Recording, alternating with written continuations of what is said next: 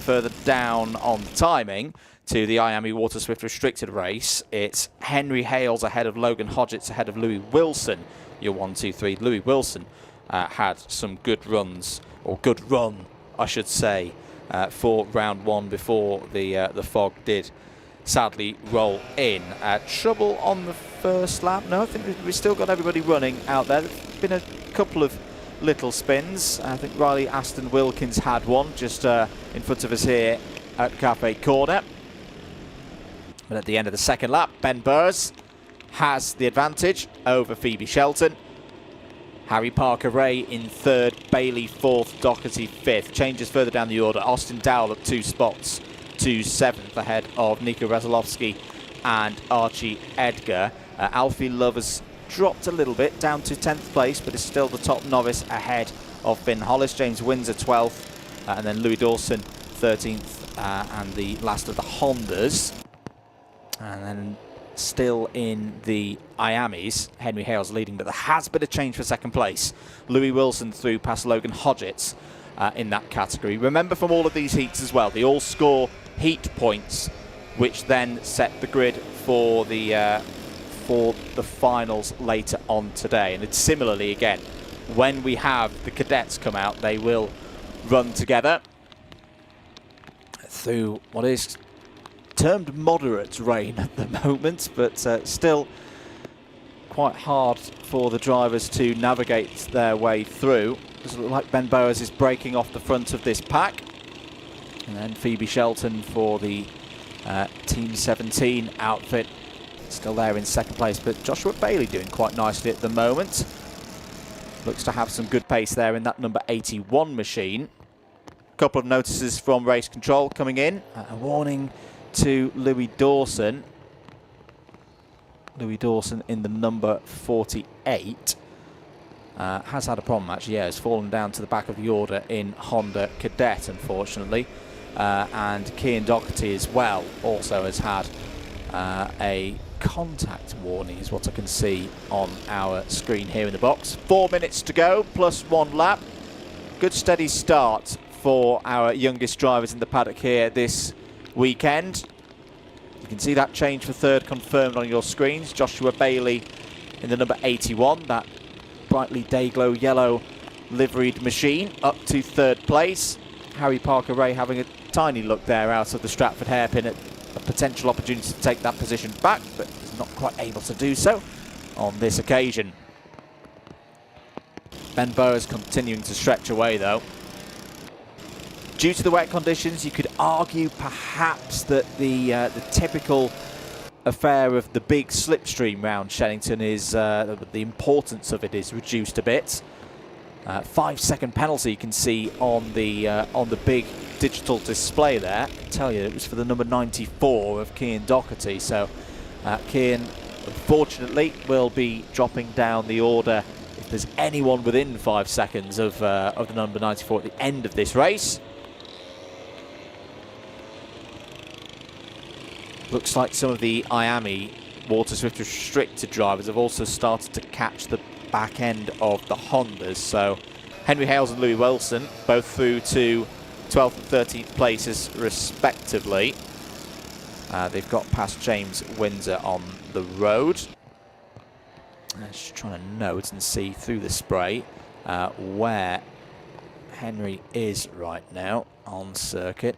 Reckon they might be just coming out of the Bruno chicane now and down towards the hangar corner. Everybody driving very well here. Bit of a range of experience, especially at this stage of the season. Jennifer Banks doing a good job there, abiding by the blue flags. Arlo Poulter Goody as well there in a good scrap for 22nd place and a placing in the novices. Out to the Stratford hairpin once again. A couple of other things to note as Sawyer Henderson is up to 5th place. It's gone with Austin Dowell as well, past Cian Doherty. Changes as well. Oh, now we've had a change in the Miami Water Swift Restricted. It looks like Louis Wilson has got through past Henry Hales.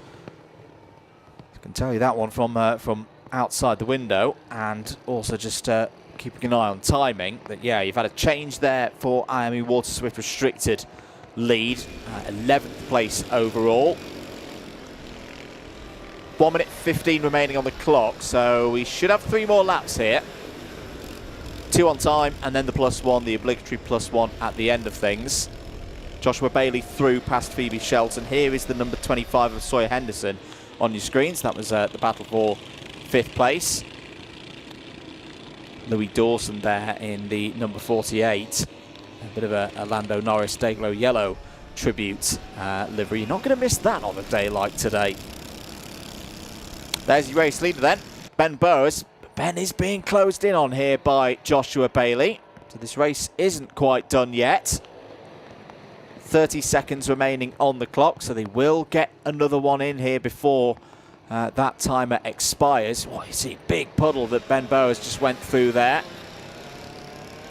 That can be a little bit tricky for the cadets. Can you imagine going through a big puddle on the motorway in your car?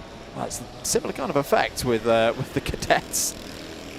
It doesn't take that much water to slow them down. Bailey is closing in here. Having a look now down into the Stratford hairpin. Doesn't need to do anything too rash here. It is a heat after all. 2nd place would do quite nicely at this stage of the day. There's the number 11 on your screen of Riley Aston Wilkins, still on the novice plates there. Hence started towards the rear of the IME Water Swift Restricted field. Here's a chance though for Bailey down the inside. That's very nice overtaking from Joshua Bailey, and good reading of the road with the back marker as well. You can brake quite deep into the hangar corner and into Wilkins. That was a lovely piece of driving from the youngster in the number 81, privateer entry.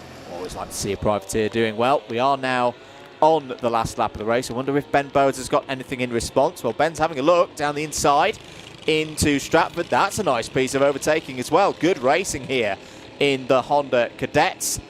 Just to note, change in IME Water Swift Restricted again. Henry Hales has got through past Louis Wilson and has now also got one of the Honda Cadets between himself and his closest rival in IME Water Swift Restricted. So plenty of changes for both class leads in the latter stages of this race. Will Ben Bowers cover off the inside line? Yes, Ben will. There may be an opportunity for Joshua Bailey to cut back, but no, that's well-controlled pace off of the corner by Ben Bowers. I think Ben's going to be able to hold on here. It'll be close. It was close. 0.08 of a second. Ben Bowers takes the first heat in Honda Cadet, and we'll wait a few moments to see whether Henry Hales will come over the line in the number 57 machine. I've got to admit, there he is, over the line. And indeed, Henry Hales takes things in IME Water Swift Restricted. Henry racing in cadets now. Very good Bambino racing career for Henry Hales, and looking to continue that form into this newer category for him. So we'll run through the scores as they come through. So Bowers from Bailey, we saw that. Parker Ray in 3rd. Good drive from Phoebe Shelton in 4th place ahead of Austin Dowell.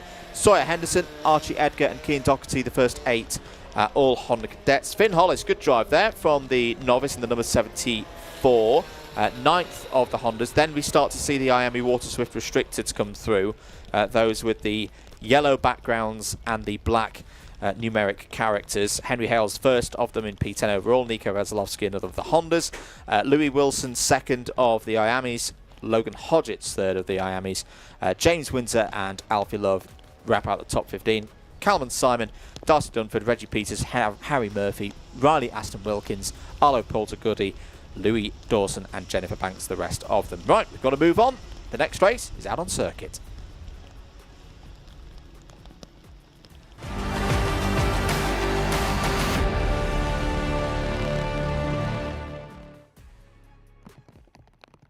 So Junior Rotax their first heat of the day. Let's take you very quickly through the order for this one. Daniel Wisniewski's on pole, Layla Bell P2, Ralph Rakaitis, Oliver Barton row 2, Shay Hilton and Jensen Hookey on row number 3. Then should be Clark Naylor, indeed it is, and Lewis Gilbert alongside on row 4. Hakeem Bart, Hayden Adams, Jensen Powers, Toby Dukes, Lily Shaw, Joseph Berkery, Oscar Keane, Jack Corser, and Luca Matikekia. The last of those not novices then, Sam Batty, Seb Gildenhuis, Liam Dooling, Cian Hundle, the last of the drivers, 4 novices in this one. And of course, it always happens when you whisk through a grid, the chevron flag comes out, so we go round again. So understandable though with the conditions. Oh, one driver's had a spin, and it is the number 27 who went round there. That's your pole sitter. That was Daniel Wisniauskas, who may have a bit of a challenge here to get back to the front of the order. Again, all of these heat starts, all of the grids are randomly allocated. So effectively, if you start one from the front, you have to start the other one from the very back. We have got a kart I can just see out of the comms box window that has come to a stop. And I think he's having starter issues as well. I can just hear that in the background. So we'll identify who that was in a moment. Apologies, with the rain and my aging eyes. And that's another one. That's the number 60 of Clark Naylor down at the Stratford hairpin. So we've got 2 karts out there that have come to a stop. I wonder if one of them, well, we'll confirm it in the moment, whichever one's missing from timing from sector number 1 will confirm who that is. But meanwhile, looks like we've got a race started. Yes, we have. Daniel Wisniauskas did get back to the front of the order. So we'll take this one from the front of the field. Good start, running through Cafe Corner, 3 wide in the middle of the pack. A couple of drivers running out wide through the puddles, but apart from that, we're all okay. Down towards the Stratford hairpin then. Daniel Wisniauskas, after that early little scare on the formation laps, looking pretty good at the start of this race. You see Jensen Powers in the middle of things there, having a sideways moment through the Bruno chicane. Use of those curbs in the June is going to be really important today. If you're new to Shenington, quite often drivers will try and hook their front left tyre into that curb just to pull them round a little bit easier. So end of the first lap then, we'll count them through. Wisniauskas leads, second place, Shay Hilton. Shay might like these conditions. It's a bit of a off-road backing in his family. Likes his sprint and stock car racing. Layla Bell P3, Jensen Hookie P4, Oliver Barton is held in 5th. Good start for Oscar Keane. Oscar up 5 places at the start of this race. And Jensen Powers, Hayden Adams, Ralph Crisis, Hakeem Bart, Lewis Gilbert, Sam Batty, Luca Matikekia, Seb Gildenhuis, Toby Dukes, that's your top 15. Cian Hundle, Sophie Berkery, Lily Shaw, Jack Corson. I think, was it Liam? No, Liam Dooling's come through as well. So those are all of our runners at this stage of the race. 6 minutes and 20 seconds to go then. Here at the front is the battle for second place. This is Jensen Hookie and Shay Hilton. Jensen through. I mistakenly said whether it was a new helmet for Jensen Hookie. Oh, now red flag has come out. Apologies, not 100% sure what for, so we won't speculate. And now there is a kart off to driver's left. I can see there, just down towards down towards Stratford Corner. Now, this may be just a moment where I said that is quite a fast part of the circuit. It may be Sebastian Gildenhuis, because Gildenhuis, the driver flying the flag for South Africa, oh yes, that's had quite the hit into the tyre barriers. The tyre barrier has done its job, and I think Sebastian's just needing a moment to compose things. So that is quite a fast part of the course down, even in these conditions, down towards the Stratford Corner. But the good news is that Sebastian is able to move, is able to respond. So I hope he's okay down there. So that was at the end of lap number 2. So we'll await just to see what will happen with the restart of this race. But for what it's worth, Daniel Wisnauskas has the lead of this one. Jensen Hookey P2 at the end of that lap. Shea Hilton, Oscar Keane. It's a very good start for Oscar. Started this race was due to go from grid 16, so it was already up 12 places. Oliver Barton, Jensen Powers, that was your top 6. Hayden Adams, Layla Bell, Ralph Rakitis, Hakim Bart were all of the drivers in the top 10. Lewis Gilbert in 11th. Again, I always just quite like to point this out. That's not the tall Scottish Lewis Gilbert who races in the seniors. That is a new Lewis Gilbert who we're getting to know here on these broadcasts for Shenington.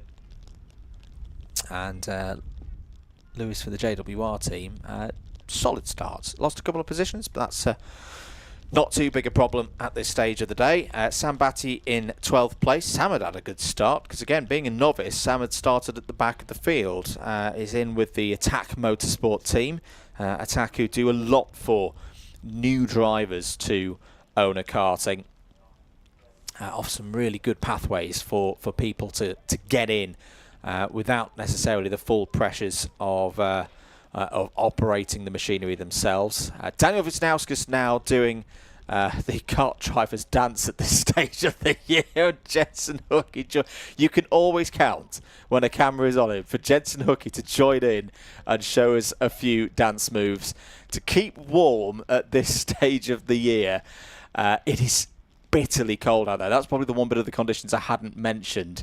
On the little temperature gauge in the car on the way in this morning, it was reading 2 degrees Celsius, and again that probably feels even colder with this rain, and the wind can get up a little bit around this part of the world. So I think the grid's being formed back up then to hopefully get this race underway as soon as possible. Let's just continue on that rundown. We'd got to Sam Batty in 12th place. Toby Jukes had just taken 13th place. We'll await, of course, to see whether there's a roll back of the lap here. I don't want to say something incorrect, so we'll wait for that information to come through on timing to be absolutely 100% clear of how this race is going to restart, because it was still relatively early in proceedings. Toby Jukes, as I say, was 13th for the Dean Jukes Racing team. Luca Matikakia for the Cadets UK squad was in 14th place. Joseph Berkery, I don't remember was having Joseph here with us last time. Yeah, I think Joseph is on his first run for Shenington Kart Racing Club this year.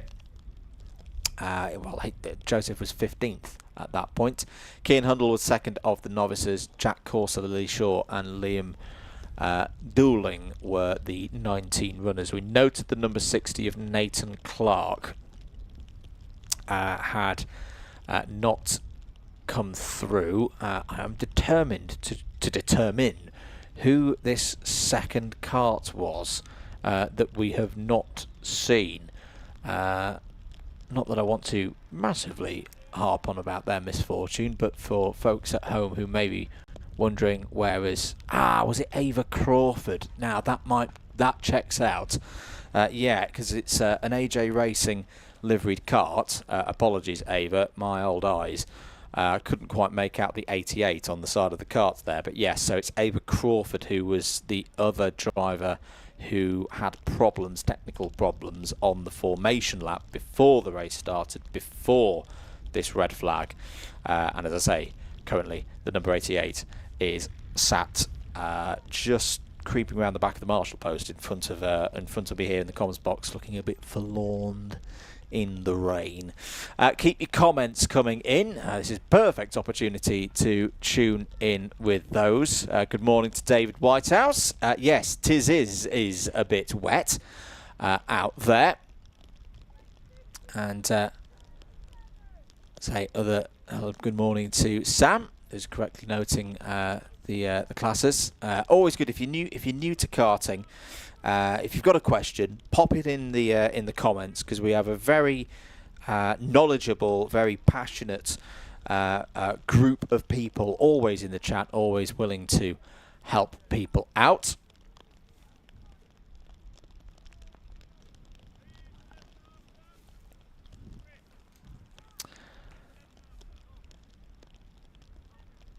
So going through the motions of getting things set and back underway for the juniors. Apologies for the we had a few technical issues at the very start of the stream. So if we didn't go out live to everyone, apologies for that, for missing the start. You can watch back all of the action. If you've got to go out somewhere, and it's a very busy weekend, if you've got to go out, you can take us with us, and but you can always watch us back later as well. Good to have club karting back on Alpha Live. Obviously we've had the coverage up at PF a couple of weeks ago. If I think I've got my brain engaged at this time of the morning, we've got a bit of Wilton Mill on next week as well. And as I say, every single club event here at Shenington will be broadcast for you live and free here at Shenington, including Super Prix in the summer. Normally, it's just Super Prix that gets this treatment, but good to be able to bring the full season for you, especially to show off the talents of these young drivers who look like they're getting back in their karts now to get us restarted.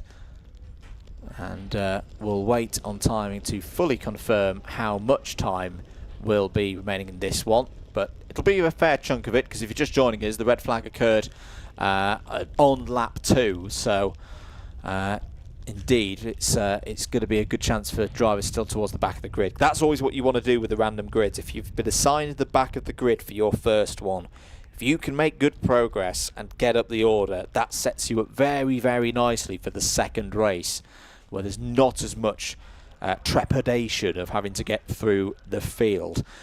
Good morning to Adam Stafford. Horrid conditions again, but it's not foggy. It's not foggy, and I'm determined to keep reiterating that yes, it is horrid conditions out there, but it's safe to race.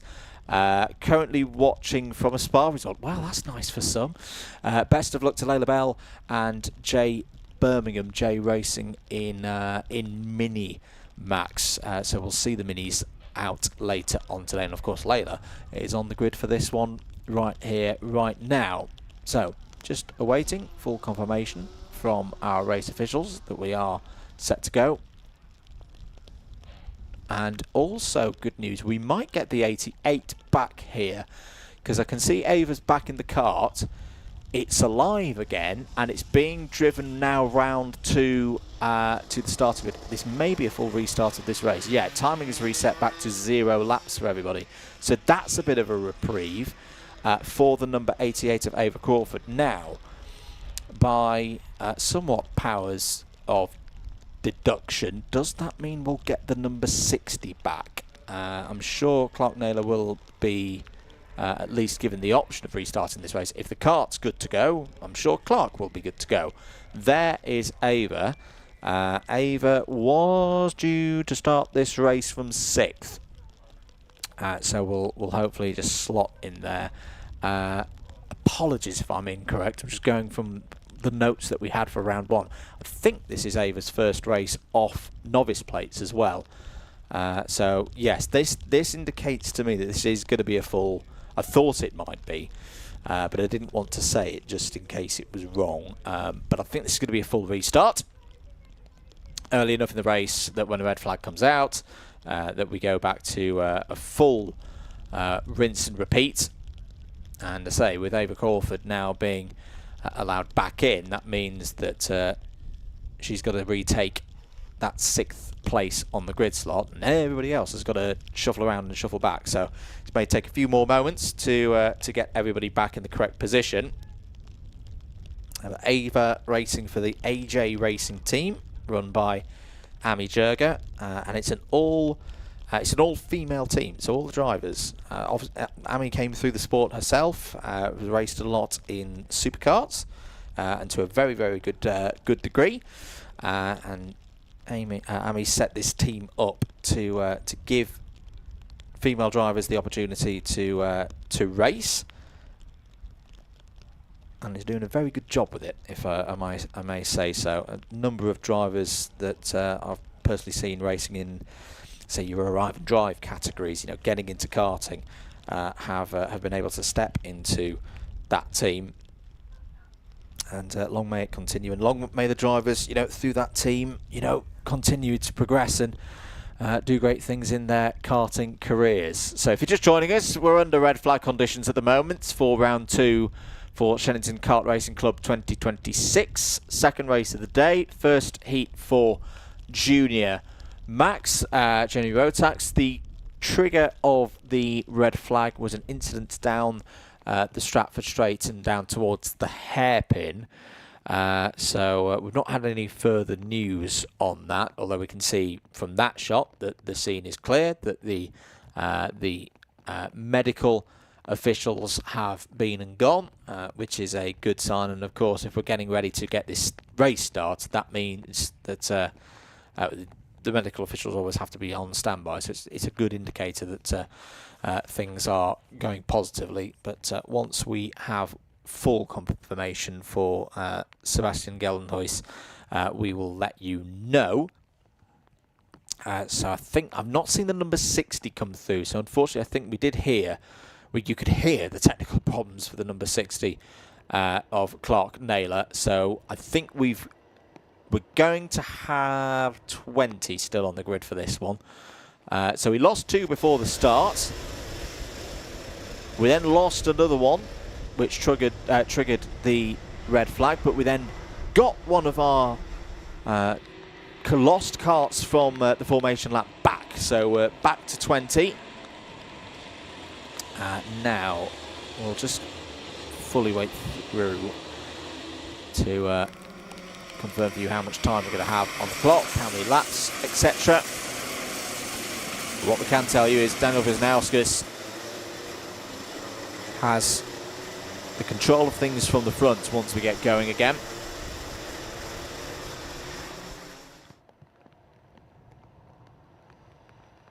Alongside there is Jensen Hockey. So that would indicate that, yes, we are going to continue with the positions as they were before the red flag, because Jensen Hockey was a bit further back, or my eyes may have done something a bit incorrect there. Let's count them through. Let's trust the timing to tell us exactly what's going on. Yes, all right, we're restarting again. 8 minutes plus 1 lap. Ralph Rakaitis was back up towards the front. So yeah, I think this is a full race restart. Either way, Daniel Wisnauskas has the race lead in the number 27, and again has got a really good start. Daniel did this in the first go of this, as through there. Shea Hilton again up to second place. It's almost like a full repeat of the first race start. Shea made a great run in these tricky conditions. Has got back into that second place. Jensen Hookey in third. There's number 53 coming back through. That's Ralph Rakaitis. Ralph has had a better start this time. Yes, has lost a couple of positions, but Ralph was, I want to say, back to around 7th, 8th place in the early stages of the first go at this one. So end of the first lap yet. So just to 100% fully confirmed, that was a full race restart. The first 2 laps before the red flag officially never happened. So it's Wisnauskas from Hilton, Hookey, Powers, Bell, Rakaitis, Hayden Adams, Ollie Barton, Hakeem Bart, Oscar Keane, Joseph Berkery, Lily Shaw, Luca Matakekia, 13th as, oh dear, who was that shooting off down towards where normally the KZ2s go?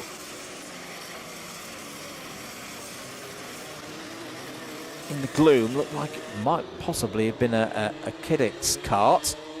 We'll track it through in a moment, because someone's... now, was it Ralph Rakaitis?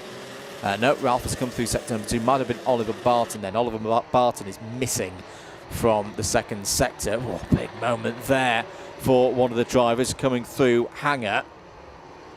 So that's going to be a tricky part of the circuit on a day like today.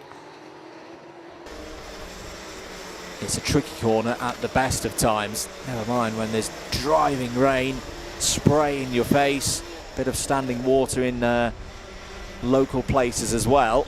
The drivers are able to power through. navigates their way around. So down towards the hairpin again. Wisniewski's lead, 0.78 of a second. Jensen Hookie still running well there as well. These kind of conditions will lean themselves towards the older drivers within this junior Rotax category, not only because of the question of experience, but also maybe, you know, a little bit taller, able to move their weight around a bit more. Good battle going on there between one of the JDRs, Ralph Kaitis and Hayden Adams. Keane Hundle taking the lead of those with novice plates on. So Keane Hundle now up to 11th spot. There's Hakeem Bartz for the Kato Motorsport team very briefly. Now, is this for a challenge for the race lead? Wisniewski and Hookie. Hookie's been pretty quick the last couple of tours since the restart. And yes, looks like Jensen Hookie is taking the lead of this race. Through and down towards Wilkins then. Spread out in the top 5 or 6.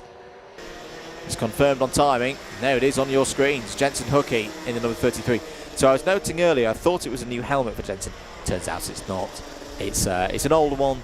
It's what they call a wet lid if you're new to karting. A number of the drivers will have 2 helmets because, as you can see, there's not much protection for them when they're in these conditions, and you don't want to have a soggy race lid, particularly if it's your nicely painted one. Change for second place. Shea Hilton's through, past Daniel Wisniewski. That's a nice move from Shea. Shea, who's stepped up, of course, now to juniors. We saw him race a little bit in the British Championships in the younger categories in previous years. I tell you what, Jensen Powers is having a good race as well. He's kind of mired in the midfield before the red flag, but look at him go there in the number 18, sorry, the 16 for Jack Dex Racing. And that yellow and orange helmet, and has got past Daniel Wisniewski now. It'll be a bit frustrating, I think, for Daniel after that great start.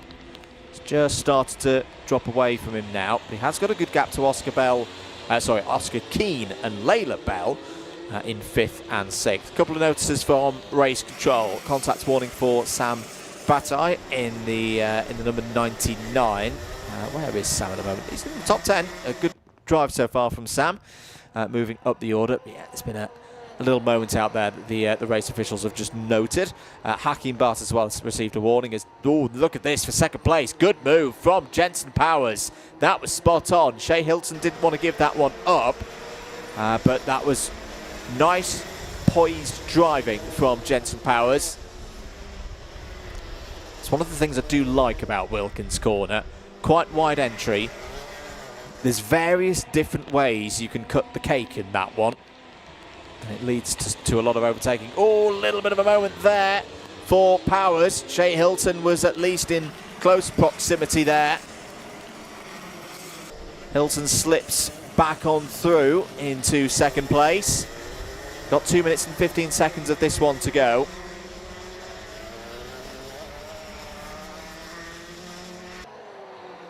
There is Wisniewski, still running in 4th place.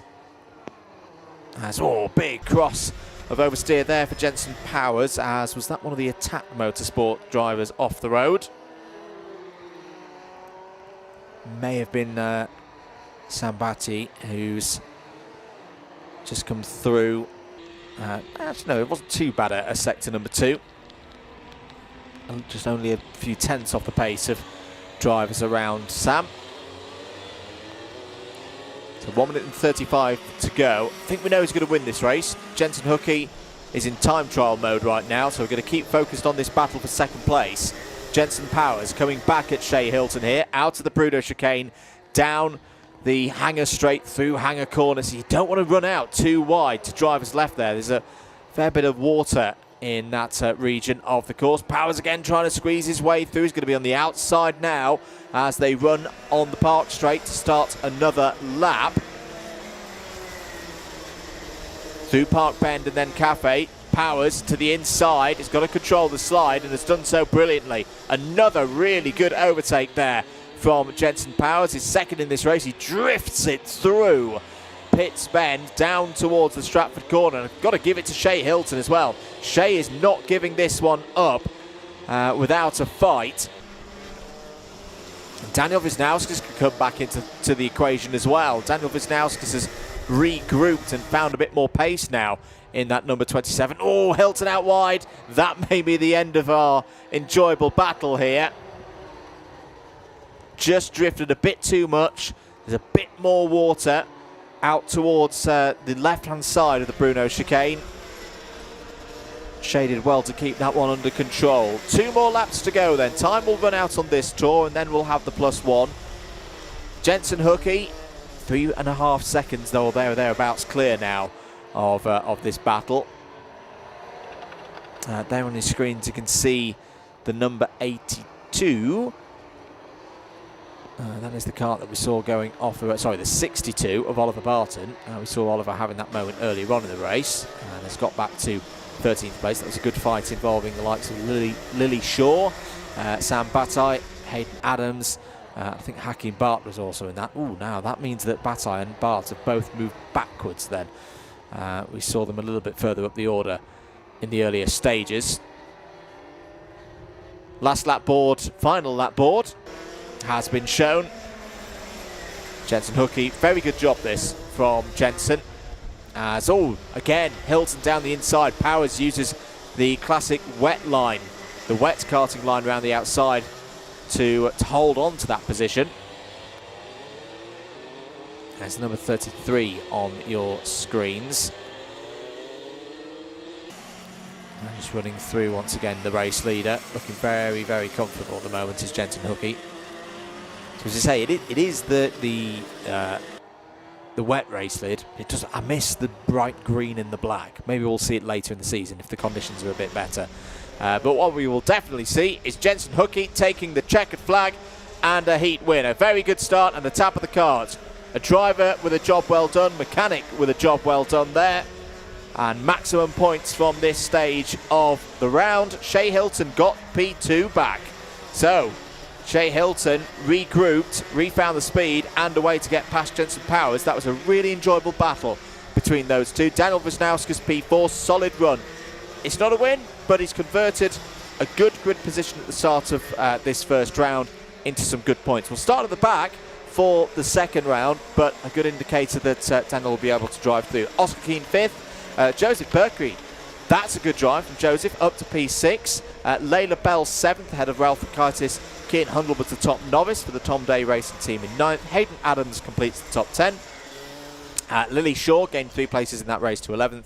Oliver Barton, Sam Bataille, Hakim Bart, Ava Crawford 15th. Good drive there from Ava. That's not an easy situation when you think your race is over, you've suddenly got to regroup yourself.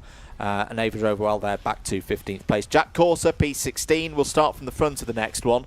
Will the number 11. Liam Dooling, 17th. Luca Matakakia in 18th. Unfortunately, we also lost Lewis Gilbert and Toby Jukes in the early stages of those races. Sebastian Geldenhuis, of course, did not take the restart. So we will see all of those drivers for their second heats later on in the day. However, we are not going to go away from Junior Rotax because the other half of the drivers, the ones we've not seen yet, their first heat is up next.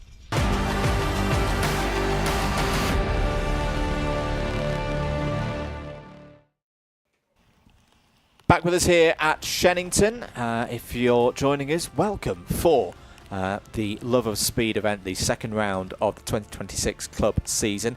Here is your grid for the third race of the day, the second heat for Junior Rotax.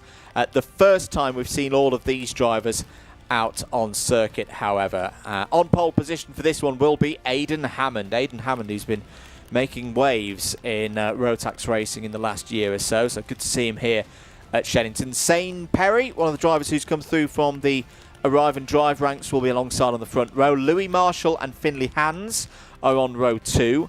It'll then be Jake Richardson and Ethan Cossins will start 6th on the grid for this one. Matthew So, another of the drivers who's come through the A&D ranks, will be on row 4 alongside Amelie Johnston. Jacob Underhill will be on row 5 on the inside of row 5 with Christian Kayayov for company. Lucas Esser and Alex Shepherd are there on row number 6. It's then Isaac Parkinson and Ethan Guest on row 7. Adam Juditis and Omar Kiani go from row number 8. Jack Robinson and Charlie White on row 9. And then you've got your novices. Austin Moth, Jacob Carnes, Aaron Berridge and Jay Singh. 22 drivers due to go in this one. So the pause for the moment is just to allow those karts that didn't quite make the end of the previous race to give them a chance to come back, get the track clear again, and get us back underway for things. Hello to TJ Rose and Travis Rose cheering on Ethan Cossins in this next heat. And Ethan's got a decent grid slot for this one, so a good opportunity for a haul of points to be happy with at this stage of the day. Yes, indeed, it is mixed grid, so there's no timed qualifying for Shenington Kart Racing Club events at this stage of the season. And so, yeah, it means everyone starts either from the front and the back across their 2 heats, or you kind of got 2 in the middle. Always interesting to ask drivers which they prefer of those 2 combinations. And I reckon you get pretty much a 50-50 split. Tell us in the comments, if you were one of these drivers, which would you prefer? Would you prefer one where you're guaranteed a spot, say up in the top 2 rows, and you know you can work your way through from the back in your other one, or would you rather have 2 in the middle so there's not perhaps as much overtaking for you to do across the course of the heats? So, drivers on their formation lap then. They're not, I'd be surprised if they get themselves fully formed up for this one. This is quite, I was saying, they're doing a good job of getting themselves into formation. I should not have doubted them. If we've got everybody accounted for, we will be good for a race start. We are indeed. 8 minutes plus 1 lap are underway. Aidan Hammond will take us through the first corner, controlling things from the front in the early stages. The number 25 of Zane Perry has had a good start as well, up to P2. A couple of drivers running out wide. One was the 17. The 85 has had a problem as well. Oh, that's Alex Shepherd, and Alex started this race quite high up the grid, so has lost his opportunity to score good points perhaps. There's been a change for the lead. There's a kart going off at Stratford Corner as well. It's all going on here in the second heat for the juniors. Jacob Underhill finds himself out and his restart. So the well, I should say a false start. The chevron flag is out. The race officials are not satisfied with how that one went down, so we'll have another go at it. Now that does make the question of who was shooting down towards the KZ2 corner fairly irrelevant now, because they'll all be able to retake their positions. We'll see if we're good to go on this one. Lights are red. And now green. Back we go again for 8 minutes plus 1 lap. Another good start for Aidan Hammond and for Zane Perry. Zane Perry drawing alongside for the race lead, but that wider line working well for Aidan Hammond to hold on to first position. Down towards the hairpin once again. I think it's been a good start for Louis Marshall as well in the number 42. Everybody making it round Stratford Corner this time. Jacob Underhill moving to the inside this time was, I think, a little bit caught out by drivers on their approach into the Bruno chicane. So that's a good change in light of the conditions. Aidan Hammond breaking away already at the front of the field. The driver who's based, or at least the last time I checked, in St Albans. So quite the journey up here to Shenington today. Hammond leads by the best part of a second at the end of lap number 1. Perry P2, Marshall, Hans, White, Guest. Good start for Ethan Guest, up 5 places from 11th on the grid. Actually, more than 5 positions. I think it's actually gained 8 as things have got going here. Alex Shepherd, oh no, spin! Oh, and into the tyres, all very briefly, but very costly for Louis Marshall there. Louis rejoins but again, being start of the race, has probably lost, what, 6 or 7 places with that. Oh dear, I've done the mean. Moving on, 6 minutes and 30 seconds of this one to go. Alex Shepherd has had a good start as well. So Alex, after the problems on the start that was flagged with a chevron, has had a bit of a reprieve here and is holding 7th place. That will now be a better position because of the spin that we saw for Louis Marshall. Jacob Underhill has joined the fight as well. Tucked under the rear bumper of his Jack Dex Racing teammate Ethan Guest, 2 drivers who know each other very well, have both come through from the Club 100 ranks. There is Charlie White on your screens as well, and Alex Shepherd. Well, Alex Shepherd really has taken this opportunity with both hands. He had that spin on the first or the second corner, but that chevron flag allowed him to rejoin back into his original race position, and now he's up to 4th place. Who else is running well further down the order? Aaron Berridge, great start in the Vantage entry. Number 91. It's one of our novices and has gone from 21st on the grid to the edge of the top 10. That's very impressive in these conditions. 5 minutes and 15 to go then. There's the number 22 of Finley Hands. I must say, I know it's not the perfect day for it because it's gloomy, it's wet. Sometimes want something a bit luminous on a day like this, as there's the battle for 3rd place, Shepherd having to go. But I will say it anyway, I quite like the livery on that number 22. You don't see many, black and silver race cars.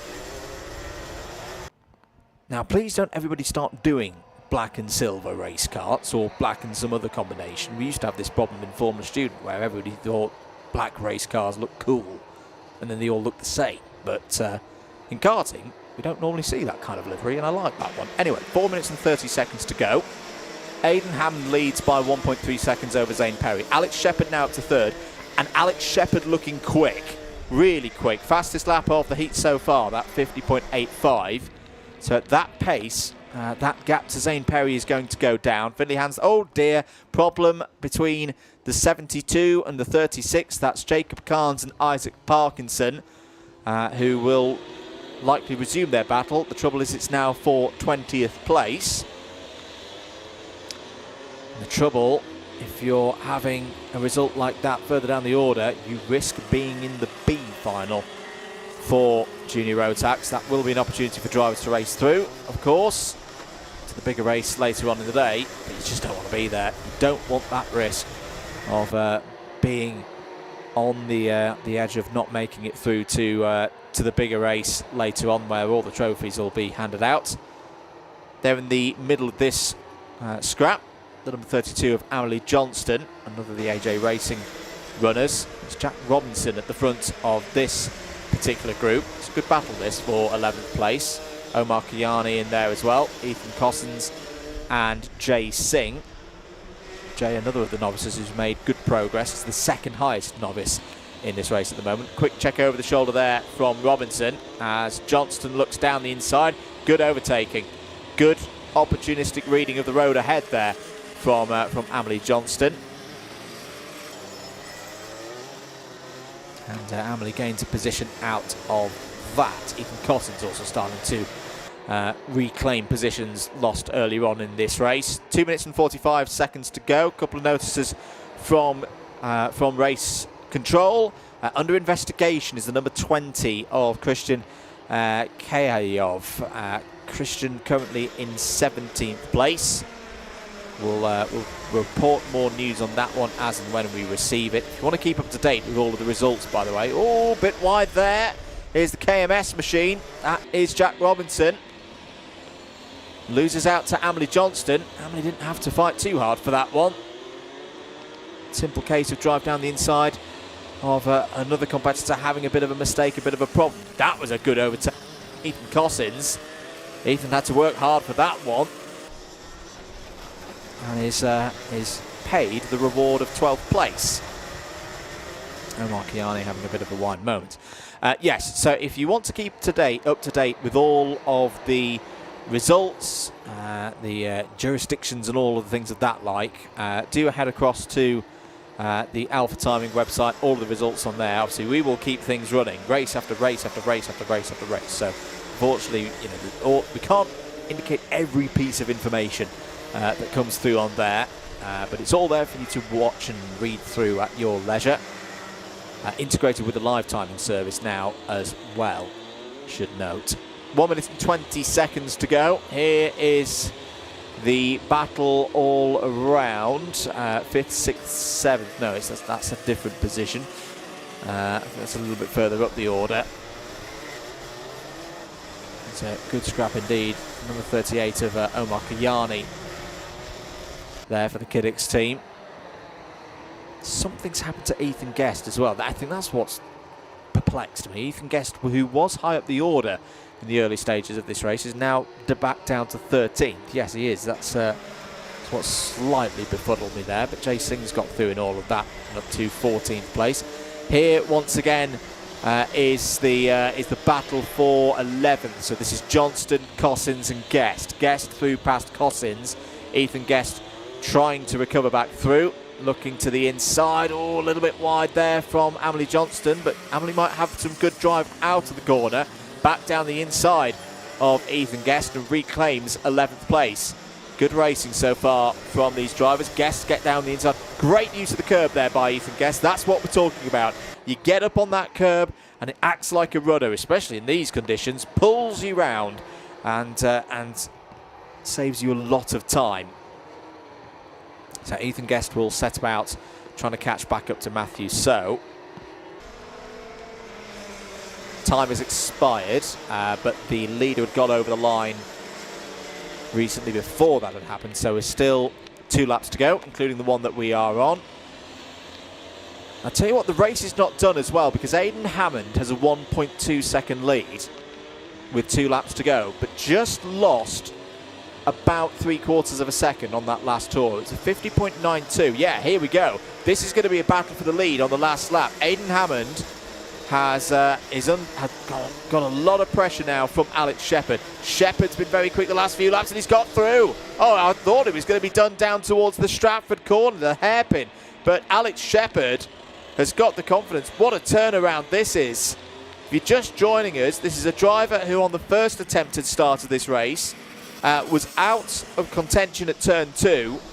The chevron flag came out, gave everybody a reprieve, and Alex Shepherd has taken that reprieve to full advantage and should win this race. Has got a back marker ahead, which shouldn't get too involved because it's now just a simple run out of the final corner. Shepherd wins the second heat in junior Rotax very nicely indeed. Aidan Hammond P2. Good result for Zane Perry there as well. P3. Finley Hans, Jacob Underhill, that's your top 5. Charlie White comes home P6. Louis Marshall will be 7th. Your top novice with a great drive as well. Aaron Berridge, will keep an eye on that name across the course of the day. From the back of the grid, gains 13 places to get P8. Adam Dioditis and Matthew So complete the top 10. Ethan Guest, I think, might be a bit frustrated there with P11, especially after the start that he made, but it's still good points. And he's still gained from where we started this race. Amelie Johnston, solid moves from Amelie to P12. Ethan Cossins 13th. Jay Singh, Jack Robinson in the top 15. Omar Kayani 16th. Christian Kayayov 17th and also under investigation. Jake Richardson, Isaac Parkinson, Jacob Cairns and Austin Moth will be the running order for that one. Only Austin Moth not making it to the end of that race. So that is Junior Rotax done for now. They will be back out again later on, hopefully probably around 12:15, 12:30. Do stick with us for that one. There'll be races 13 and 14 in our schedule here today. And that will be the second round of heats for everybody before we find out who races where, whether it's in the B final or direct into the A final. Let's get ready though for something a little bit different. Formula Libre is next.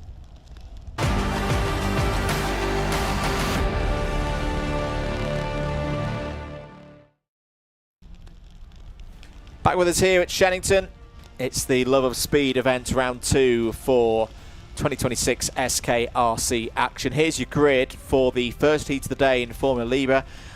Jack Foreman on pole, Ashley White alongside of the front row, James Ogden and Harpal Baines on row 2. It's then Christopher Frost and Liv Jenkins on row 3. Pierce Armstrong, Paul Belton, Lewis Paynton and Oliver Bourne will complete the top 10 at the start of this race. Josh Derry and Guy Tolley on row 6.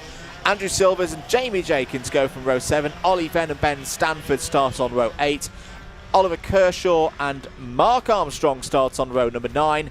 And then towards the back of the grid, Dylan Chadwick, Jack Stewart, Rhys Baines, Isaac Wilkinson and Luke Smith. And for the first time in 2026, we are racing in Formula Libre at Shenington Kart Racing Club. We have gone past the point that we were a month ago. These guys didn't get to race. The fog had rolled in and stopped the fun, so they're going to enjoy this one, despite the torrential rain at times today. A lot of experience, of course. This is all about accessibility and going racing in this category. I do enjoy it a lot. The driver's heading through the Bruno chicane there. Looks like Jack Foreman's had a good start in this race, and Ashley White as well for the Tim Wilson Motorsport team. That's a livery that works on a day like today. So the 8 minutes ticking down to 7. Ashley White is your race leader. James Ogden. Oh, lovely switch back there from James Ogden, but I don't think he's quite going to have the grip to hold on to it. Ashley White powers around the outside, but here back comes James Ogden.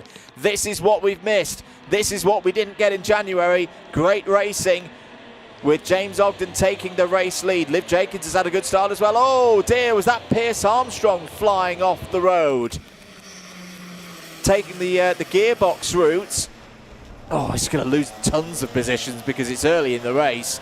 Not much field spread. Down the inside there, as well as the number 57 coming through the field. That's Jack Stewart. Jack Stewart really going quickly.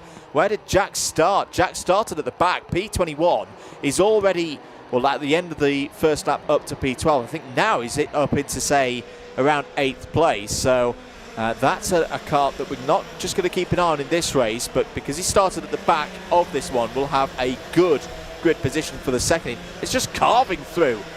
Well, whatever's been done with the setup there for Jack Stewart, it is working. Jack Stewart now up to 5th, maybe 4th place now with that move on Josh Derry. Just to confirm, Oliver Bourne has fallen down the order.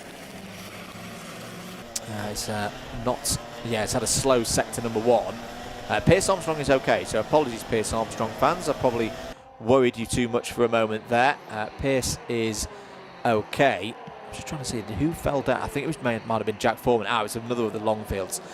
So Jack Foreman fell down to the back of the grid. So it must have been our driver having an excursion through the first sector.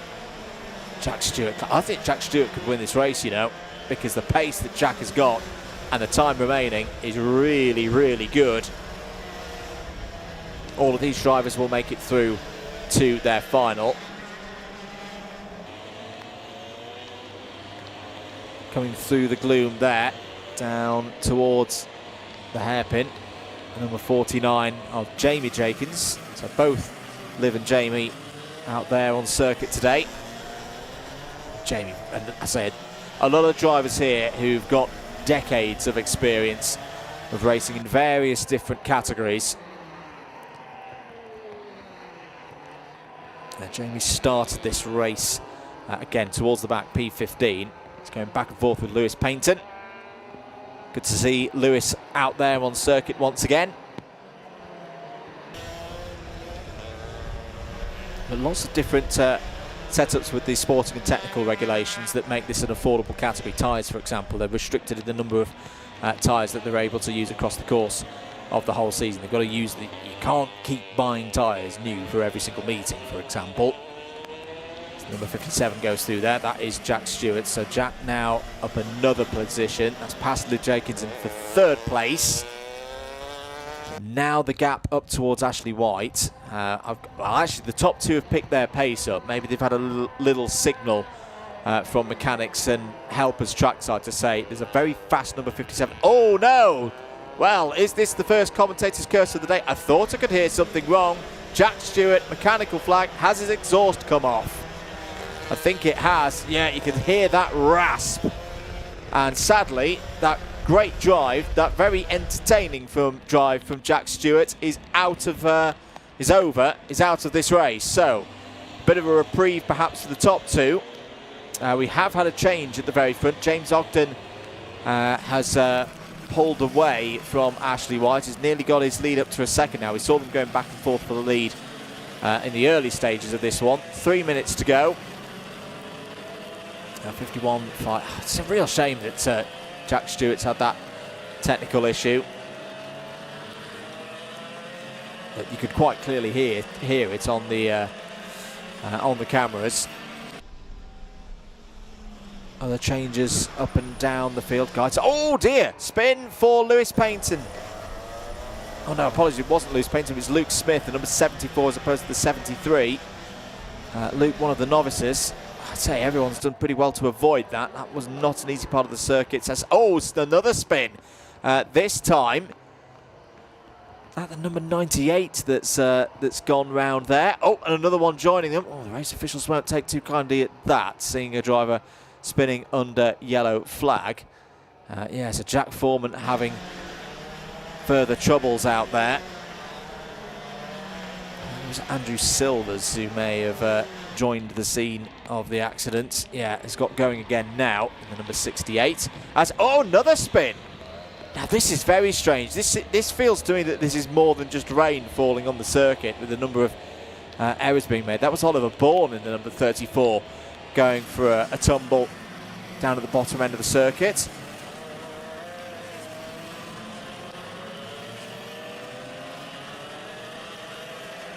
One minute and 30 seconds to go.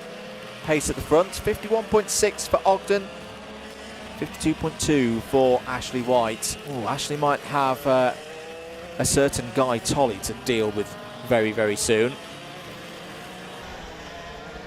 Guy, a very, very competitive driver in this class. As who's that pulling into the pits and retirement? Yeah, it's the 34 that we saw off earlier, Oliver Bourne. So Oliver out of this one, maybe feeling that after that hit with the tyre barrier that something's not feeling right, and better to just bring the kart in, make sure that it's running okay, and if any repairs are needed, you can get a little bit of time back before the rest of the drivers come in. Even on a day like today, really, I always feel for the mechanics on a day like today. It is so tough to keep on top of everything. The kart will come in smothered in detritus from the track, especially once there's been a few off-track excursions and bits get dragged on. It just makes everything harder in what is already a very, very hard job for the mechanics of every single entry out there today. There's the number 74 moving through.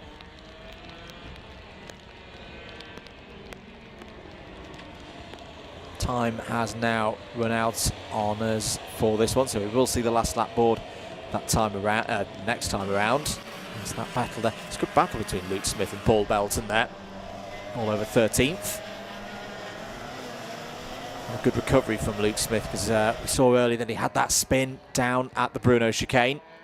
Change for 5th place as well. The number 73 of Lewis Paynton has got past Josh Derry. So that's a little bit further up the order. And say, Josh Derry, a very competitive driver, was P3 in the championship last year. So Lewis will enjoy that one. And could be a big year for Lewis Paynton. Moving himself up the order. Whoa, as Paul Belton goes for a spin. That just shows how tricky the conditions are, as another driver is off down towards Wilkins, and that's what I mean. Look at all of that mud that's been dragged onto the circuit. It's not anyone's fault. It is just one of those things, but that's going to make things even trickier for the next group that get down towards one of the trickiest braking zones of this circuit. Here's your fight for second place. Guy Tolley's got, well, it's not a battle anymore, unfortunately. Guy Tolley's got through. We said he was closing in on Ashley White. and has got that move done. James Ogden, though, I think is just going to be a little bit out of reach for Guy Tolley. Down towards the last couple of corners they go. Through the gloom, the bright blue machine of James Ogden takes the heat win in Formula Libre. Guy Tolley second, Ashley White third. Liv Jenkins will be not home in fourth place. Lewis Payton got fourth place in the last lap there. A very good drive from Lewis. Liv home in fifth. Josh Derry sixth. Jamie Jenkins seventh. Ollie Venn, Mark Armstrong and Reece Baines all in the top 10. I'm sure we'll see Mark Armstrong towards the front later on today as well when we get that second round of heats. Pierce Armstrong I think is going to be next of those over the line on the lead lap. There's a few drivers who are a lap down coming over at the moment. There is Pierce Armstrong, P11. Christopher Frost, Luke Smith, Harple Baines and Ben Stanford are all still out there. And then off the lead lap, Jack Foreman, Paul Belton, Isaac Wilkinson, Dylan Chadwick and Andrew Silvers in the top 20. Oliver Bourne and Jack Stewart were retirements in that one. Will be given points for 21st and 22nd positions. And yeah, we'll see more from the Formula Libres in the not too distant future. If you do want to get involved, as I say, it's a really, really good category. Open for drivers year of their 16th birthday or more. It's got a rule set that allows accessibility. If you want to get on the grid, do head over to the websites and get up to speed. I'd love to tell you more about it right now, but we're going to have to move on to our next race. We are going to be seeing some of the younger drivers back out on circuit in a moment's time. Race 5 on the timetable for today. We'll see the first heat for Water Swift Inter.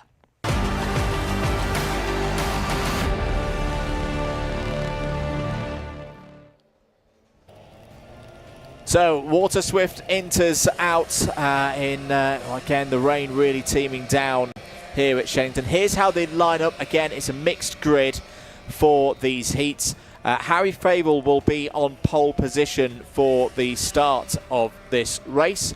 William Bennett alongside on the front row. Rudra Golkanath and Felix Booker, they'll be on row number 2. It's then Logan Baker and Ethan Lucas on row 3. Teddy Higgs and Oliver Kleinfelter on row 4. Theo Tyak and Aman Rana row 5. And completing the 11-strong field here today for Miami Water Swift, Max Frisbee. Before we get going in this one, I talked about mechanics and how hard their job is. I just wanted to say full credit to all of those still out in Valencia, weren't able to get their kit down yesterday, working tirelessly through the early hours to get back. A lot of British teams involved in that. Meanwhile, we've got a race running here. 8 minutes plus 1 lap underway for our inter-class Water Swifts. And through the gloom, we will see who's holding on to the race lead down towards Stratford Corner. Out of our view here in the commentary box. May have to do this the old-fashioned way to see who's in the lead going into the Bruno chicane, which I can reiterate we can see today. It's William Bennett, the number 99, the red and white colours of Jade Racing Team at the front of the field. So the Welsh drivers had a good start here. Harry Havel for the DK Academy. I say DK Academy, many members of their team out in Valencia this week, having real battles with the conditions out there. Change for second place. I thought it was Theo Tyak coming through. That's a cracking start for Theo Tyak, a driver we've seen before on Alpha Live broadcasts, and I think he's one of those names to keep an eye on this year. Maybe not the most well known in these ranks within British karting, but is a young driver building his craft. Was the Miami Water Swift Restricted Club champion here at Shenington last year, and has now stepped up to the inter category and looking pretty quick in these early stages. Rudra Golkanath as well in third. I don't think, well, we didn't really see any of these drivers last time out for round 1 due to the fog, but Rudra running for the first time in Shenington Club action for 2026. Has had a very good start, is up to third place. Felix Booker through past Harry Fable on that one. Oh, was Oliver Kleinfelter had a problem. It's the Tim Wilson Motorsport number 60. Comes over the line now, but towards the back of the field. So, Jade Racing Team 1-2 right now. William Bennett and Theo Tyack. Very evenly matched on lap times as well. Both of them running a 54.8 that time around. Theo has picked up a contact warning. Should just note, but just a warning at the moment. Nothing more than that.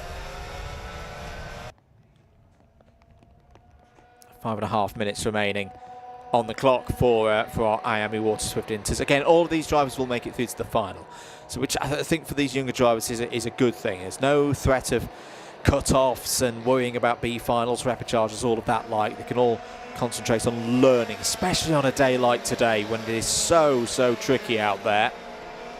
Leaders come through once again. And there was Max Frisbee on your screen for a moment in the number 43. William Bennett picking the pace up. Fastest lap last time around, 54.67.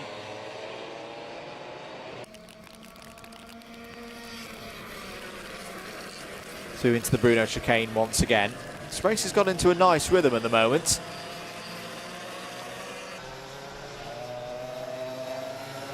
Filing through shot there. There's Ethan Lucas.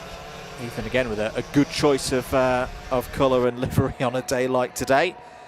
Ethan started this race P6, is now running 7th on the road, which is again a good. I think that's good. You know, you're not losing too many positions, gaining in confidence all the time. 4 minutes and 10 now remaining on the clock.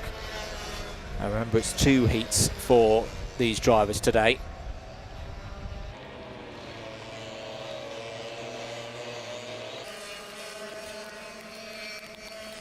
So William Bennett now with a 0.9 of a second lead from Theo Tyack.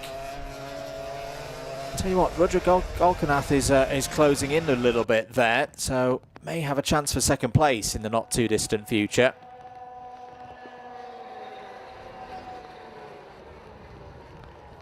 David Whitehouse asked, maybe risk a slick tyre? Absolutely not. The other thing is that the wind isn't really blowing today. I mean, it's not blowing anywhere near what we were having in Valencia the last couple of days. But no, rain teeming down.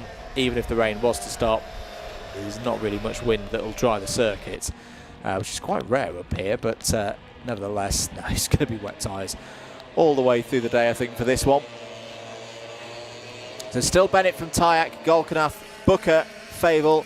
Aman Rana's had a good drive. Aman started this race 10th, mainly because Aman's a novice, so again has to start at the back of the field. Those are the regulations until you do your so many races to get off your novice plates. But there's nothing stopping a novice driving their way through the field if they've got the speed. And Aman up to 6th place ahead of Ethan Lucas and Teddy Higgs. Max Frisbee also has moved up a couple of spots ahead of Logan Baker and Oliver Kleinfelter. A new personal best has just gone in from Aman Rana. 6th, just coming through towards the Stratford hairpin in a few moments. There goes Golkanath. Felix Booker behind. Aman Rana now into 55.34s. Could be closing in on Harry Favel in the latter stages of this race at that pace. The gap at the moment about 1.5 seconds between Harry Favel and Aman Rana. Hello to Ryle. If that's in question to where's Henry, as in where is my good colleague Henry Baudet, well, he's sunning himself out in much warmer climes today. I had a little chat with him over the weekend whilst we were all holding on to our things at Valencia. He's in Dubai this weekend with another event and another broadcaster. But if that is the Henry that you're talking about, of course, he is well, and he does send his love. He'll be with us on the Alpha Live platform on the Slipstream broadcast powered by Alpha Live next week at Wilton Mill. 1 minute and 5 seconds of this race to go. Hasn't had the most overtaking in this one, but there's been some good driving nonetheless. William Bennett doing a great job to just stay focused. He's been managing this gap of about 1 second to teammate Theo Tyack since the end of the first lap. He's been doing it with just keeps banging in purple lap times every now and then. A 54.41, not on the last lap, but the one before. That was another 54.8, second in a row for William Bennett.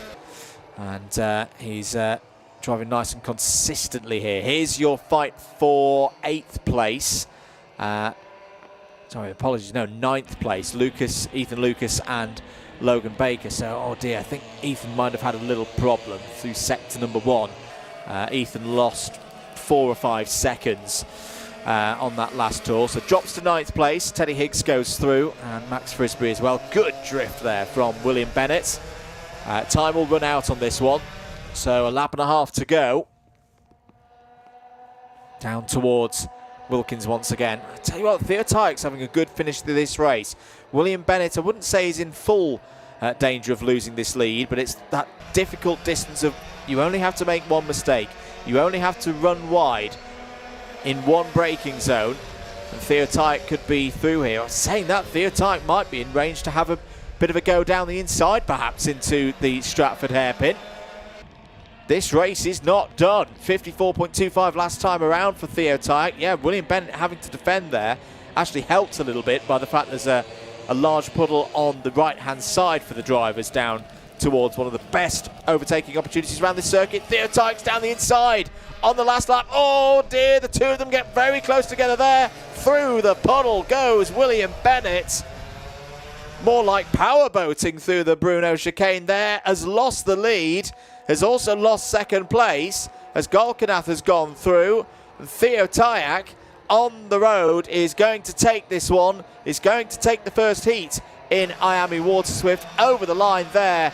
Great pace at the end and moves up from 9th on the grid. Golkanath second, William Bennett in 3rd, Felix Booker 4th, Harry Fable in 5th, top novice, Amon Rana, great drive to P6, Teddy Higgs 7th, Max Frisbee, the second of the novices home in 8th. Ethan Lucas, Oliver Kleinfelter and Logan Baker mean that all 11 drivers who started this race finished. Let's have another look at that moment for William Bennett. So side by side into the corner. There's the touch and bosh into the puddle. That's why you wear a wetsuit, ladies and gentlemen. William Bennett will lead. I hope they've got a hairdryer or something that can warm William up after that one. That was quite the mighty splash through the puddle. We'll see the Miami Water Swifts back out later on. I'll just do it by which number race they are now, because of course we've had a few different changes due to red flags, restarts and the like so far today. But Miami Water Swift, well, they'll be the first race after the lunch break. So hopefully we'll be back out at 1:30, but I hope you can be with us for that one. We'll carry on through our schedule then. Next up out on circuit, it's another first heat, this time for Minimax.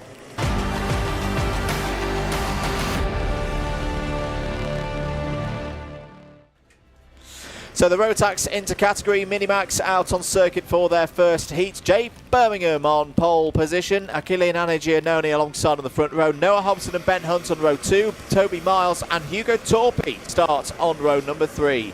Jude Story and William Moore will go from 4. Noah Hammond and Finley Rhodes wrap out the top 10 for the start of this race. Thomas Laidler and Flynn Grantham start on row 6. Adam Bartis is the last of those not on a novice plate in 13th. Xavier Davidson, Roshan Bachada, Arlo Atwood, Eva Jones and Mahim Maru all in the top 9 rows of the grid. Jess Kirby, Freya Lally and Emrys Perring complete the 21 drivers set to go in this one. Good to see a really strong list of novices there. Again, a number of them coming through from the arrive and drive ranks. We're ready to go racing in Minimax. 8 minutes plus 1 lap for the Rotax inter-category. Good start for Jay Birmingham through the first couple of corners. Will lead in the number 41 machine. Do they all make it through the first couple of corners? I'm glad to report the answer is yes. Good start for our Rotax inter race. Oh, bit of a moment there for Hugo Torpy, bit of understeer through the hairpin. Again, all of these drivers will make it through directly to their A final. These mixed grids for the drivers mean that consistency is going to be very, very important for them to make sure they're towards the front of the grid for the trophy races later on in the afternoon. Down towards Wilkins Corner.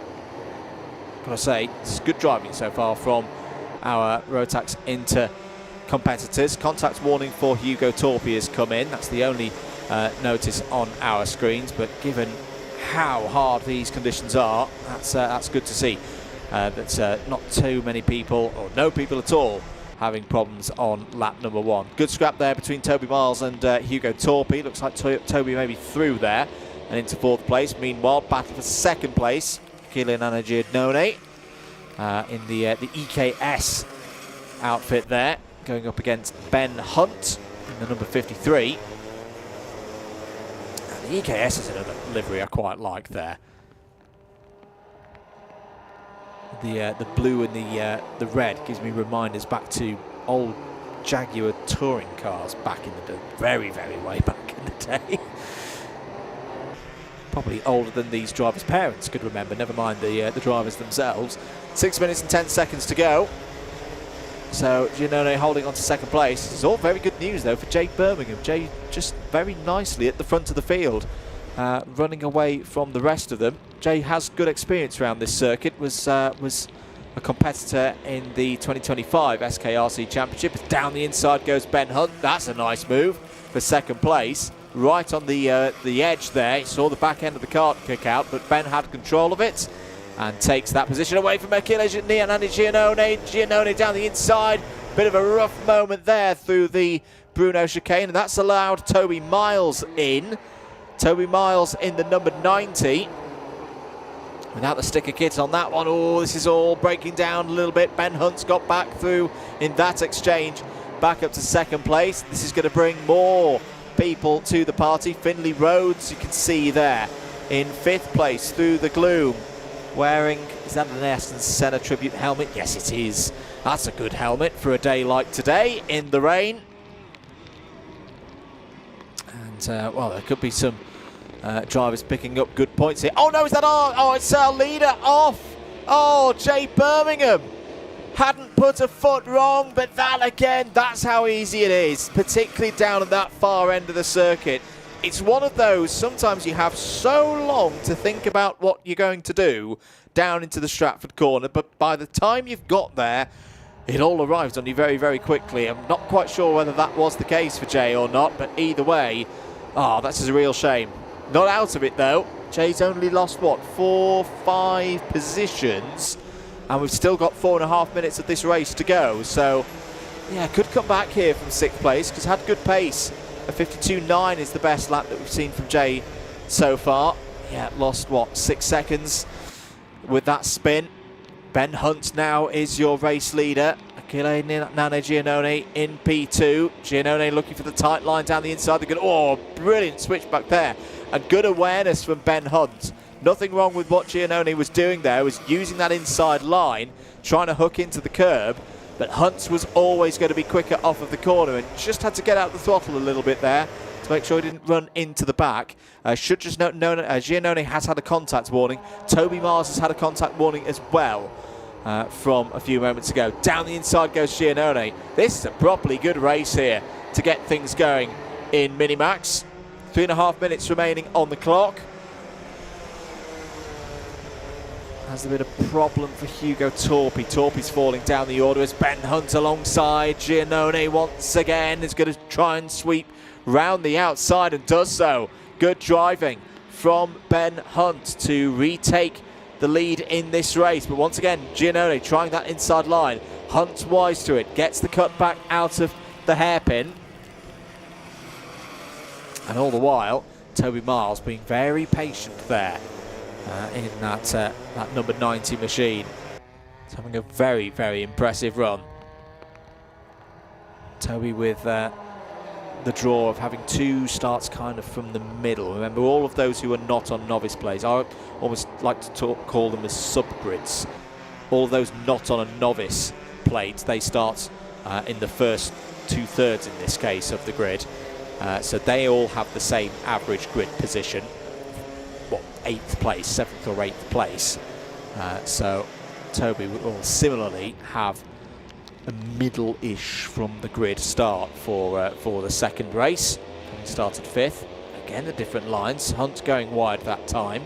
Giannone searching down the inside for grip. A few changes of position in the middle of the pack just to report. Xavier Davidson having a very good race. Xavier up to P9. That is one of the novices as well. So top novice at the moment is the number 11. William Moore and Noah Hammond are through. Oh, now is that a novice in trouble? I think that's just a novice, just making sure they don't get too in the way. So Roshan Bachada in the number 16 dutifully just lets the drivers coming through. There'll have been a blue flag out there, I imagine, for the number 16. Just panicked us for a moment that it looked like the kart was going into the naughty kart zone of not continuing on with the race anymore. Other changes of position. Hugo Torpy is through past Arlo Atwood for 13th place. So with less than 90 seconds of this one to go, it is Hunt, Giannone, Miles, Rhodes, Bart, Grantham, Birmingham, Hobson, Davidson, Moore. That's your top 10. Hammond, Story, Torpy, Atwood, Laidler, and then Lally, Kirby, Perring, Jones, Maru, and Bachada.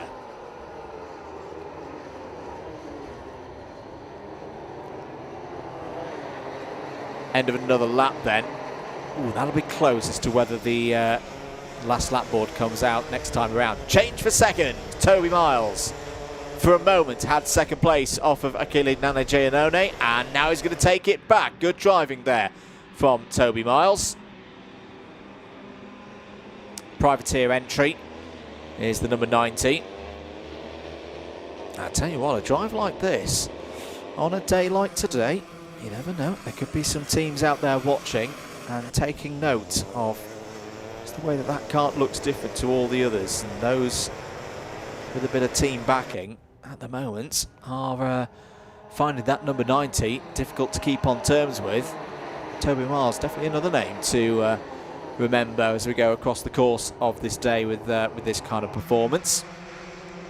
Last lap board is out this time then. So Ben Hunt, after those early battles with Giannone, looking good at the moment for a race victory, but we have already seen one race leader spin out of control. Does at least feel from our position here in the box, and I'm always conscious that I'm one of the only people inside a dry, warm location on a day like today. It does look like the rain has subsided, possibly even stopped in fact, but of course a lot of water and moisture on the circuit means it's very, very tricky still.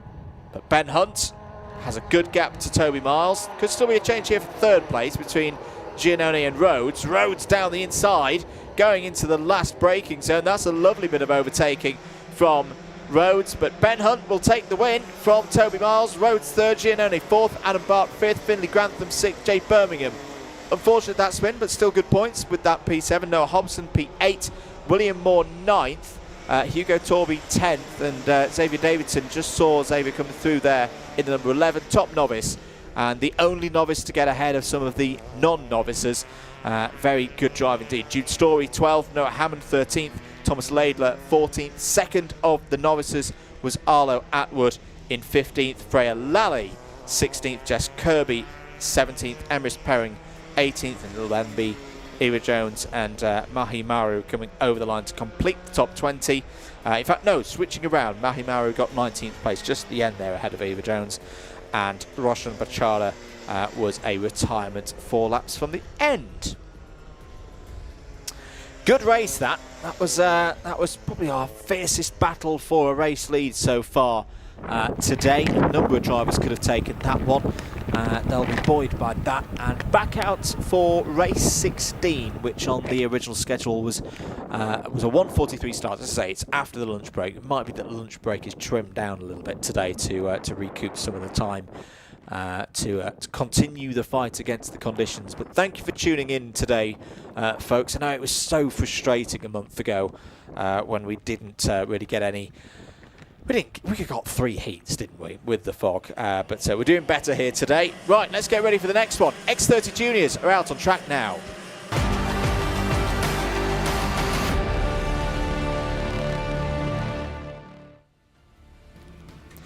X30 Junior Heat number 1. Let's take you through the grid for this one. Katie Clark and James Backworth start on the front row. Charlie Phillip and Conrad Barton go from row 2. Katie Donaldson, definitely a name to watch out for in this one on row 3 alongside Duncan. Louis Barker, Alfie Fulton, Lucy Lovell, Jack Baker, that's the top 10. Archie Lee Bullock and Charlie Blenkinsop on row number 6. Tom Fox, Lewis Hay, Night Measures and Alfie Taylor are the last of those not on novice place. Harrison Maxwell and Lucas Murray are the first 2 who are. Ethan Winter, Josh Bunduck and Ayrton Lima Evans complete the 21 strong field here in X30 Junior. That has not gone green on my screen. No, I think we are racing. We are racing. Apologies, a little bit of a moment there on timing in the box, but we are underway for this 8 minutes plus 1 lap heat. I think Ayrton Lima Evans might have had a problem in the early stages here. It's off the back of the field. The number 48 has had one as well. This is just outside of the comms box window. Louis Barker, and there's another kart in the tyres stuck on the curb. Out of the hairpin. So a little bit of drama in the early stages of this race.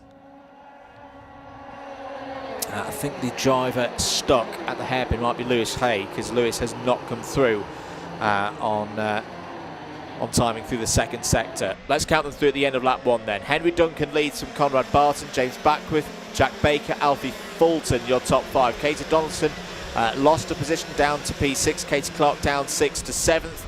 Charlie Phillip, Charlie Blenkinsop and Tom Fox in the top 10. We've gone slow procedure. So I think, if I'm not mistaken, this is the first slow procedure of the year for Shenington Kart Racing Club. For those who've not seen this before, in function, this is the same as a Battenberg. Battenberg flags are now gone. It is now slow boards, aligned with what we've had in Europe for a while. It's a neutralisation of the race. Henry Duncan sets a moderate, safe pace. Everybody else follows line astern. And then once the track is clear and safe to race, we will go back to green. We won't go back to green now because they've just started another slow procedure lap. Big new boards here at Shenington. As I say, this is a process that's been brought in for the start of this season.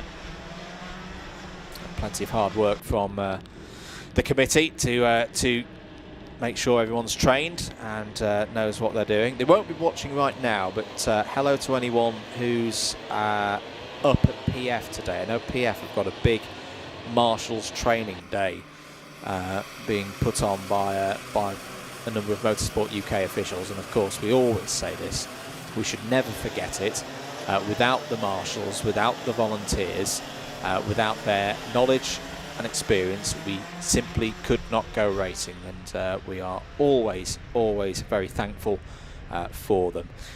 Whilst we're still under slow procedure, let's just run you through what the full order is. So Henry Duncan, Conrad Barton, James Backworth, Jack Baker, Alfie Fulton, Katie Donaldson, Charlie Phillip, Katie Clark. We are still under slow procedure, so we can continue on with this. Charlie Blenkinsop 9th, Night Measures. Good to see Night back. I don't think I've seen Night race with my own eyes. That was a weird phrase. On a commentary that I've done since Kart Masters last year. So, Knight, good to see you back, mate. Harrison Maxwell, P11, is the top novice at the moment. Archie Lee Bullock, 12th. Alfie Taylor, Lucy Lovell, and Tom Fox is the top 15. Ayrton Lima Evans, despite that moment early on, has actually gained a few places, so up to 16th ahead of Josh Bunduck, Ethan Windsor, and Lucas Murray. And as I say, we've got 2 karts not running. Lewis Hayes, one of them down at the hairpin. And they were stuck in a bit of a vulnerable position. You can now see that the kart's been moved to the inside. and then Louis Barker was the other one, the number 48, that came to a stop just in front of us here in the comms box, exiting Cafe Corner. We might be good to go on this one. Yeah, I think we are going to be good to go because the yellows are all static. That's always the indicator. When the yellows go static, that's the indicator that unless there's any other troubles, we're going to go back to green. We are going to go back to green. Here we go with racing for 3 minutes and 40 seconds, there and thereabouts, plus the 1 lap. Good start for Henry Duncan at the front of the field, who's got to do that hard work again of trying to break away. Conrad Barton's going to have to deal with James Backworth down towards the hairpin. Off goes the leader, off goes second place. Oh, both of the top two, simply too much speed. The love of speed took over, and out goes Henry Duncan. Conrad Barton's rejoined, but a long way down the order. We may see again another full course yellow, another slow procedure here, because that was well embedded in the tyres there. Yeah, we've gone to a slow procedure again. I think that's the right call. You've just seen how easy it is heading down into the hairpin to have a significant incident. This is simply going to be a case that the top two with too much speed. You can see they're out of control miles back on the approach to the braking zone. Such a shame for both of them. They'll have lost their opportunity for good points now. Hope Henry's okay as well. That was quite a hard hit into the tyre barrier. You can see that the kart is still there. Henry will have gone to a marshal post. There you can see the number 49, Lewis Hay, that's out of this one as well. So 2 minutes and 20. The timer, of course, keeps clicking down under these slow procedures, the same as Battenberg flag used to be. So James Backworth now has the lead. Jack Baker P2, Katie Donaldson P3. So Katie had a good restart there. Alfie Fulton 4th, Charlie Phillip 5th, Charlie Blankentop 6th, Knight Measures, Alfie Taylor, Katie Clark and Harrison Maxwell. That's your top 10 right now. Good response from the race officials there. As I say, that was quite a hard hit for Henry Duncan, and the risk always... now, who's going slowly there? Oh dear, the number 19 has got a technical problem possibly. This is Knight Measures. Oh, and Knight Measures, understandably, not too happy with that. That's not anything of his doing. He was on for a good result there, and has got the talent, has got the speed to move up the order if we go back to green, but unfortunately the machinery has let him down. Knight's just this is just out of our commentary box window. It's just pushing the kart over to the side of the track. This will be another event that the race officials may have to deal with. Knight's getting back in the kart now, trying to get it restarted. You can see him pushing the starter button. Oh, now we've gone back to green there. So they're going to be under local yellow. Katie Donaldson through into second place. Oh, that looked a little bit close for me. That was whilst Knight Measures was at the side of the track that Katie Donaldson's made the overtake for second place and ahead of Jack Baker. James Backworth's had a perfect start though for a race leader off of a slow procedure. That may well be the race winning move for the driver of the number 24.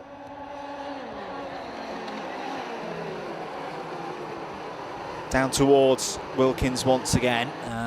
Coming through the field there. Was that Charlie Blankensop in the number 27 gaining a few positions? Yes, it was. Charlie Blankensop up to third place. Nice driving there from Charlie. Who else has had a good restart? Lucas Murray's had a good restart in the novice ranks. He's up to 13th place, second of the novices. This is the last lap. It's been a bit of a different one for our X30 juniors. Two slow procedures, two neutralisations of the race under a full course yellow. Means there's not a lot of time if you're starting, or if you did start in the second half of the field, not a lot of time to get back up the order. 80 on the side of the helmet there for Alfie Taylor in the number 42, currently looking at a top 5. He's got his teammate immediately behind. But James Backworth, well, has kept it all together. Top 3 headed down towards the bottom corner. The top 2 span. James Backworth came together, and that gives him the win. So James Backworth takes Heat 1 in X30 Junior. Casey Donaldson P2. Charlie Blenkinsop with some good moves after that second restart goes back up to 3rd place. Jack Baker and Alfie Taylor in the top 5. Alfie Fulton 6th. Harrison Maxwell 7th. Charlie Phillip, Tom Fox and Katie Clark all record scores in the top 10. Conrad Barton recovered back to 11th place after that spin down at the bottom end of the circuit. Lucas Murray 12th, Lucy Lovell 13th, Ayrton Limmer Evans 14th, and Josh Bundock also in the top 15.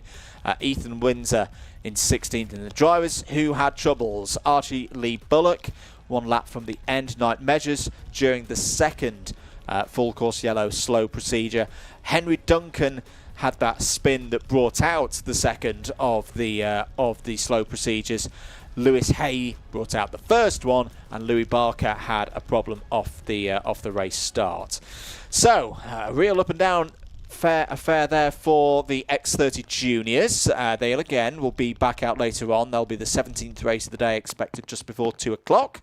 We'll get ready though for the next race out on the circuit. We stay with X30s, but now switch to the seniors.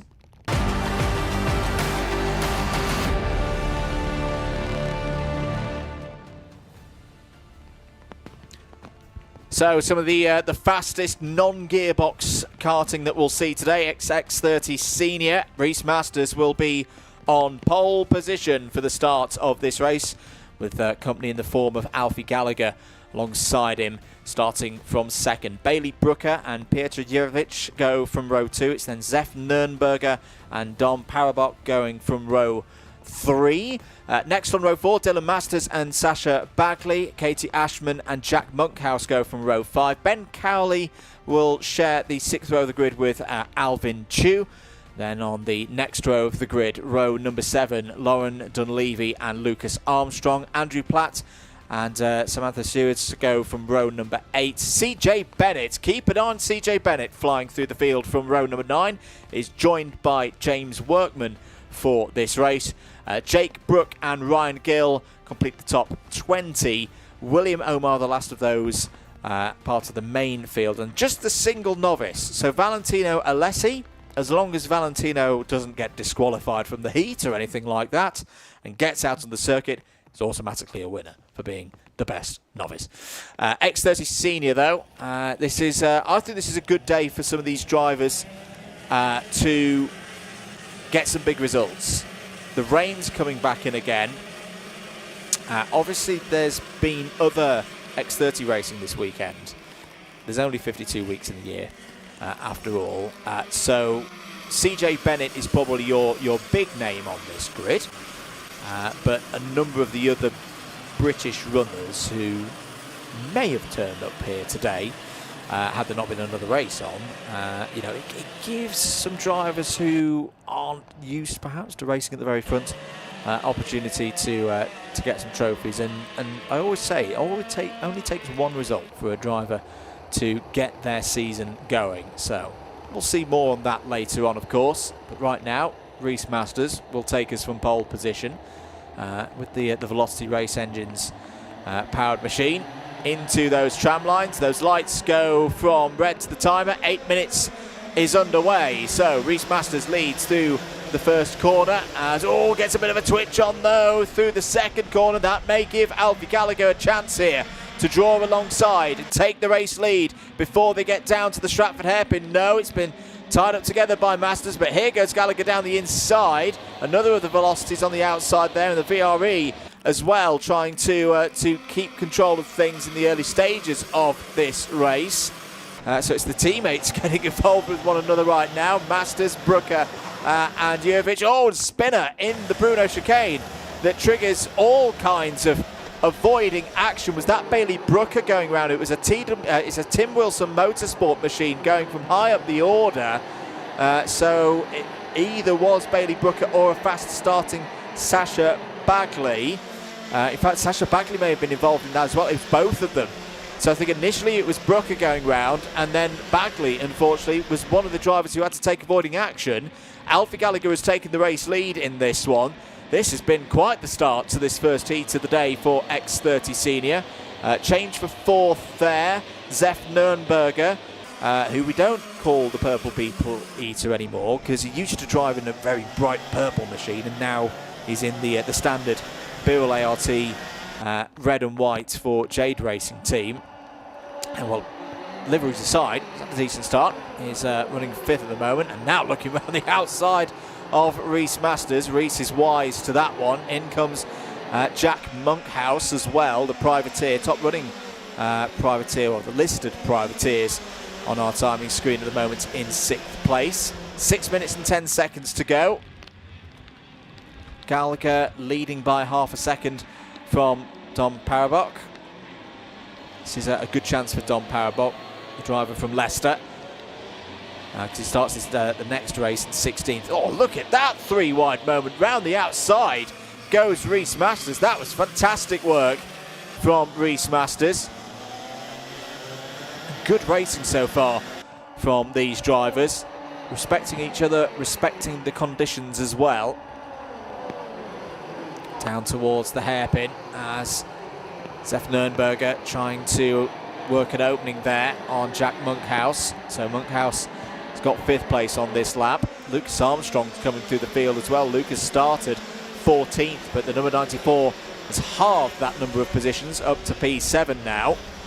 Dylan Masters and Ben Cowley not too far behind as well. Ben's had a decent run, up 3 places so far in this race. Dylan Masters gaining a position there, running in the, look at the rain. Nice shot out and down from the Bruno chicane back towards Stratford hairpin. Doesn't look fun at all for the drivers in some respects. Nürnberger down the inside of Masters, gets the move done. Nice and efficient work there from Nürnberger, so holds in 6th place. Jack Monkhouse and Lucas Armstrong have rather disappeared off the front of this group. They're on up the road trying to now catch up to Peter Jurevich. As another 3 wide moments coming out of Cafe Corner. Ben Cowley and Alvin Chu trying to gain positions in all of that. It really is all going on in this one. As the number 89 on the inside there, that is Ben Cowley for TWM. Tim Wilson Motorsport, of course, one of the very, very experienced teams around this place, like Jade Racing team as well. As, oh dear, out of the race is James Workman for the Klassen team. Klassen Motorsport won't go any further in this particular heat. Very intrigued to see as well, CJ Bennett running down in 15th place. I've got to be honest, I did not expect to see that. Thought we would see that number 9 machine. Number 9, of course, meaning he's a seeded driver. He's raced internationally as well as CJ, but something not quite right perhaps with the Litchfield Motorsport kart at the moment. CJ's well experienced in these conditions as well. Yellow flag out down at Marshall post 4. Does that indicate that some... Well, I think that, yeah, that'll be covering for James Workman's number 98, which we've already seen has stopped in this one. Just to note as well, Sasha Bagley did not get re-going again, so Sasha is out of this race. Change there for 5th place. Another nice move from Nürnberger through Wilkins. Passes Lucas Armstrong that time. 2 minutes and 50 remaining on the clock. I do think the conditions are getting worse here, but not to the point that I don't think we'll have to have a stoppage for this. Everyone will just be very soggy by the end of the day. Alfie Gallagher's still leading this race, but I think he's going to be under pressure here as number 87 drifts through the shot. Sorry, the 81 there of Jack Monkhouse. Here's a good battle going on. This is the number 41 of William Omar. Now, where did William start? William started well down the order with the mixed grids. So this is a good drive from William Omar, another of the privateers. Snazzy decal kit on that kart. And, well, yeah, he's up to 8th place now, ahead of Dylan Masters. Got a couple of sponsors on it by the looks of things there. There is CJ Ben. I'm not going to say what I just thought there because I could be incorrect, and then everybody will shout at me in the comments. I think CJ's running an older kart. We're just testing some things out, but is now starting to get to up to grips with things. Up there in 12th place.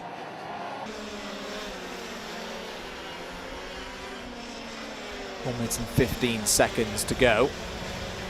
Alfie Gallagher still leading this one and has picked the pace up, so he's actually extending his lead over Dominic Parabok right now.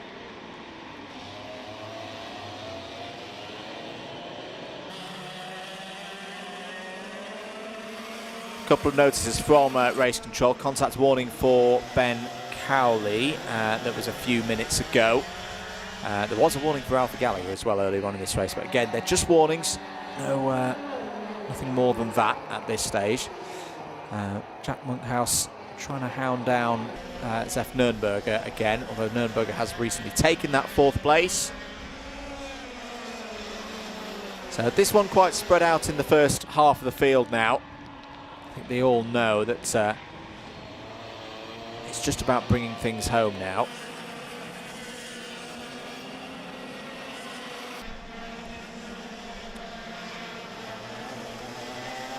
So I'm going to come out and say it, and I'm sure comments will correct me if I'm incorrect in this one. Apologies, I've not quite had a chance to go and see CJ's kart this morning. I think CJ is running in a Formula Libre, so it's an older kart. It's not going to be, you know, necessarily as quick as something that's brand new out of the box. Why is he not running in Formula Libre? I think it's because he's a seeded driver. He wouldn't, because he's had that level of success in recent times. He would not be eligible for Formula Libre, so he's thrown himself into X30 Senior to see what he can do. So he is now starting to pull through the orders back up to 9th place. So that's what I'm saying, is that the driver's still doing very, very well. And is effectively running with a handicap with the age of machinery that he's got, but it's still competitive within this division. And again, I'm sure someone will correct me if I'm incorrect on that one. Last lap board has been shown. Alfie Gallagher, I think he's going to be quite glad that that last lap board has been shown, because Dominic Parabok's been closing in, but runs out of time. Over the line, Alfie Gallagher takes the race win from Dominic Parabok. It'll be Piotr Jurovic across the line in 3rd. Piotr has got home in 3rd. Zef Nürnberger fights through to 4th place. Decent drive. 5th for Monkhouse, 6th for Gill, 7th for Armstrong, 8th for Omar, 9th there for CJ Bennett with the white number board. That's why I think I've got that theory somewhat correct, because that's the same denotation that you would get with a machine of that description. Although it's now just come past, I think I'm talking complete rubbish per usual, because he's got white yellow number boards on. Either way, 9th place for CJ Bennett, Alvin Chu 10th place, Dylan Masters 11th, Katie Ashman, Reese Masters, Ben Cowley, Jake Brook in the top 15, Andrew Platt, Bailey Brooker, Samantha Stewart, Valentino Alessi, Lauren Dunleavy, James Workman were your 20 finishers. Sasha Bagley retired on the first lap. So the rest of them coming on into Parc Fermé, a race that started quite frenetically, but then calmed down in the second half.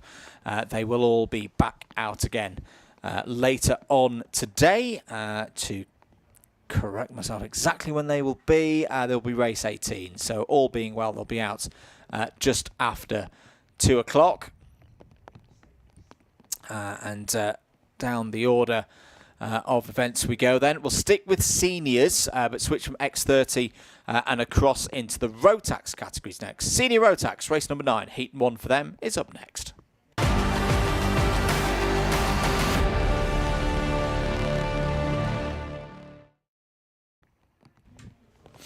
So, into our next race then, which will be the penultimate race of this first rotation. It's Senior Rotax, and we'll have Bertie Wellesley and Harry Wilch on the front row. Scott Hayward, Alfie Davies row 2, Tom Taylor and Marissa Teague on row number 3. Next up on the fourth row of the grid, we've got Drew Preisner and Robin Brain. Arminas Zabarauskas and William Webb go from row number 5. Jarek Metters, I've not seen Jarek in a race for a while. A very experienced driver on row 6 alongside Ethan Griffiths. Row 7, Harvey Quick. George Isgrove alongside on the 7th row. Tom Nottingham and Ethan Martin, row 8. Lloyd Williams and Freddie Snelling on row 9. Daniel Kayov and Adam White on row 10. Josh Cora and Kyan Eastick on row 11. Ryan Sayers and Oliver Lomax go from row 12. Lily Charlton, Harry Gill, that's row 13. Abby Sanders and Charles Sutton, the last of those on full plates. We next go into the novices, starting on row 15, Veer Maru and Jensen People. And then Taylor Davies and Oliver Bamford Sr. completing a really strong 32 strong grid. And once again, it will be 8 minutes plus 1 lap.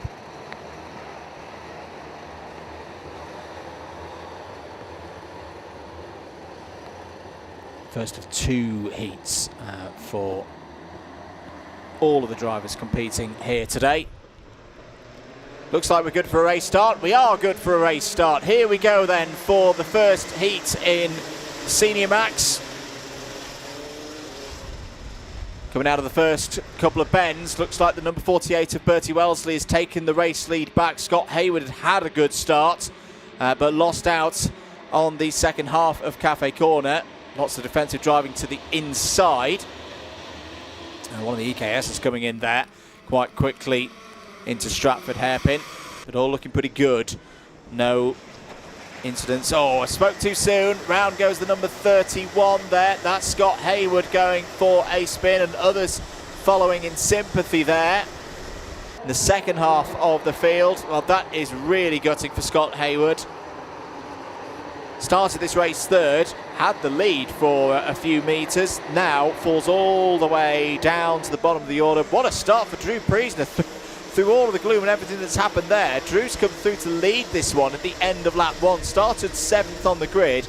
Bertie Wellesley 2nd, Alfie Davies 3rd. William Webb and Tom Taylor completing the top 5 right now. Down towards the hairpin once again.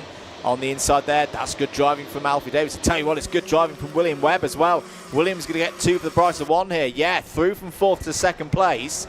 Bertie Wellesley and Alfie Davies were busy racing with one another, and William Webb took the classic wet line through that hairpin, out-dragged them before they got to the Bruno chicane. Who else has had a good start? Harvey Quick up 7 spots to 6th. Ethan Griffiths up 5 spots to 7th.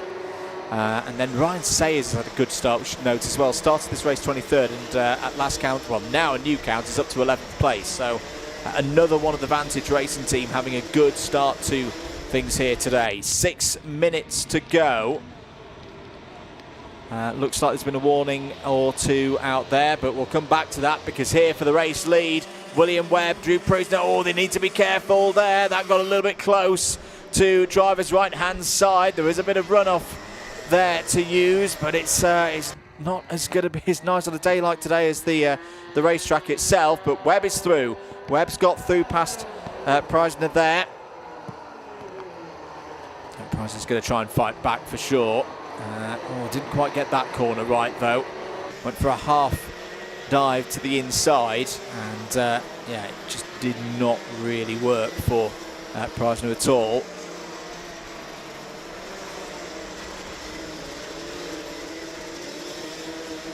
5 minutes and 10 seconds of this race remaining then. So Webb leads from Preisner, Davies, Wellesley, Quick, Griffiths, Taylor, Nottingham, Zabarauskas and Freddie Snelling also in the top 10 right now. Other drives down the order, because in a big grid like this, it's quite often you have to go down the order just to check to see if anyone's doing some heroics. Josh Gore, a decent drive, up from 21st to 14th right now. That's a gain of 7. Also moving up the order, Oliver Lomax has gained 7. So these are drivers we might talk about later on in the day, once they've had their second heat from the front of the grid. once all the points shake themselves out, you can suddenly see a driver who was down in the midfield in this first race be quite towards the front once we get to the final.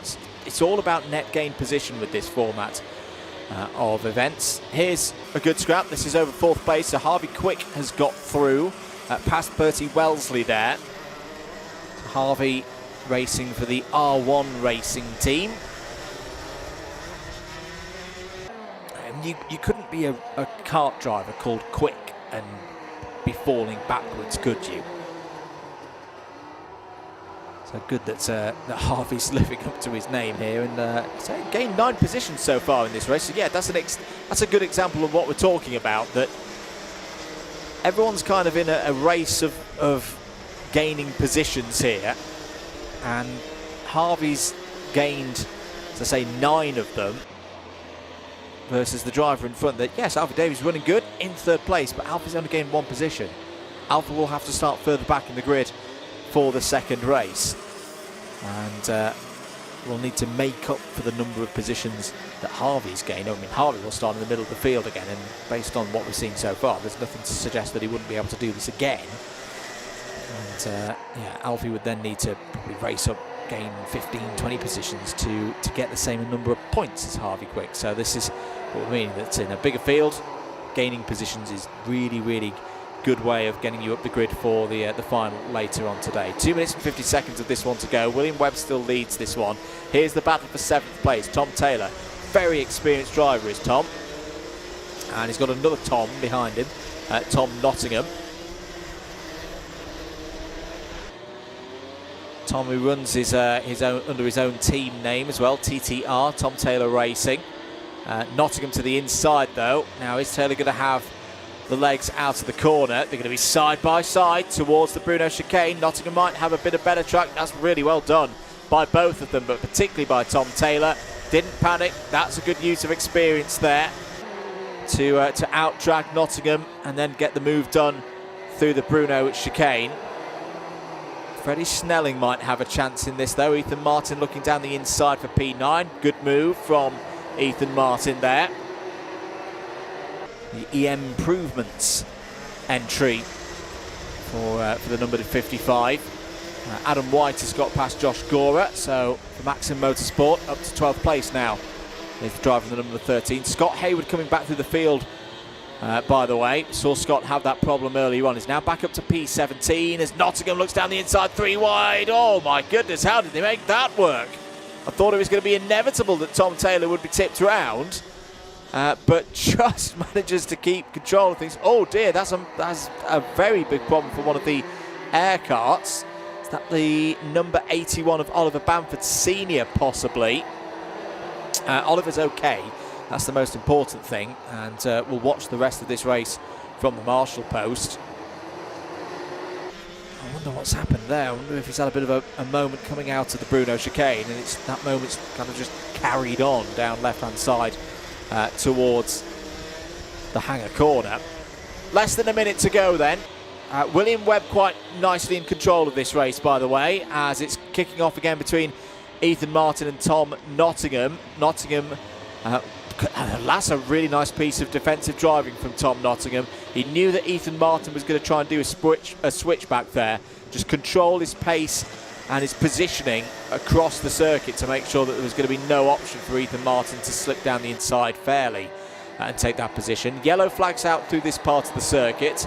That is to cover for Bamford Senior's broken down machine. Lloyd Williams has gone from this race as well, unfortunately. The Welsh driver not circulating. Robin Brain also has stopped, so 3 drivers at least not going to see the checkered flag on this occasion. Ryan Snelling there. That's big, massive load of oppo there for Tom Nottingham. This could be an opportunity for Ethan Sayers, and yes, Ethan Martin. Ethan Martin gets the control of 7th place off of the hairpin. May well set about trying to catch up to Tom Taylor now. Green flags out through. We are on the last lap of the race. The race leader is already on their way down towards Stratford hairpin. So that just shows you the level of performance here from William Webb. This has actually been a very impressive run from William Webb, running with the Evolution there.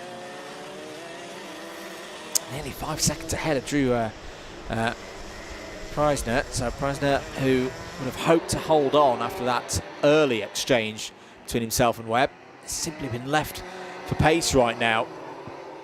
Probably down about half a second a lap right now. So William Webb will go into the lunch break very happy with the morning's work. Takes the first heat over the line. A bit of a wait now until second place comes over the line. There is Drew Preisner. Good points, but things to think about when we go into the afternoon. Alfie Davies third, Harvey Quick fourth, Bertie Wellesley will be fifth, and then all of this lot from sixth downwards. Good move there by one of the Maxims to gain positions. So Tom Taylor sixth, Adam White gains 2 on that last lap to take P7 ahead of Ethan Martin, Freddie Snelling and Tom Nottingham. Ryan Sayers 11th, Jarek Metters 12th, Oliver Lomax 13th, Scott Hayward 14th, Josh Gora takes us down to the end of the top 15. Marissa T, George Isgrove, Kian Eastick, Charles Sutton and Aminas Zabarauskas complete the top 20. Harry Wilch, Harry Gill, Lily Charlton, Abby Sanders and Daniel Kiev take us down to 25th. First of the novices home was Jensen People in 26th, Viamaru 27th, with Taylor Davies 28th. Ethan Griffiths had a tough time out there, P29 on that occasion.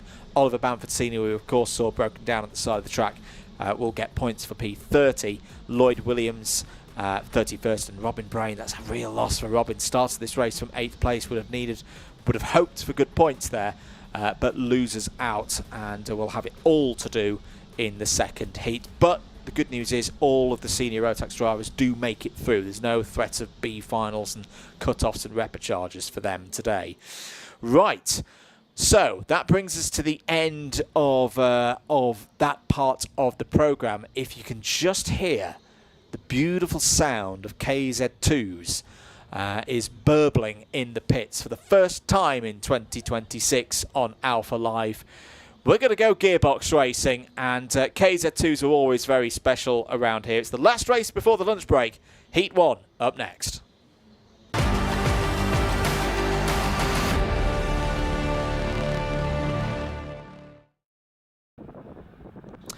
Welcome back to Shenington. Coverage of the Love of Speed event round 2 for the Shenington Kart Racing Club calendar for 2026. And for the first time in a racing capacity this year, we've got KZ2. We switch, of course, to the gearbox layout, the longer run down the Stratford straight. Here's your grid for heat number 1. Ryan Green, regular runner on the national KZ2 scene, will start from pole. Zildanas Klimas goes alongside from grid 2. Lee Ward, grid 3. Harry Walsh and Jess Edgar complete the top 5. Ella Stevens, winner of the E-Plate at this very circuit last year, second in the British Championships, and now, of course, preparing for an F1 Academy assault with McLaren backing. She starts P6. Chad Little and George Robinson 7th and 8th. Ryan Simpson and James Kuchelek start inside the top 10. Jensen Pugh having a go at KZ2 is starting 11th for this one with Jack Price 12th. Oliver Harris 13th. Alan Kenyon, who was fastest in warm-up this morning, but conditions have changed a bit. That was in quite heavy rain. I think the rain has now stopped. Still a very wet circuit, but keep an eye on Alan there, P14. Reese Duthie 15th. Milo Manderson, great to see Milo having a go at KZ2 as well, P16, and Lexi Fells completes the 17-strong field. I'd love more KZ2s, but I'll take 17 for these conditions. Fair play to all of these drivers for getting their machines ready and out on circuit. 17 is a decent number to have a KZ2 race. And here at Shenington, they've been a long supporter of this category. Will host a round of the British Championship for KZ2. It'll be a little bit different. It won't be part of a main Rear Tools British Kart Championships weekend. It'll be part of one of these Shenington Club Racing events, but it will be a race that counts towards the British Championship later on in the year. So, the other difference, of course, with KZ2, and this is going to be interesting on a day like today, it will be a standing start. Extra formation lap for the drivers just to fully get their eye in. And if you've never watched these karts before, if you're brand new to karting, prepare to be wowed. For a lot of us who've watched karting for many, many years, you just can't help when you're trackside with these things.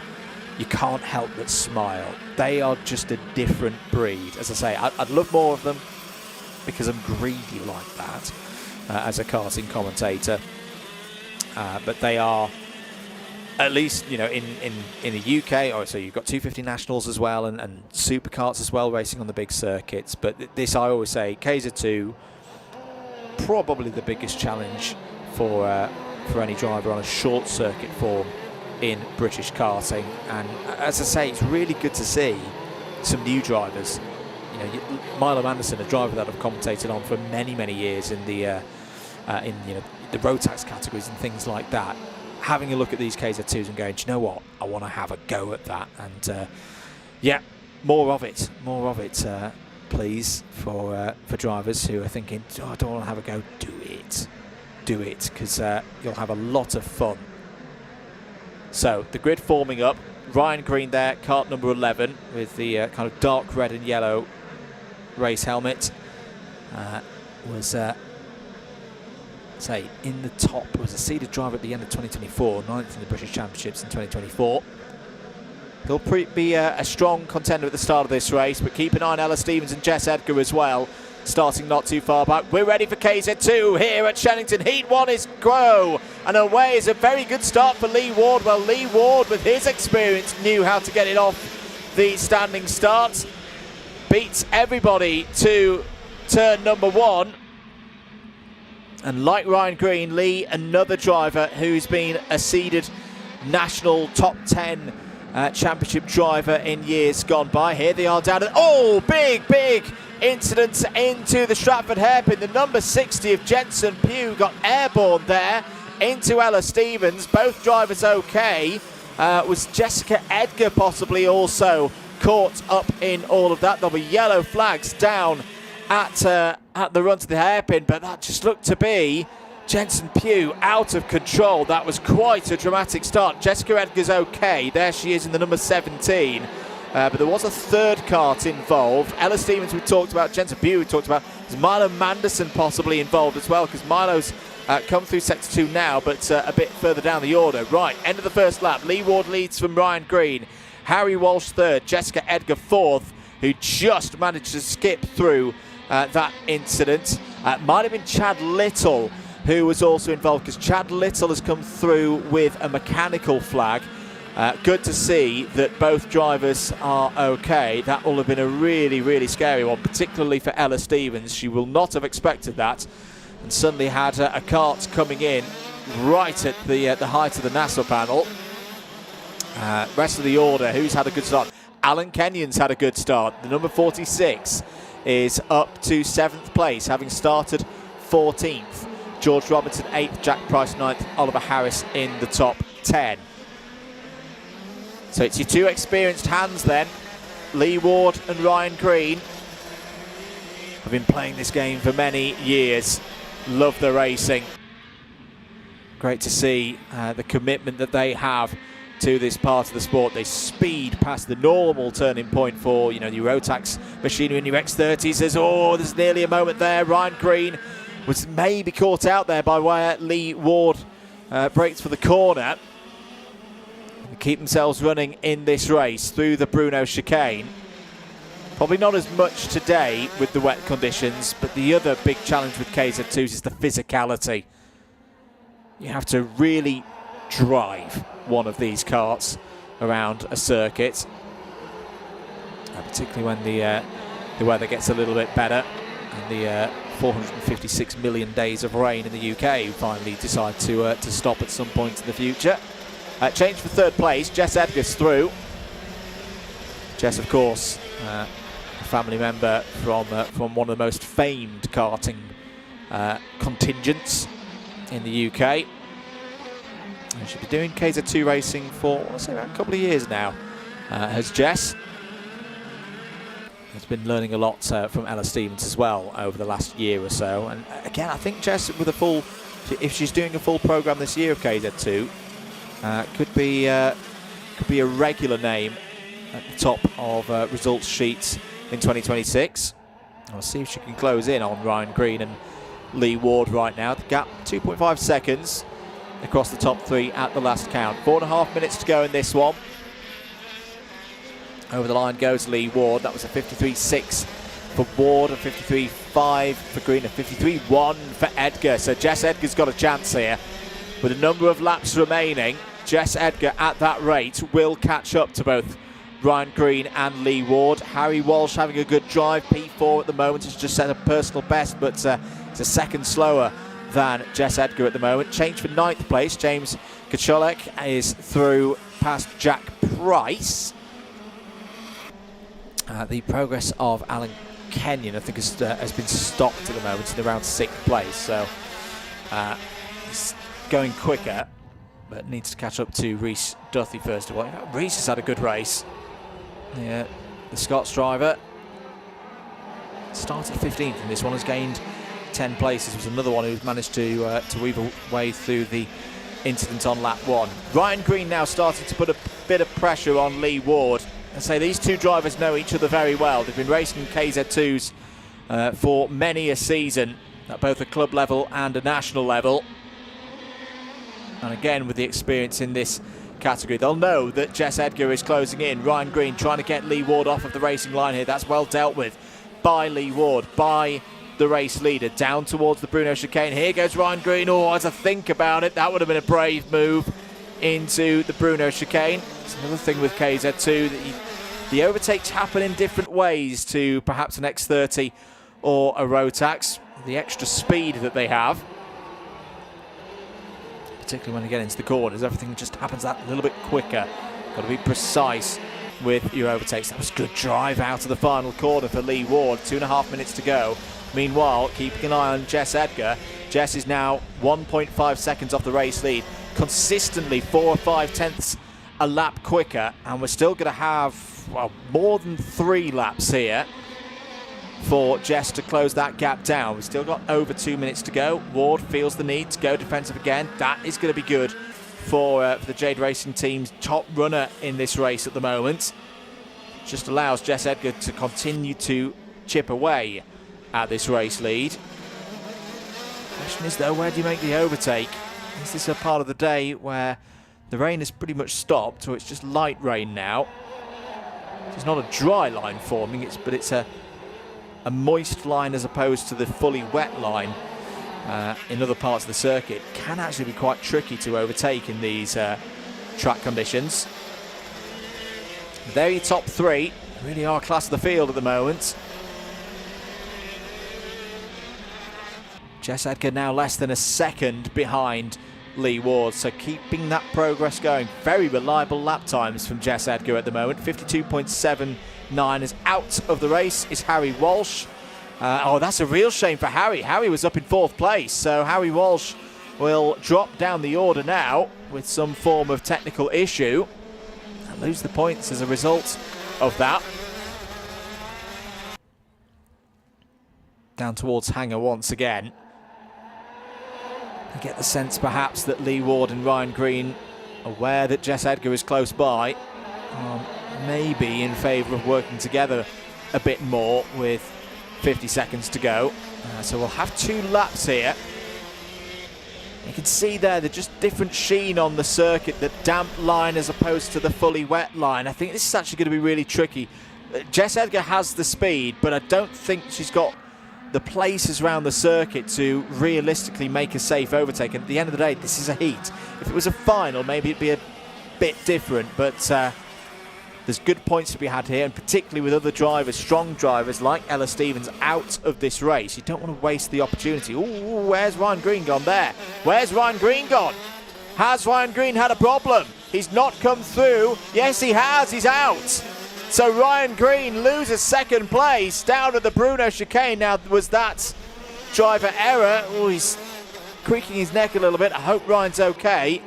You did not have a small incident through that part of the circuit. Oh, that is gutting for Green.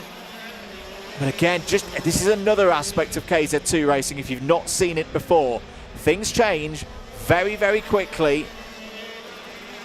They're not always guaranteed reliability in this class as well, because they love pushing things to the absolute limit. Leaders coming towards the Bruno chicane now. You just see them out of the window. It's still Lee Ward in charge of this race.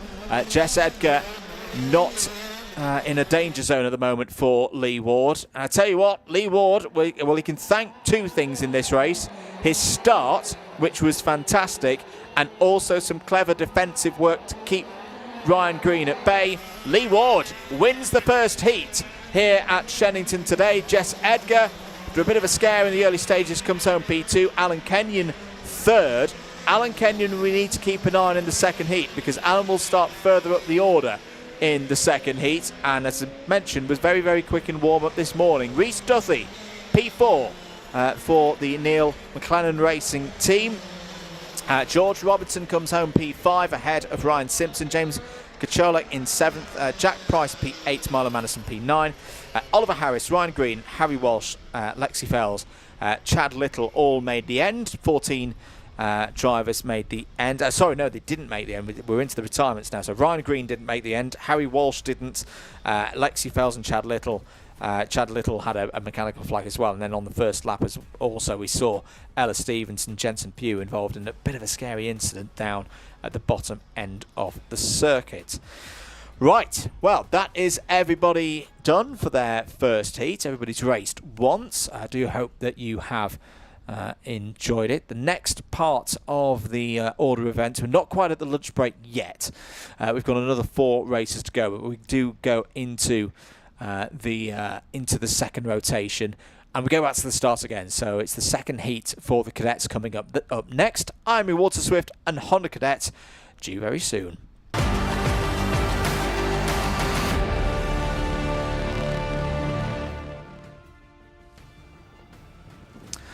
Welcome back to Shenington. So we reset the circuit back to the non-gearbox layout. Here's your grids, I should say, for I'm Water Swift Restricted and Honda Cadet Heat number 2. Harry Murphy and Louis Wilson will be on the front row for this one. Darcy Durnford and Calman Simon row 2. Reggie Peters and Logan Hodgetts row 3. These are all the Miami Water Swift Restricteds, just to be clear. Next up on row number 4, Henry Hales and Max St. Hilaire and Riley Aston Wilkins starting on row 5 with Arlo Porter Goody. Just to mention, Riley is actually a novice here today. I think that's just a little thing on the timing system showing him not on novice, but we have seen him in novice place on earlier today. Last of the Miami Water Swift Restricted, again one of the novices. Remember, they all start at the back of their respective grids. Is Jennifer Banks. Ben Burrs is the first of the Honda Cadets. These are all Honda Cadets now from here on in. Josh Bailey and Austin Dowell row 7. Cian Doherty and Archie Edgar up next ahead of Louis Dawson and Sawyer Henderson. Phoebe Shelton and Nika Veselovsky go from the middle part of the Hondas. James Winter and Harry Parker Ray at the back of those who've moved on from their novice place. And then completing the grid, your 2 novices within the Honda Cadets. There they will start towards the back of the grid, of course, Alfie Love and Finn Hollis. Close your ears if you don't want to know the results of the first heat. It went a little bit like this. I'll go with it. The Hondas actually started further up the road than the Miami Water Swift Restricteds in the last one, so they took the overall win. The points, though, to remember, are still set by your class position, not your overall position. So Ben Burrs, 0 intermediate points for a race win in the Hondas. Joshua Bailey, 2 points for second. Harry Parker Ray, 3 for third. Phoebe Shelton, 4 for fourth. And Sawyer Henderson, 5 for 5. That is, of course, your top 5 going into this one. Finn Hollis was the first of the Honda novices across the line, P9 overall. And then the Miami Water Swift Restricted again. 0 points for the class win for Henry Hales, 10th overall. Logan Hodgetts was second of the IAMIs. Louis Wilson was third. Calvin Simon was fourth. And then Darcy Durnford was fifth. So it'll be 8 minutes plus 1 lap, as per usual here today. And the Hondas at the front as well. So the Hondas sound different. Those 4-stroke motors. The 200 variety of the class, which it's good to see numbers starting to go back up. I've always enjoyed this category because it produces such good racing. And of course, Honda Cadet numbers dropped a few years ago as there were the changes in the technical race regulations, but it does seem like the numbers are starting to come back up now. They'll get going first of all. Again, we'll keep an eye on both races at the same time. So the Honda's underway for their second heat. Ben Bowers, good start. Started towards the back of the first race and came through pretty quickly. So the challenge for the others is to make sure that the number 27 doesn't break away, because we know there's some good race pace there in the hands of Ben Bowers today. The IAMI Water Swifts will get going in a moment as well. And we'll keep an eye on their race. And apologies, we had some technical problems in the first race, so we weren't able to see too much of them on camera. But we'll try and do that this time. They have now got going. Here they are. And say with the number 65 at the front of the field, Harry Murphy has the early lead in IAMI Water Swift Restricted. Here back with the Hondas. Could be a 3-part breakaway here as... Oh, now what's happened to Ben Bowers? Has Ben Bowers got a problem? Ben Bowers slamming the steering wheel in frustration there. Didn't seem to be able to get any drive at full speed off of the final corner. Hasn't come into the pits. So maybe it was just a temporary problem. But he has lost the race lead. So Joshua Bailey now in first position. Oh, that's a little bit close. Phoebe Shelton and Austin Dowell over second place. And yeah, I think there's a problem for Ben Bowers. Is that Ben Bowers coming to a stop out of the Stratford corner? As, oh, a bit of a spin there for the number 48 of Louis Dawson. Update from the ranks in IAMI Water Swift Restricted. Change for the lead in that one. Louis Wilson has got through past Henry Hales. I think those two are going to go wheel to wheel throughout the course of the day. We saw Louis very strong earlier on in the season. 6 minutes remaining in this race then. So Joshua Bailey, good chance for Joshua to break away here. 0.8 of a second was the advantage at the end of that particular lap. Here are your contenders in IAMI Water Swift Restricted then. And looks like Henry Hales has got back ahead of Louis Wilson on this lap. As I say, Henry had a very, very good couple of years in the Bambino formulas. Would run both Coma and also Mighty Bambino, and did a lot of learning about kart setup and the vehicle dynamics by using both of those categories. And yeah, I would not be surprised if we see that name towards the front of a lot of cadet grids in 2026. Ben Bowers' kart, by the way, has been recovered to the infield, so yes, he's out of this race. Should note Darcy Durnford has stopped as well, so Darcy unfortunately is not circulating right now. All of these drivers will make it through to their A final, so don't worry too much about that. Down towards the hairpin here. Oh, the 39 has had a spin. That's Harlow Poulter Goody. Is over to driver's left hand side. Not too much of a problem there. Front of this pack then, Phoebe Shelton. So there has been changes in this group,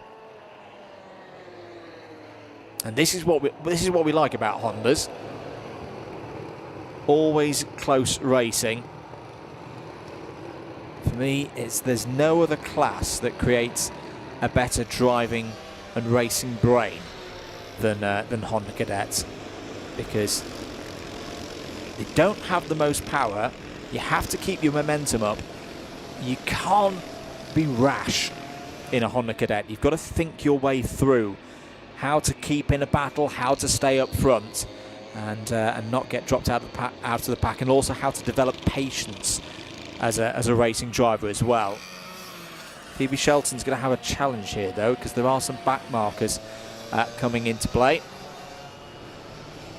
But Phoebe navigates that very well indeed. Austin Dowell there in second place. Austin having a look down towards Hanger Corner. That could be a bit brave and pulls out of it. There you can see that gap that suddenly forms between Shelton and Dowell. Now Dowell will be able to close back in because the slipstream, I think the power of it will start to grow now. The rain has stopped. The track is a bit damp now as opposed to fully wet. Dowell has another go. That's going to be an opportunity for Sawyer Henderson to try and take second place. Not quite able to do so there was Sawyer. So this race starting to pick up now, but look at how many drivers are still part of this main battle pack. That's all a bit wide for Shelton. That's a mistake. Phoebe Shelton loses the lead. Just got a touch wide, got into that puddle, did very well to keep the kart under control, but drops now a couple of positions. Fighting back now with the number 25 of Sawyer Henderson. Sawyer holds that line around the outside. Great opportunity now for our new race leader, Austin Dowell, to break away from the pack here. Down the inside goes Phoebe Shelton. That's a great piece of driving from Phoebe back into P2. But they've got to get themselves organised very quickly, otherwise they're going to lose the race leader here. Here's Cian Doherty in the number 94 trying to find a way through past Joshua Bailey. So Joshua Bailey trying to come back up the order as well. Joshua, who had a good run in heat number 1 earlier today. Finished second, less than a tenth of a second behind Ben Burrs. Bailey down the inside of Henderson. Ooh, nearly a touch, resulting in a spin there for Sawyer Henderson, but Sawyer's okay. Harry Parker Ray is also in this group, so keep an eye on kart number 44 to have a strong finish. Now, can second and third place get themselves into a train to close down Austin Dowell? Because Austin Dowell's not got this race won yet. Oh, bit of a moment between Archie Edgar and another one of the drivers in the scrap for 6th place. Yeah, it was with Cian Doherty, and Doherty drops now down to 7th. Another good drive from Alfie Love as well. Alfie looks on course for being top novice here. His 8th place on the road, 2 positions ahead of the other novice in the Honda's Finn Hollis. Just to note as well what's happening in Miami Water Swift Restricted. Henry Hale still leads that one from Louis Wilson. They've just come over the start line now. Harry Murphy, Calman Simon and Reggie Peters all in the scrap for 3rd, 4th, 5th. Peters has just taken 4th place in class away from Simon. And Riley Aston Wilkins looking good as well. Is up in 6th place at this specific time. Ahead of Logan Hodgetts as well. And Logan has got a good amount of experience. That's a bit of a feather in the cap for Riley to be getting ahead of a driver of Logan's stature. 2 more laps then. Honda's come over the line. There is the number 77 of Nico Veselovsky going through past Alfie Love for 8th place. I should note the novices in their intermediate points are set by their relative class, so it's not like they're on a separate scoring system of 0, 2, 3, 4, 5, etc, etc. So if you're in a Honda, you get scored with all the other Hondas. If you're in a Miami Water Swift Restricted, you get scored with all the other Miami Water Swift Restricteds if you are a novice in either of those categories. So last lap board about to come out. It's been another competitive race here. There's the number 25, Sawyer Henderson. Lost 4th place, or is fighting back now, trying to take it back from Harry Parker Ray. Harry Parker Ray will have the inside for the next corner though. That lovely transition from Park Bend into Cafe Corner means he can hold it round the outside through turn 1. Here are your Miamis. Not done in this one as well. Look how close it is between Henry Hales and Louis Wilson. They have a good advantage over the rest. These are other drivers I think a lap down. So Harry Murphy is 3rd at the moment in IAME Water Swift Restricted, but 7, maybe 8 seconds behind Wilson and Hales. On the final lap, though, still not decided here in Hondas as well, as here goes Joshua Bailey trying to go around the outside. Oh, if he pulls that off, that's a great move, and he is going to pull it off. Great overtaking round the outside into the last braking zone. P1 for Joshua Bailey ahead of Austin Dowell. Great race for the Hondas. Harry Parker Ray comes home third, Sawyer Henderson fourth, and Phoebe Shelton scores strongly again. That's a second top 5 of the day for Phoebe Shelton. Here's the battle in IAME Water Swift Restricted as well. Looks like Henry Hales is going to hold on here for another victory. Punches the air. Happy with that one is Henry Hales, and all being well, Henry will start on pole position in class for the final later on today. Louis Wilson will be close by, though. That is third and second in class for Louis Wilson in this one. Harry Murphy comes home third in class. Let's give you the full rundown then. So Hondas to begin with: Bailey, Dowell, Parker Ray, Henderson, Shelton, the top 5. Kean Doherty 6th, Archie Edgar 7th, Nico Brzezelowski 8th. Alfie Love first of the novices in Honda, home ahead of Finn Hollis and Louis Dawson and James Windsor. That takes us down to 12. First in IAME Water Swift Restricted was Henry Hales. Very narrow victory there, but I think that was 0.07 of a second ahead of Louis Wilson. Third in IAME Water Swift Restricted was Harry Murphy. Reggie Peters, Calvin Simon, Riley, Aston Wilkins and Logan Hodgetts all come home inside the top 20 overall. Jennifer Banks completes that top 20 overall ahead of Max St. Hilaire. Arlo, Poulter, Goody in 22nd ahead of Ben Bowers, who is a retirement. Darcy Durnford also a retirement in that one. So we will see the cadets back out later today. That is their heats done. The scores from those 2 races will be compiled together to give us the grid for the final, which is due to go off. It's the first final of the afternoon.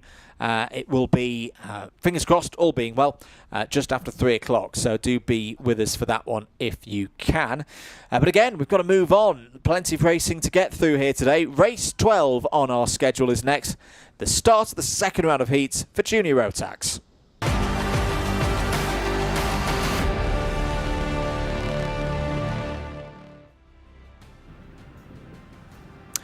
So we go back to Junior Rotax then. Everybody racing twice. Here's how they line up here's who lines up as well in heat number 3. Charlie White, Omar Kayani, Adam Giordaitis and Ethan Guest. That's your first 2 rows.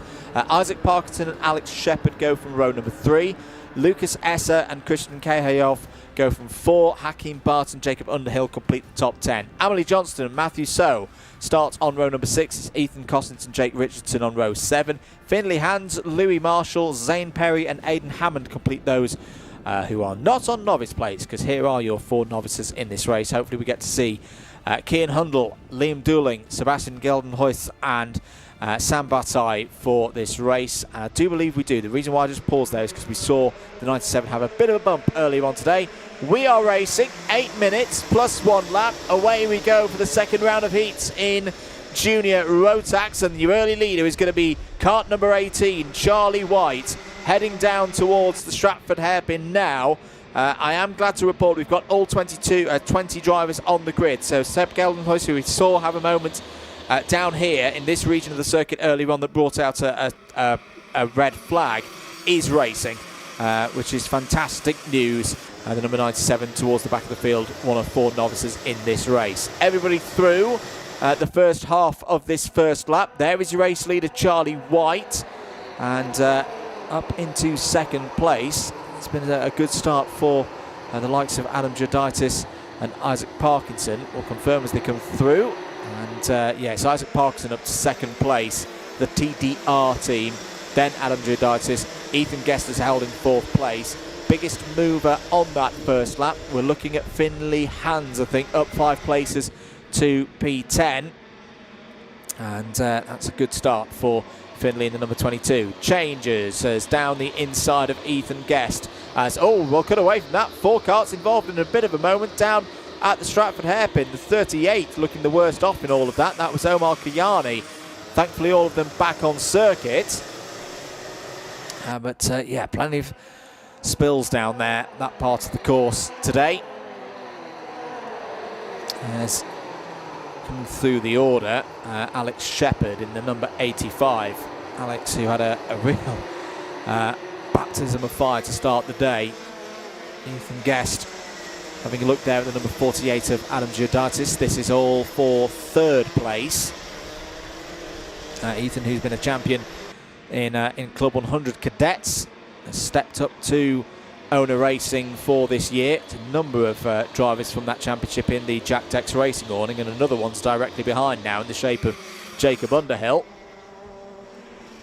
Jacob, whose dad works for the Aston Martin Formula 1 team, so it's been a very busy part of the year as Formula 1 get ready for their new season. 5 minutes and 35 seconds of this one to go. Oh, that's all getting a little bit too close into Wilkins. I think that was Guest into the back of Giordaitis. Giordaitis into the back of the kart ahead, which I don't think was that a kart that was a lap down, perhaps, because it wasn't Isaac Parkinson in second place. Yeah, I think it might have been Ethan Cossins who found himself shuffled down the order. Very close in the mid-pack there. Giordaitis and Ethan Guest now trying to find their way back through. So Charlie White continues to lead this one from Isaac Parkinson. Jacob Underhill now in third. Heading up a bit of a JDR train now. Ethan Guest and Matthew So also in the top 5. And in fact Zane Perry, because he's in with JDR this weekend as well. Oh dear. And Giordaitis into Guest. Guest round, and we'll lose positions as a result of that. 4 minutes and 30 seconds remaining in this race. Not a surprise to see that most of the moments where we've seen people going round are the two big braking zones. You do have a good amount of braking into the Bruno chicane, but you also flow a lot of speed into that part of the course, and it's not as big as an overtaking opportunity because it can be quite tight. If you weak off the Bruno chicane, you're pretty much done for the rest of the lap, because you will get hung out to drive through here, through Hanger Bend, and then even more so when you get down to Wilkins Corner. Zane Perry there in the number 25. Now running ahead of Matthew So they've changed places for P4 at the start of what is now lap number 6. 3 minutes 30 remaining on the clock. Top 3 looking pretty comfortable. Jacob Underhill, fastest driver on circuit now.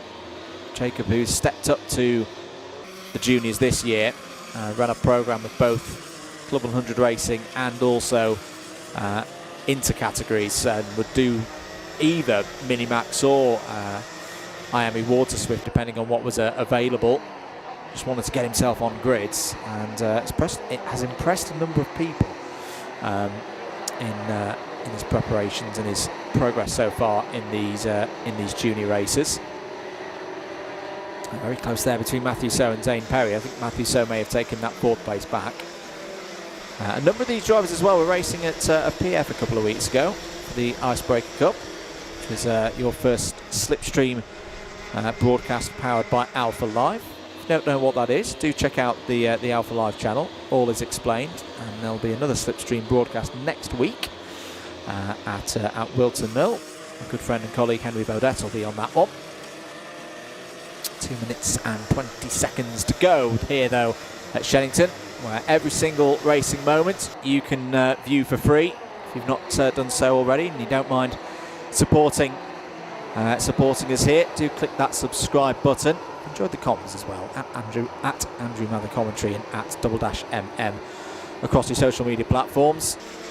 White still leads from Parkinson, from Underhill. Perry has got back into 4th place. Matthew So 5th. Alex Shepherd on for a good grid position here when we get to the final, because Alex was very, very strong in the previous race that he competed in. So he's on for a good points haul. It's just taken that 6th place away from Adam Giuditis. Here's Ethan Guest having another battle, this time with Finley Hans. Finley Hans has got through past Ethan Guest for 10th place at the moment in this race. If there's a particular driver that you're following today in Junior Rotax and you're concerned, where are they? Why aren't they on the board? Don't worry, they'll be in the next race. There's another Junior Rotax heat coming up after this one. Guest down the inside there, trying to get 10th place back off of Hans. Kayov is there as well, number 20, running P9 right now. Not long to go then on the clock. And drivers know they do not want to be in that B final. There's only a certain number of spots that automatically qualify through to the A final today. Everybody else goes in the B final and races for the last few positions. Just a note, under investigation now is the number 41 of Ethan Guest for bits earlier on in the race. That's a nice move though from Ethan. Down the inside of Christian Kayov, who nearly finds himself meeting the marshals on driver's right. Did very, very well to keep control of, there may have been a bit of an interaction with Finley Hans. 2 laps to go then. Not seen too much of the race leader, but I can tell you Charlie White has been doing a great job. There's been a change for 2nd place. Jacob Underhill is through past Isaac Parkinson, and that's a good bit of driving from Jacob, not just for the purpose of being through and into 2nd place, but didn't really have a tow and didn't have anyone helping behind. So Jacob's been able to catch Isaac there on pure pace and overtake. Final lap board out then. Charlie White has a 2-second advantage over Jacob Underhill at the moment. Isaac Parkinson is fading a little bit in the second half of this race. As out is the number 38. That's Omar Kayani. Now, we saw Omar having problems earlier on in the race down at this corner here, Stratford.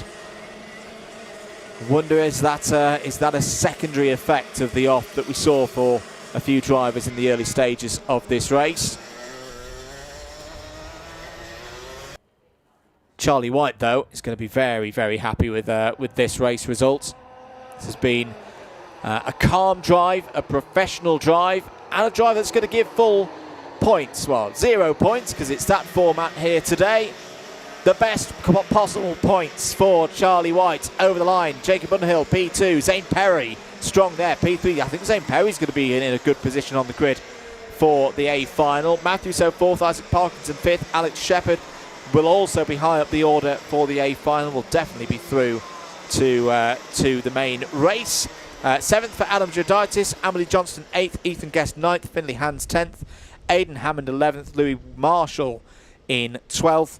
Liam Dooling was your top novice in that race for Maxim Motorsport P13. Christian Kayov 14th ahead of Ethan Cossins, Hakeem Bart, Sam Batai, Jake Richardson, Cian Hundle, and Sebastian Geldenhuis. Brave race there from Sebastian.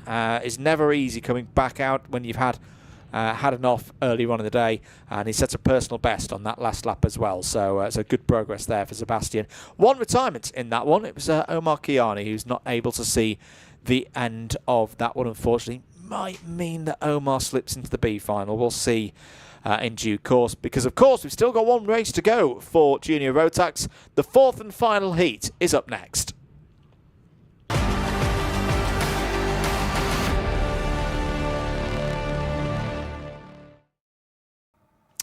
So half the field have completed their 2 heats here today. Here's the other half and how they line up for heat number 4.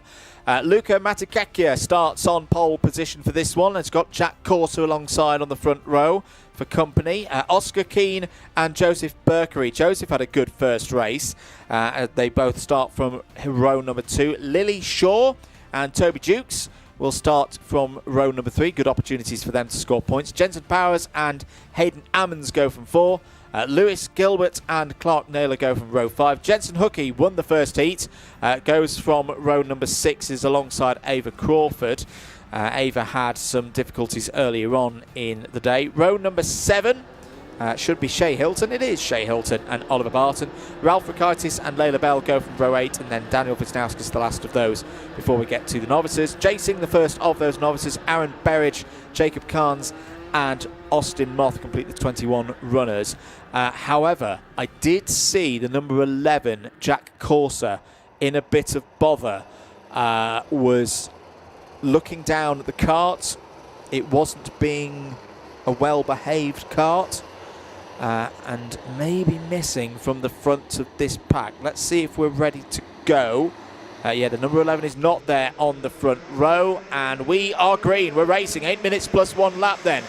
Luca Matakakia takes us through the first couple of corners. It's been a very good start for the number 37 of Oscar Keane. Oscar Keane may lead here off of the first few corners, and does. So Oscar Keane, kart number 37, takes first position in the early stages of the last heat for Junior Rotax. Can they all make it through the hairpin? Looking pretty good so far. Yeah, Jack Corser is running, but down 20th in the order over the line. Wasn't able to keep himself in formation. Unfortunately, got to get these races run, so that one was waved green. But hopefully with some good pace we'll be able to get back into position. I say I'm not quite sure what happened, whether it was I saw him going slowly, but I didn't know whether it was a purely technical one or whether he span coming out of pit lane. It's both are possible, definitely on a day like today. 7 minutes to go then. Oscar Keane leads from Toby Jukes. That's a great start from Toby Jukes as well. Started 6th, up 4 places. Joseph Berkery as well there in 3rd, as in comes Jensen Powers. Jensen Powers up to 3rd place. That was a bit of a harem-scarum move, but had control on the brakes and left Berkery and Jensen Hookie no option but to give that one to the number 16.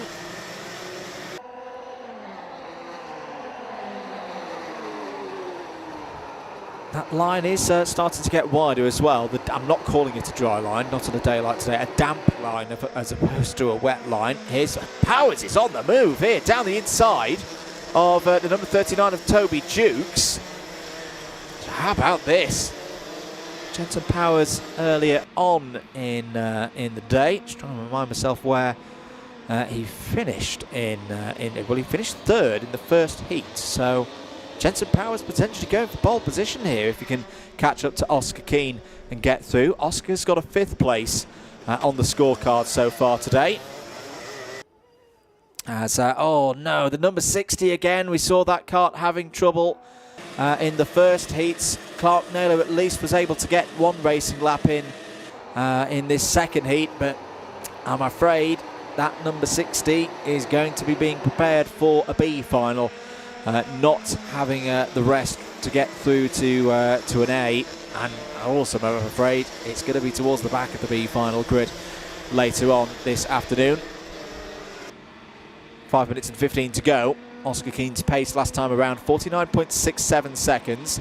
Jensen Powers 49.2, not the fastest lap of the race, but still enough to take 4/10 out of Keane's lead last time around, which currently stands at a 2nd. Jukes and Hookie here 3rd and 4th.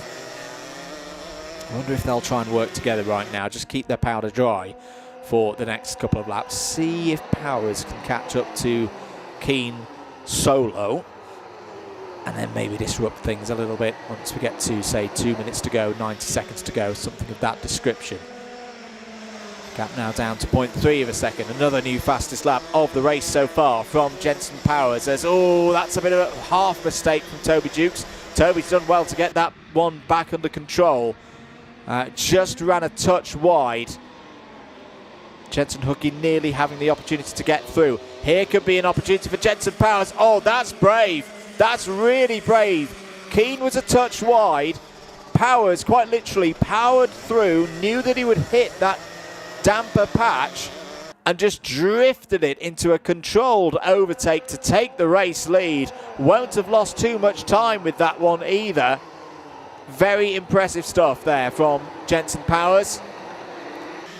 Now on the way to potentially a 3rd and 1st.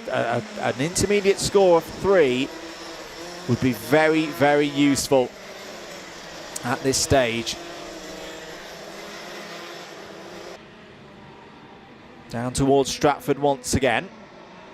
Updates in the novice ranks. Jacob Carnes is up to 11th place overall in this race. Therefore top novice. Just ahead of Aaron Berridge. And yeah, they've overtaken some big drivers as well. Some very experienced drivers there. Daniel Wisnauskas, an example. Unfortunately, our pole sitters had a really tough race. Luca Matikekia down to 19th. And that's the kind of result that could mean B final. Say, 30 or so drivers make it through directly. The rest compete for the last few spots to get in. 2 minutes and 45 seconds to go in this one. Jensen Powers in control of this race. I wouldn't say a dominant position because he's not disappearing off the front, but at the same time he's not being overly pressured by Oscar Keane.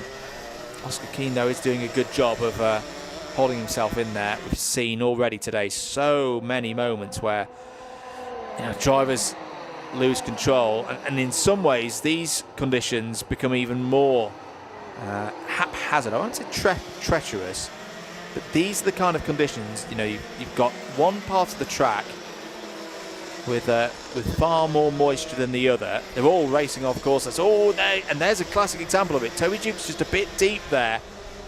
Had a half moment, is able to hold into third place ahead of Jensen Hookey. Jensen Hookey's going to go for the move here. Yeah, I think that's the right decision from Jensen. He needed that track position. There's still a decent amount of time to try and catch up to Oscar Keane. I don't think Toby Dukes has quite got the confidence at this precise moment to be able to work with Hookey and push back towards second place. So Jensen Hookey's taken that race position. Now can the winner of heat number 1 start to close in? This is where working together can be a very, very good thing to do around this circuit. So yes, right now Toby Dukes has lost a position, but if working with Jensen Hookey in this flipped order means that ultimately Toby Dukes gets back up towards Oscar Keane and there's a bit of a battle for second place, Toby Dukes could still gain out of this situation. And if he doesn't, as long as there's no other problems, P4's still pretty good. Good haul of points at this stage of the club round. Only 2 more laps after this one. Jensen Powers has extended his lead to 1.3 seconds. Sets a new fastest lappers of the race as well. So still pushing on a bit. Here's the Jack Dex Racing team member. 48.68 to be exact. On that last tour. Changes further down the order just to report. Layla Bell and Daniel Wisnauskas making good progress, both up to 7th and 8th places respectively. They've just got past Hayden Adams and Oliver Barton last time around. Lewis Gilbert's up to 11th. There's been changes in the novice ranks. Jacob Carnes is now running 12th but still the leader, but Aaron Berridge has fallen down the order and has now had a contact warning. So it's still second in the novice ranks, but has now got Austin Moth not too far behind, and is running in 16th place overall. So again, the points are all done quite straightforwardly in here in Junior Rotax. No need to worry about different classes and all of that. Everybody just scores points by their overall race position.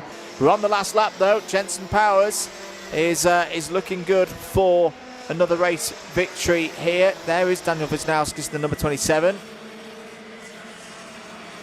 So Powers was able to take that lead away from Oscar Keane and has looked in really, really good nick so far in this race. And this is going to grab the attention of everybody in Junior Rotax. There's Ava Crawford in the number 88. Ava is having a run here that should see her on the lead lap, because Jensen Powers is going to take the checkered flag here and could well be on pole for the A final later today. Powers wins. Oscar Keane will hold on to second place ahead of Jensen Hookey. So yeah, so Hookey and Powers will be equal on points. They've both had a first and a third. Of course, we're before any scrutineering checks and all the like. So it's a very provisional result at this moment. Toby Dukes holds 4th place. Good drive there from Toby. Shay Hilton will be into the A final with that 5th place. Joseph Burkery as well, P6. Layla Bell, strong second half of the race from Layla, and a gain of 9 places to 7th. Daniel Wisnauskas should also be comfortably through to the A final with that 8th place. Hayden Adams and Oliver Barton in the top 10. Lewis Gilbert 11th, Jacob Carnes 12th was your top novice, Jack Corser 13th and Lily Shaw 14th. Now you get into the regional of drivers who might be a little bit nervous as to whether they have qualified directly or not to the big race later today. Aaron Berridge 15th, Ralph Rukaitis 16th, Jay Singh, Luca Matakekia, Austin Moth and Ava Crawford all in the top 20 who all finished on the lead lap. Clark Naylor, unfortunately, that number 60 is in the definite naughty kart zone today. It's not behaving for whatever reason, but will still score points for 21st place. So that brings us to the end of the Junior Rotax Heats, all 4 of them. The B final for Junior Rotax is race number 21, due to go at 2:50, and then their A final with the very last race of the day at 4:50. Right now, though, we have one more scheduled race before we go to the lunch break. Formula Libre is up next.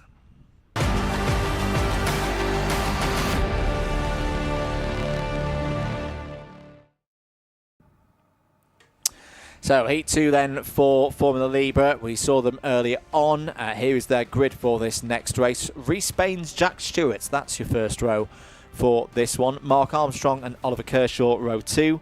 Ben Stanford and the number 66 there of Ollie Venn start on row number 3. Jamie Jenkins and Andrew Silvers on row 4. Guy Tolley in the midfield again for this one, alongside Josh Derry on row 5. Lewis Payne's had a strong run in the first race earlier on this morning. Starts alongside Paul Belton for row number 6. Pierce Armstrong and Liv Jenkins go from row 7. Christopher Frost and Harpal Baines go from row 8. James Ogden, the winner of heat number 1, starts alongside Ashley White once again. The difference being this time it's row number 9. Jack Foreman completes those not on novice plates. Will start on row 10 alongside the first of the novices, Luke Smith, Isaac Wilkinson and Dylan Chadwick start on row 11. So the grid will be formed up in a few moments' time. So this class that's I'd say there's quite a few questions about the Formula Libre class and what is it about. So if you want to get information, do a good Google search online for it. There's various places where you can find out about it. The ABKC website being a good example. Very much a part of the fixtures here at Shenington as well. So plenty of information on the website. It's a good class for, like, if you want to get a kart together, you don't want to pay, oodles and oodles. You just want to go out there and race. Get some second-hand kit, some used kit. This is not a class where you can just spend everything, if you get what I mean. So it's very much a clubman level class, and they had a good race earlier on, the first one. So we'll see how this one goes. Track conditions, again, it's not a dry track, but it is starting to get to that point where you'll probably need to tune the setup out to go away from a full wet setup.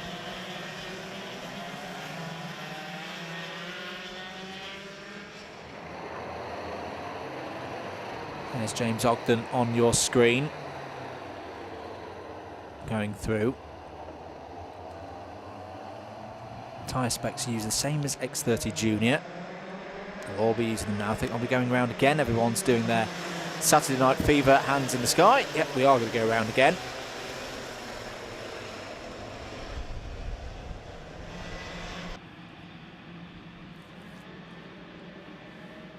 So an extra formation lap for the drivers. Quite useful in these conditions because, as I say, they will last out in probably some of the wettest parts of the day. Now the track's starting to be a bit of a mix of still the full wet, especially off the racing line. You still see like you get a little gully there, a little seam down the middle of the circuit where a puddle can form, but then the rest of it is a varying levels now of dampness.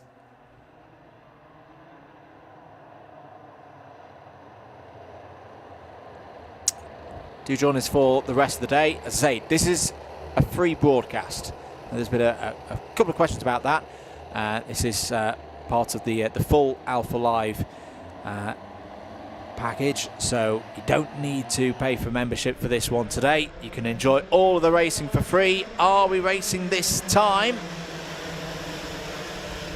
Timer is not ticking down, so I think that was another false start. No, it was a race start, so apologies. The timer in front of us, the repeater, wasn't counting down, so we are racing. Looks like it's been a good start. Oh no, the number 59's gone round in front of me here. That's Christopher Frost, understandably not too happy with things, now relegated all the way down to the back of the field. It's the number 13 of Reece Baines who's come to the front of the order.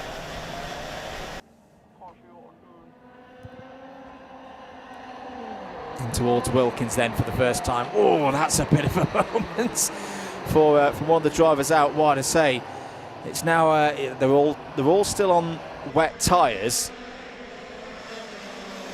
but even so, when you're carrying a good amount of speed through a damp part of the track, you get onto a fully wet part of the track, and that can grab your attention quite quickly. So Baines leads from Armstrong, Jakins, Tully, Venn, Payton, Derry, Stanford, Liv Jakins, so Jamie Jakins I should mention in third, Liv Jakins ninth, then Ashley White, who's had a good start, and James Ogden's had a good start as well. Not a surprise to see them running up now. 10th for Ashley White, 11th for James Ogden.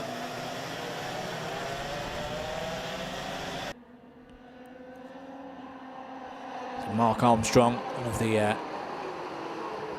regular faces in this category. 14th in the club championship last year. He's running on board a Cosmic chassis, I believe, once again this week. I think the threat's got to come in from Guy Tolley though in this race. Guy Tolley knows exactly what this category is all about, and running in third place at the moment, fastest lap of the race so far.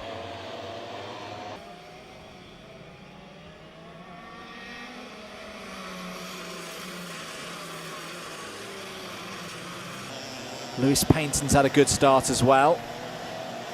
Been impressed with Lewis so far today, running up in fourth place. He's just taken that away from the likes of Jamie Jakins and Ollie Venn. 5 minutes into, very entrepreneurial is Lewis Payton in terms of how he gets the money together to fund his racing. So I do go check him out. 5:20 to go. Ashley White has just set the fastest lap of the race. There is Mark Armstrong, number 11. Guy Tolley closing in now for potentially a move for second place. Not immediately. Tolley just a bit too far back on the run towards Stratford Corner there.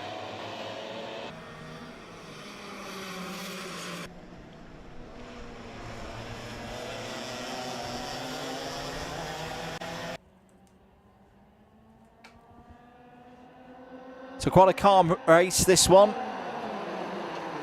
Here goes Tolley down the inside of Armstrong. That's a perfect manoeuvre from Guy Tolley to take second place away from Mark Armstrong. And Lewis Payton had to think about it there to try and slip himself down the inside. Gets on the wet line though. Oh, just see how he drifts there. That's the tricky part of the circuit now. To make big sends like that, you've got to go on the wetter part of the track. As now we've gone full course yellow there. That's come up on our screens. Now, not quite sure what this is for. Has someone stopped out there? Is it the number 88 of Harple? Ah, that's why we've gone under full course yellow. Yes, the number 88 of Harple Baines has had quite the incident there. Through, I don't like to see a kart in that deep in the tyre barriers through Hanger, and I wonder, is that an example of, again, getting off the damp line? Yes, they're on wet tyres, but that change in the level of grip may have caught Harple out there. The important thing, Harple is okay and walks to the marshal post, but given the speed that you can carry into that part of the circuit, very understandable that we've gone under a slow procedure at this stage. Timer will keep on ticking through, of course. We've got 3 minutes and 15 seconds of this race to go.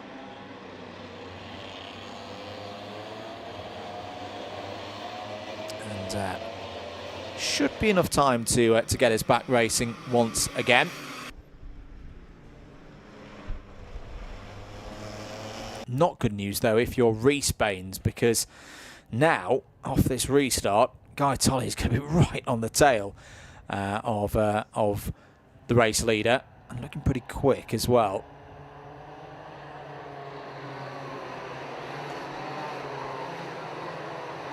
As I say, these chassis, they all have to be at least 1 year old for Formula Libre, generally running off a Junior Max engine and ancillaries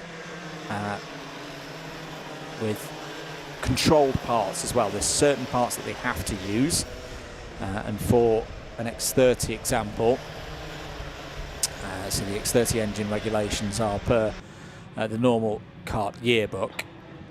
They're restricted as well in terms of what they can do in terms of sprocket sizes as well, all to try and keep things even. But I think the big one for me is the tyres.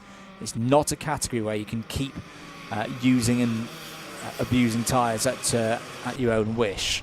Any tyres that they have to be bought through the club, and they have to do a minimum of 2 race meetings. So there's no just keep buying tyres for the sake of it, of keeping yourself on fresh rubber. Yeah, I like it. I think it's a good way to go racing.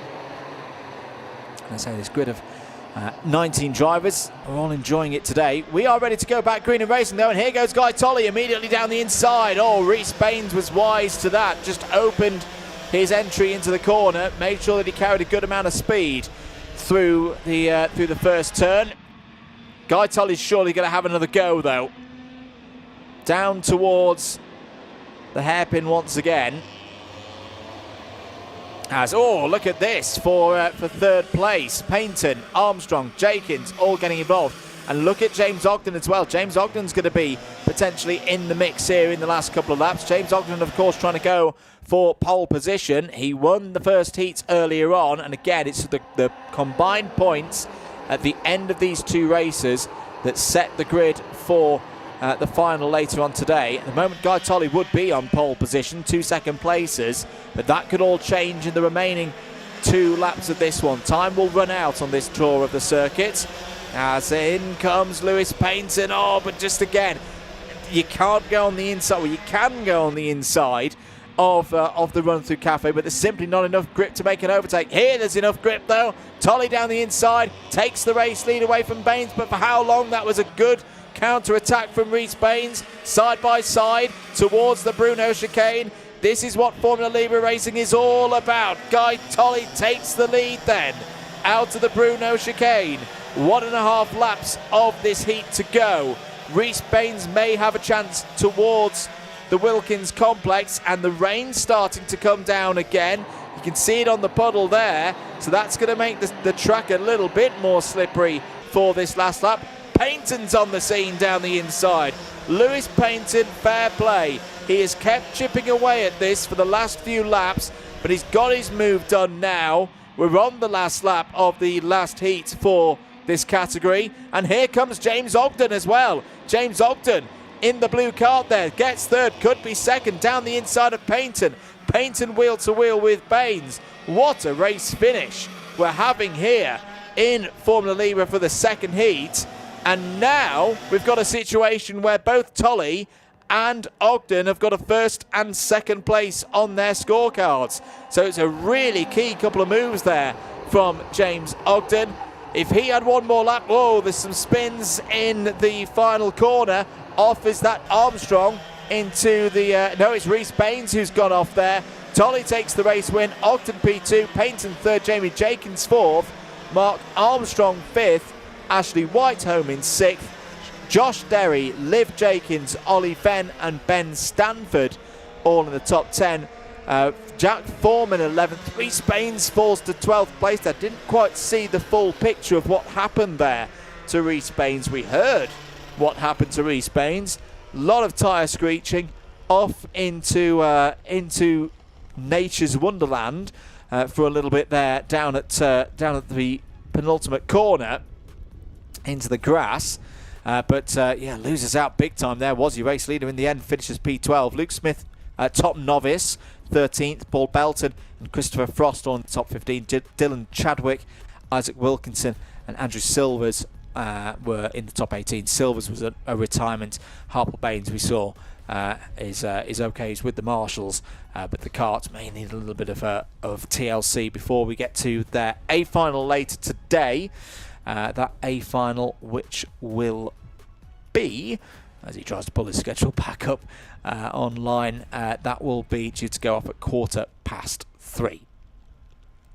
So, silence falls over the circuit. Now, this is where we were scheduled the lunch break. The next race was due to go from 1:30, but I can see that the karts are prepared in the dummy grid.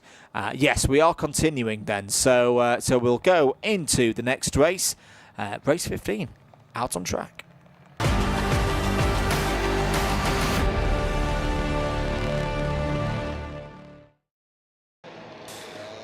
So 8-minute heat then. This is the second heat for Miami Water Swift.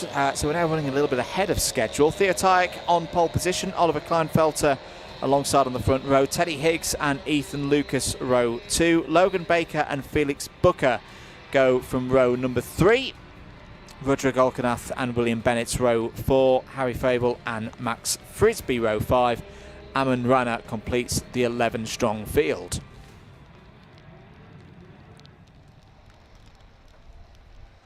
So once again it'll be an 8 minutes plus 1 lap race. Are we ready to go? Yes, we are. Green lights and racing once again here at Shenington.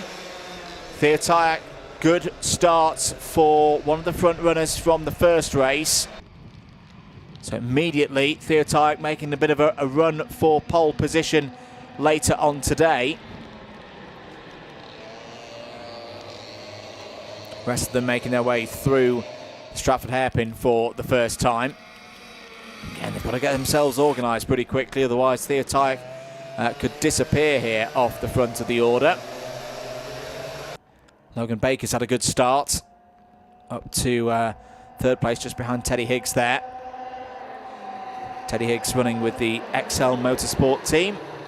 Good team to be with at the moment. They've had a lot of success over the last couple of years, and especially on moving into the British Championships last season. And that great battle between them and a lot of Fusion Motorsport drivers across the course of 2025.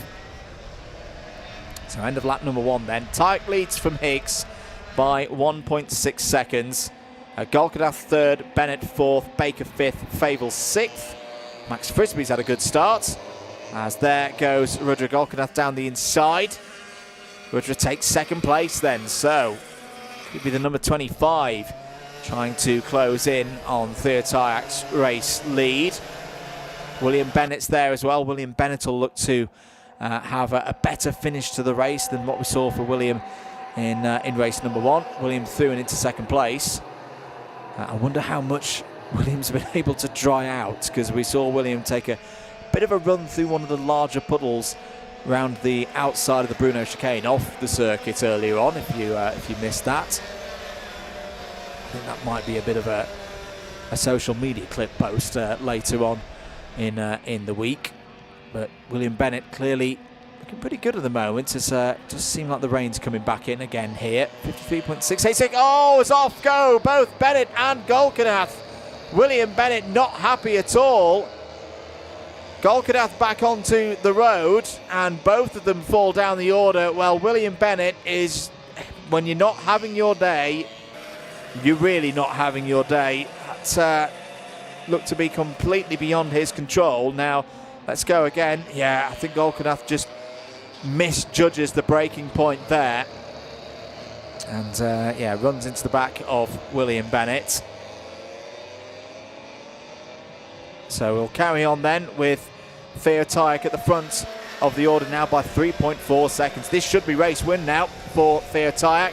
Teddy Higgs up to P2, Felix Booker P3, Harry Favel and Oliver Kleinfelter in the top 5. In fact, this is a good chance for some of these drivers to get themselves up the qualifying heats order in terms of those points. Now that two of the front runners in the early stages of this race have had a bit of an unscheduled meeting off circuit, they could pick up the pieces right now. Teddy Higgs is going to be under a little bit of pressure here from Felix Booker and Harry Favel. It's a Jade Racing Team 1-3 right now. Harry Favel for the DK Academy, the Danny Curl Academy.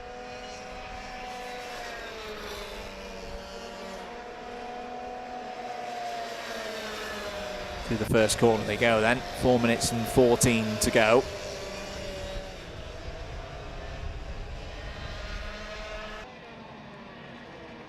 Down towards Stratford once again. And pace at the moment, 53.74. It's all changed for second place. Good move there from Felix Booker. Now that's an interesting move as well. Just indicates that there's a bit more grip now down the inside of that corner. That's the first time we've really seen that kind of move be pulled off. Than what is almost close to what you would do for a dry racing line through Stratford Hairpin. I wonder how many people around the paddock have spotted that one.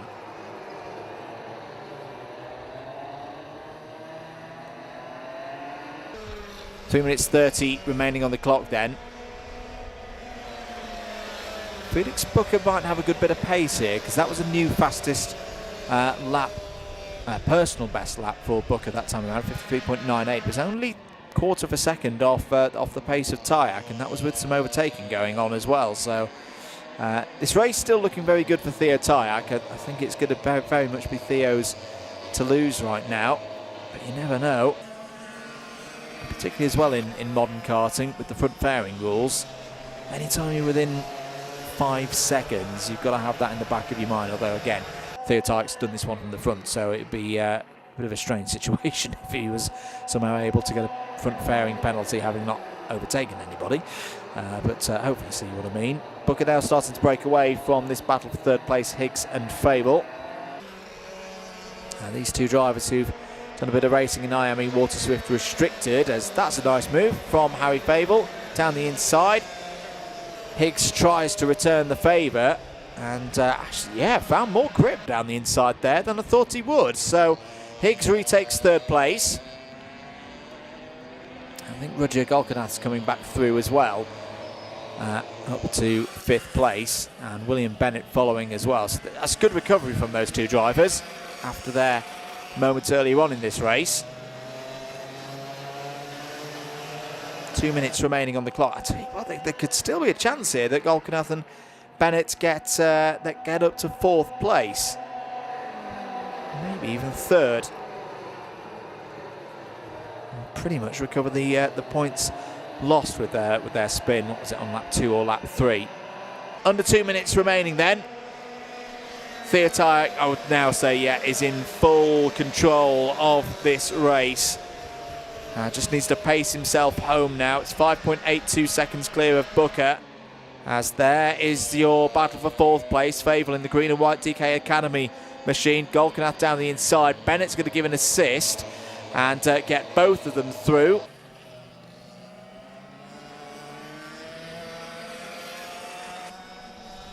Now the next target is going to be Teddy Higgs, as three of them really close running there through the Bruno chicane. You can see Teddy just taps on his helmet there to say, let's think about this. That's proper karting psychology being played at a very young age.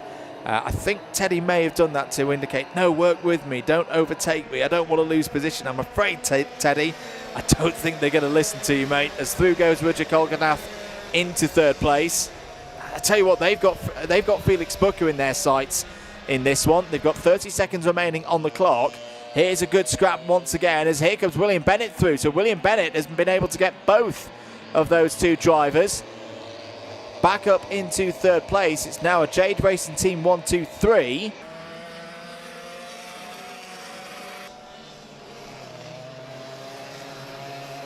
Through the Bruno chicane once again, the battle between Higgs and Fable is going to resume. It's now going to be for 5th place.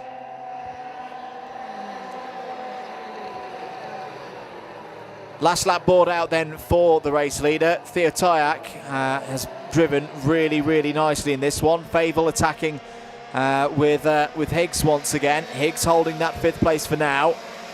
Oliver Kleinfelter not too far behind as well in the Tim Wilson Motorsport number 60. Aman Rana having a good race so far. 8th place for Aman, top novice as things stand. I think Aman got that in the first race as well.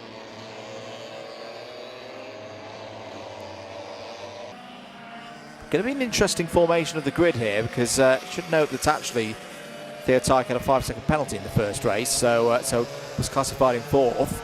Could have another tie here for who is at the top of the table. But Theo Tyack has done everything right in this one. A superb drive, 2P1 in the wet. So that will be 4 points for Theo Tyack, who is going to come home in 2nd place. If it's Booker, Booker will get 5. Bennett gets 5. And Golkadath is going to be 4. So let that one sort itself out. One single heat point covers 4 drivers. Very, very entertaining stuff there. Teddy Higgs comes home in 5th place. Oliver Kleinfelter 6th. Aman Rana 7th. Harry Fable, Ethan Lucas, all in the top 9. Logan Baker's going to come across the line. There is Logan in P10. And then Max Frisbee as well to complete the 11 runners in that race for IAME Water Swift. So that's your provisional result. We'll wait to see the full results come out before we confirm who is on pole position for the final later today. We're going to move on though. Next race, I can hear, is heading out on circuit now.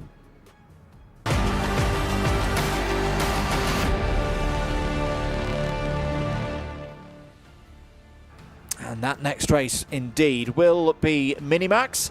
Let's take you through the grid for this one. We might have to do this one manually. Apologies there. I think the graphics just had a bit of a moment.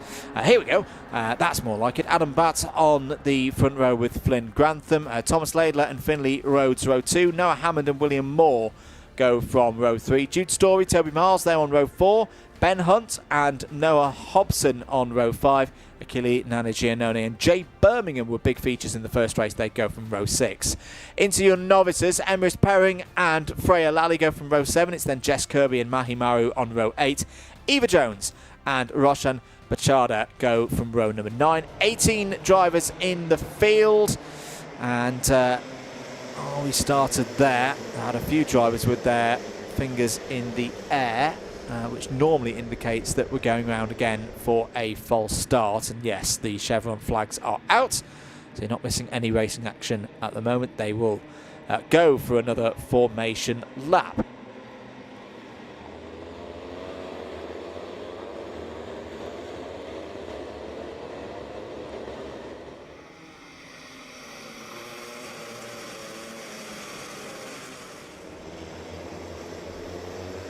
So 8 minutes plus 1 lap once again.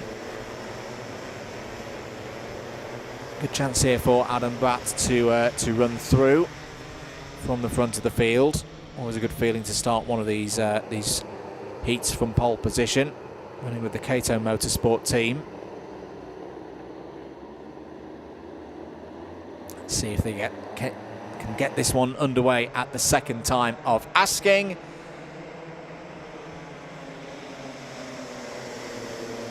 Timer not ticking down, so I think that was another false start. Yes, it is. So the chevron flags are out again.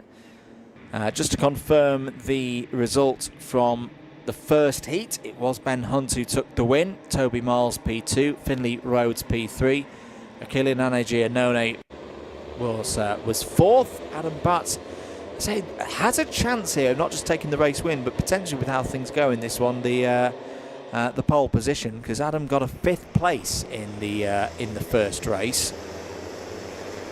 So, you know, those 4 aforementioned named, Hunt, Miles, Rhodes, Giannone, if they're not on it, if they're not able to get themselves up into, say, the top 3, the top 4, there is a chance here that Adam Butt could still be on pole position for the final. Keep an eye on Jay Birmingham in this race. Jay led the race in Heat 1 very nicely and then had a spin, so I'll be looking to make amends after that one. Right, hopefully this time we can get this one underway into the starting region, and away we go. 8 minutes plus 1 lap. Good start for Adam Butt at the front of the field. The number 97 of Thomas Laidler will be in second place as they head down towards Stratford for the first time. In fact, may have a go for the race. Lead here, all on the curb there. Adam Butt struggling to keep full control.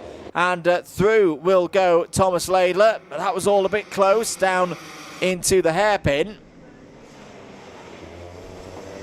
Good start as well for Finley Rhodes by the looks of things there in the number 36. Into Wilkins then for the first time. There's a gap there for Adam Butt to use. And Adams used it to great effect to retake the lead at the end of the first lap then. Laidler P2, Flynn Grantham is up to 3rd, Ben Hunt 4th. So right now I think Ben Hunt would be on for pole position. 1st and 4th would beat 1st and 5th. Oh dear, the number 16 of Roshan Bachara is I think having a little bit of an issue. Under investigation, the number 97, Thomas Laidler. I wonder if that's the race officials just wanted to have a little look at that first run down towards Stratford in the coming minutes. Jude Story has had a little moment as well through on the second lap. We just saw the number 22 half lose control, but I don't think it's fallen too far down the order. There's a move for the lead once again. So Laidler had gone to the front. Now Adam Butt returns the favour. That's good work by Ben Hunt in the number 53, reading that situation well. Got himself up to 3rd place. Flynn Grantham there is now up to P2 as nearly 3 wide on the entry to Cafe Corner. Finley Rhodes also making progress. Lost a position in the early stages, but is now back up to 4th. Challenge for 2nd place. Ben Hunt has, momentarily got 2nd place. He's now lost it again to Flynn Grantham. I wonder if those two can work together to close in the gap to the race leader. As Adam Butt, it can be very tricky in this kind of class to break away from a big pack of karts. Long straights here tend to lead to a strong slipstream. A little bit of pushing and shoving out of Wilkins.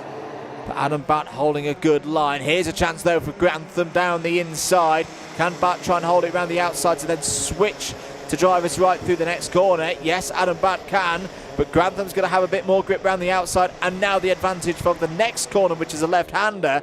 Through goes Flynn Grantham. Here comes Ben Hunt as well. Finley Rhodes holding in 4th place. 3 wide almost as they run through Stratford hairpin. Ben Hunt's on the inside. This will give him pole position in the final if he can get ahead of those other big scorers, and it looks like he's done so. Oh, half round goes Giannone, gets righted by Finley Rhodes, but it's all gone wrong all of a sudden for Adam Butt. We were talking about potentially the number 33 being on pole position for the final here. Now he's down in around 8th place. New leader, Ben Hunt, down the inside of Flynn Grantham, has overtaken the number 26. He's now on for 2 wins here. Doesn't necessarily need him in terms of how the points are working out, but Ben Hunt wants to keep that good form going and will now look to try and break away from the rest of the field. 4 minutes and 15 seconds remaining. Contact warning for Finley Rhodes.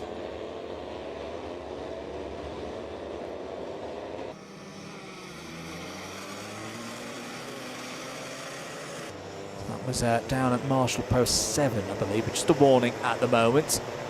Jay Birmingham starting to recover back through. I know Jay's got a lot of support in the comments, and of those watching back home and various other places.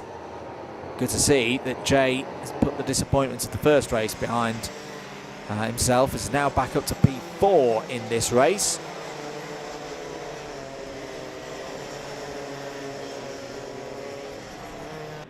Next target will be Toby Miles in that number 90 machine. Toby again having a good race, was second in the first race earlier on in the day, and could well be going for that position again.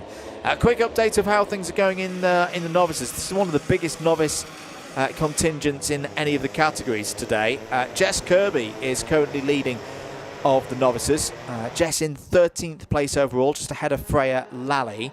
Arlo Atwood also running in 3rd in the novices right now, and Mahi Maru having a stronger race than the first one. Mahi in 16th place overall, 4th highest novice ahead of Xavier Davidson, Emrys Perring, Eva Jones, and Roshan Bachala, who is now off the lead lap and I think is going into the pits to just make sure that there's no problems with the race leaders as they come through. 2.5 minutes to go then. Here's your battle for second place. Toby Miles looks down the inside, half drift, no, spins it and collects. Oh, the 36 of Finley Rhodes wasn't quite ready for that. Toby Miles just snatched the brake on corner entry, lost the back end, got it stopped, and then Finley Rhodes simply had nowhere to go. Now, has that let Jay Birmingham through? I think it has, you know. I think Jay Birmingham's now up to 3rd place, but that was until Giannone went down the inside. So Achille Giannone has taken that spot. That's a good lap for Giannone. Picks up 3 positions without having to work too hard for it. Can now try and set about closing in on Flynn Grantham. But they had comparative pace in that in the first race, so that's going to be very much easier said than done. Through the hairpin once again, you can see the differing lines that are forming now through that part of the course. Over the curbs once again. You can see the drivers starting to use those curbs a bit more to hook themselves round as the track, just the moisture level on the track starts to reduce. I don't want to use the word it's dry, it's not dry yet. I don't think it's going to be at any point today. 60 seconds to go. Ben Hunt comes across the line. We're going to have 3 more laps of this one. 2 seconds is the advantage over Flynn Grantham, and then Flynn Grantham similarly has what, 1.8 seconds, 1.9 seconds over this duo. Not quite fighting for 3rd place yet, with good reason. They don't want to fall into the clutches of Finley Rhodes. Behind Toby Mills is still there. Adam Bart's now completely out of this as well in P7. Tighter line for Jay Birmingham there through the hairpin. Could be a wise thing to do there. But yeah, that Jay's just had a try with, because he now knows that there is a decent amount of grip on that part of the circuit, so that if he was to go for a bit of a dive on the next lap, good chance that the kart will stick and he'll be able to get through past Achille Giannone. I tell you what, Finley Rhodes isn't out of this battle for 3rd place either. P5 at the moment, and looking really quick at this stage of the race. 2 laps to go, lead across the line before we went to 0 seconds. Ben Hunt's in full control of this one and is cruising on his way towards being on pole position. Finley Rhodes has gone down the inside. Jay Birmingham gets both of them. Well, we'll have a replay of that one queued up. That was beautiful racing from all 3 of them. Jay Birmingham didn't panic at all when Finley Rhodes threw it down the inside. That was all a setup for the latter part of the corner. Just see here, down the inside goes Rhodes. Giannone can't then get on the power. Birmingham takes advantage of it and gets into 3rd place. That was a really nice piece of driving from all 3 of them. You can understand why Giannone was a little bit frustrated because he couldn't get off the corner. But Rhodes was fairly there for me.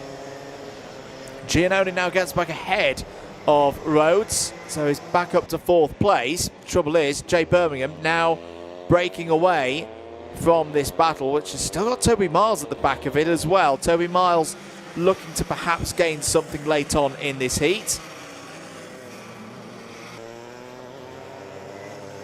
Through the Bruno chicane for the last time. Giannone, that's going to be a door that might close, and here comes the number 90. Oh, off.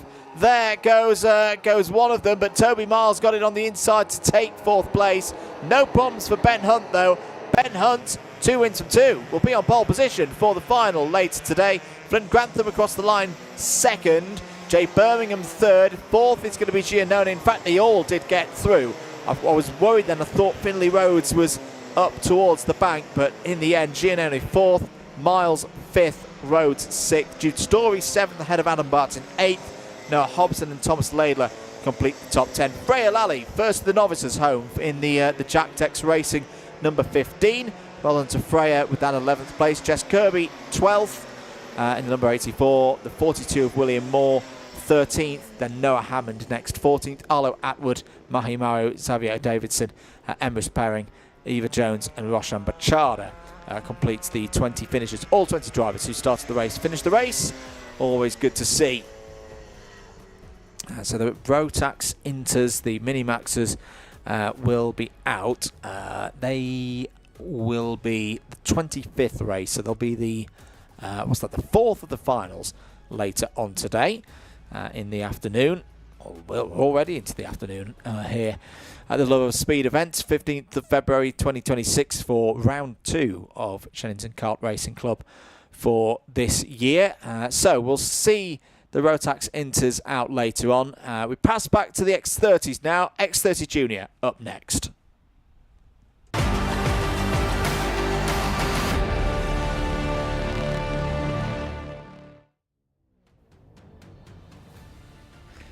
Back with us here at Shenington then, getting ready for Heat 2 in X30 Junior.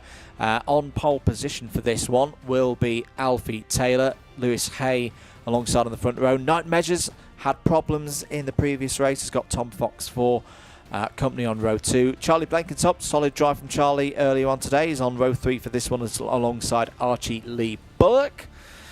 Jack Baker and Lucy Lovell on row 4. Alfie Fulton and Louis Barker row 5. Henry Duncan and Katie Donaldson go from 6. Conrad Barton and Charlie Phillip row 7. James Backworth and Katie Clark row 8. Ayrton Limmer Evans and Josh Bundock on row 9. Ethan Windsor, Lucas Murray and Harrison Maxwell all complete at the 21 strong field.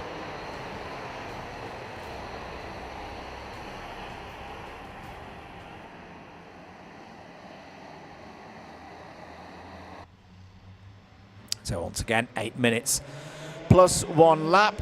Away we go then at the first time of asking. Good start for Alfie Taylor in the bright yellow helmet. Takes the race lead. Good start as well for Night Measures. Oh, but this driver's off on the approach to turn 2. Bit of a messy one there in the second half of the field. So those problems for Night Measures earlier on in the day have been repaired. Katie Donaldson sliding there through the hairpin.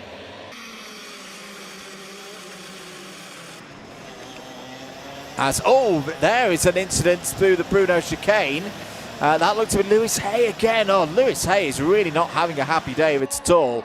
That's the second race in a row where something has happened to Lewis on lap number 1. And the solace this time is he's not stuck on a curb. So we'll be able to get going again. Under investigation, Archie Lee Bullock for something early on.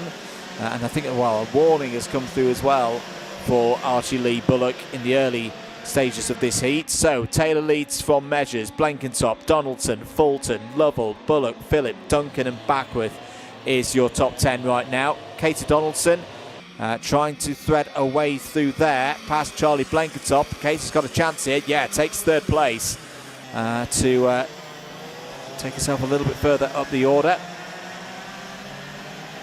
Proudly displaying the flag of Scotland, of course, on the front of her race lid. And had a decent, in the very limited amount of running that we saw 1 month ago before the fog rolled in. Katie's pace looked very, very positive for the start of the season. So just got a feeling there's certain drivers that you want to keep an eye on, but the young lady from Dufftown, definitely want to, as I say, keep tabs on how they get on across the course of this season. Contact warning for Alfie Fulton has come in the last few moments. That's number 45 moving through. Jack Baker. It's all around 13th place, that battle going on. Ayrton and Limmer Evans also in the mix. Runs with that split livery helmet.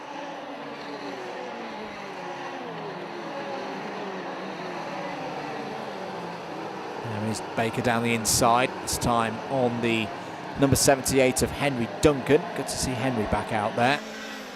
Had some tricky moments earlier on today.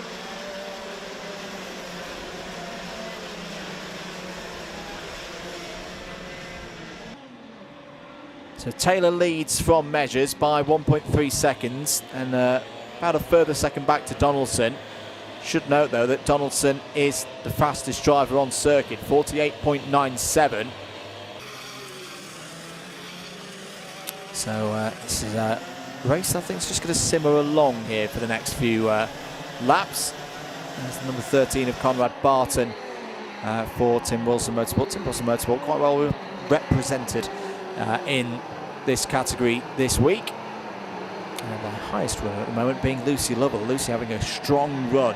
Started 8th, is now up to 5th place. Ayrton Limmer Evans down the inside there on Charlie Blenkinsop. Has Charlie fallen down a little bit through this race? Yeah, was running in 8th place now. Apologies, no, that was Jack Baker. There's too many Ayrton Senna helmets out there. That was Jack Baker in Tim Wilson Motorsport karts as well. There's Ayrton Limmer Evans in the half Ayrton Senna helmet. Charlie Blenkinsop really not having a happy time at all there out wide, losing more places. There should be a rule, shouldn't there?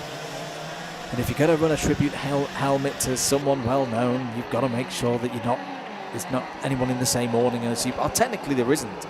It isn't the same helmet, because you see there, it's like a half British, half Senna helmet for Ayrton to signify Portuguese, Brazilian mum, Portuguese-speaking mum, and British dad. He even has the Portuguese lineup of surnames, which when you go and do international races, you learn a lot about the differences with the Spanish and all of the things that are not important at this stage, because there's a race going on. That was a good move. That was Conrad Barton, I think, back up into the top 10 now in the number 13. Lucas Murray also, should mention, is your top running novice right now in that number 47 machine.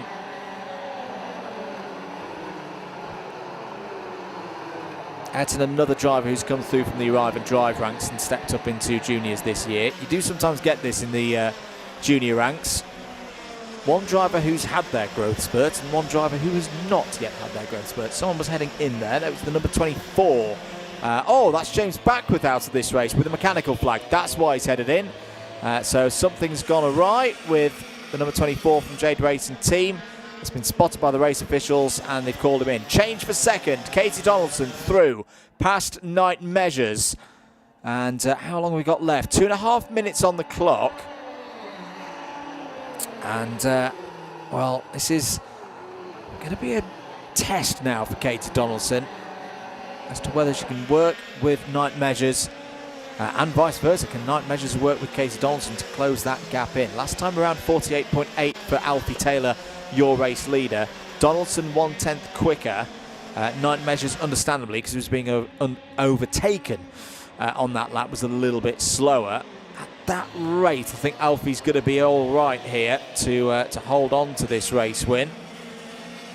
A driver who last year in SKRC had some good runs. Third in the championship, if I remember correctly, come the end of the year, so knows this circuit very well indeed. This will be the telling lap then, with Katie Donaldson clear. Has she got the pace? But I don't think she has. I don't think she's got enough laps in this one to close down what is now a 1.4 second gap.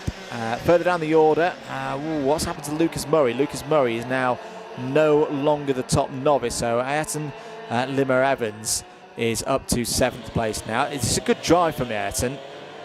He's had a bit of a baptism of fire with the junior karts. This is his third. Whoa, there's a moment again for someone down at the Stratford hairpin, Conrad Barton. Although technically you could say it's his second race, because it's his third entry, but never got to race a month ago. like many others. Had a bit of a baptism of fire, as I say, at PF a couple of weeks ago. And but this is the start of scenes that seem like Ayrton's starting to gel with the kart. And I always say, when it comes to a driver's development, the mini to junior step is so hard.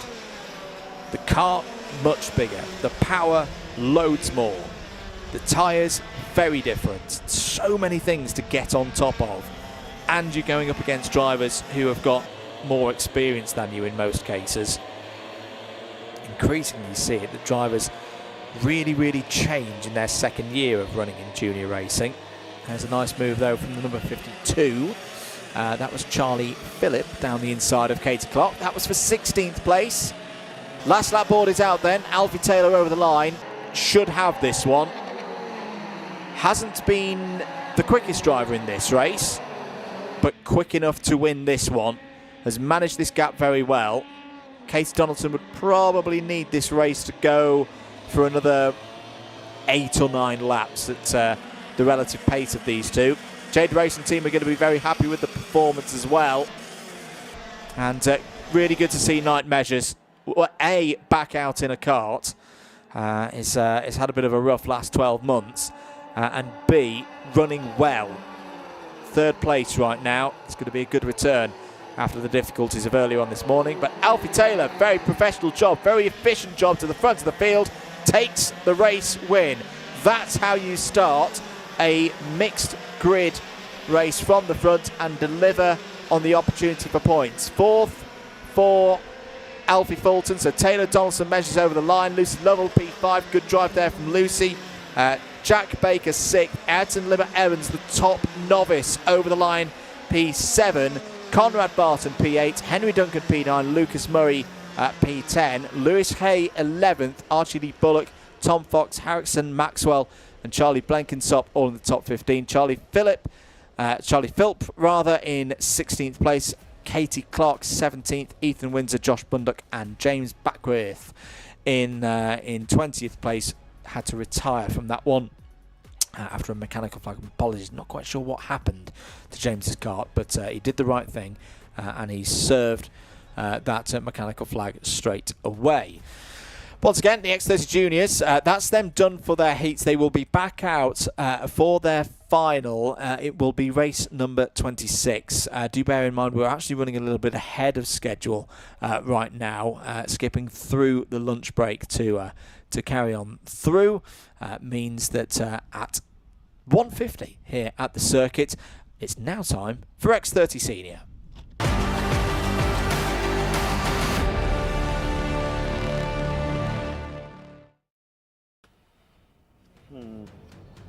So X30 Senior, second heat, coming on up next. William Omar starts from pole position, had a decent run in the first race early on, so this is going to be another contender for a pole position starting from the front. Ryan Gill starts alongside on the front row. Jake Brook and James Workman go from row 2. CJ Bennett and Samantha Seward on row 3. Andrew Platt and Lucas Armstrong row 4.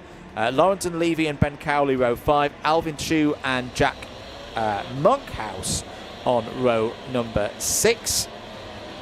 Row 7, Katie Ashman and Sasha Bagley. Row 8, Dylan Masters and Dom Parabuck.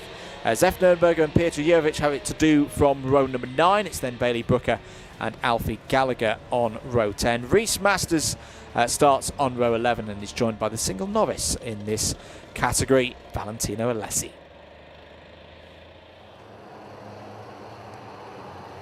So, race result from earlier. Right. CJ Bennett, I've spotted what fooled me earlier. He is running on a full package with the yellow number plates. It's on a white background. It's a very thin number. Oh, that was a bit of a messy one to get things going. We've gone to green, but I think it was the driver in 4th place was all crossed up going towards the start line there. We've had one driver miss the start completely as well. So, well, very dramatic scene. CJ Bennett down the inside, clearly running quickly in this one. He's already up to 2nd place. seeded driver in the British Championships from last year, of course. I think just wasn't himself in the first one, but CJ's got good resilience. He can bounce back here and use this opportunity to potentially win this race. All drivers do make it through from this race into the final. There's no threat of a B final. There's no threat of a cut-off.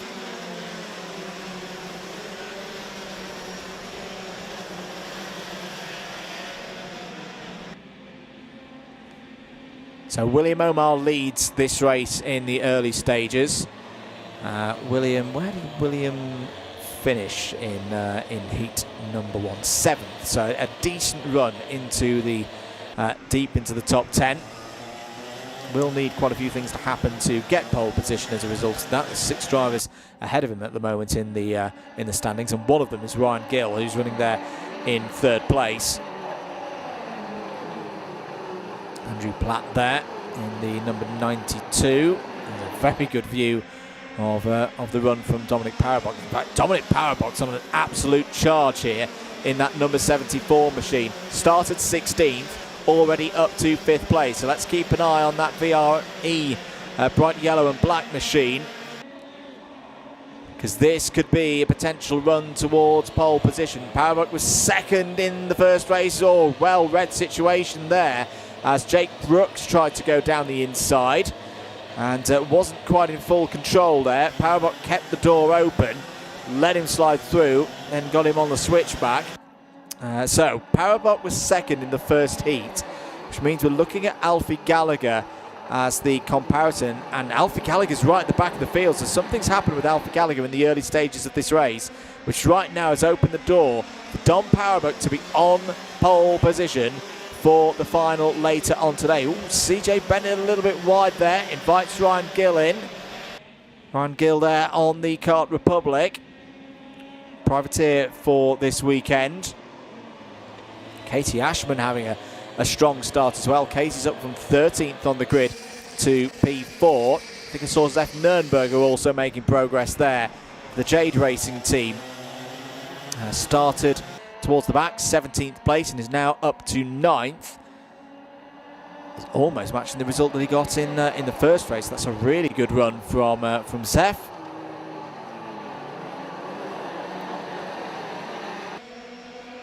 William Omar over the line then. Lead 3/4 of a second. There is CJ Bennett.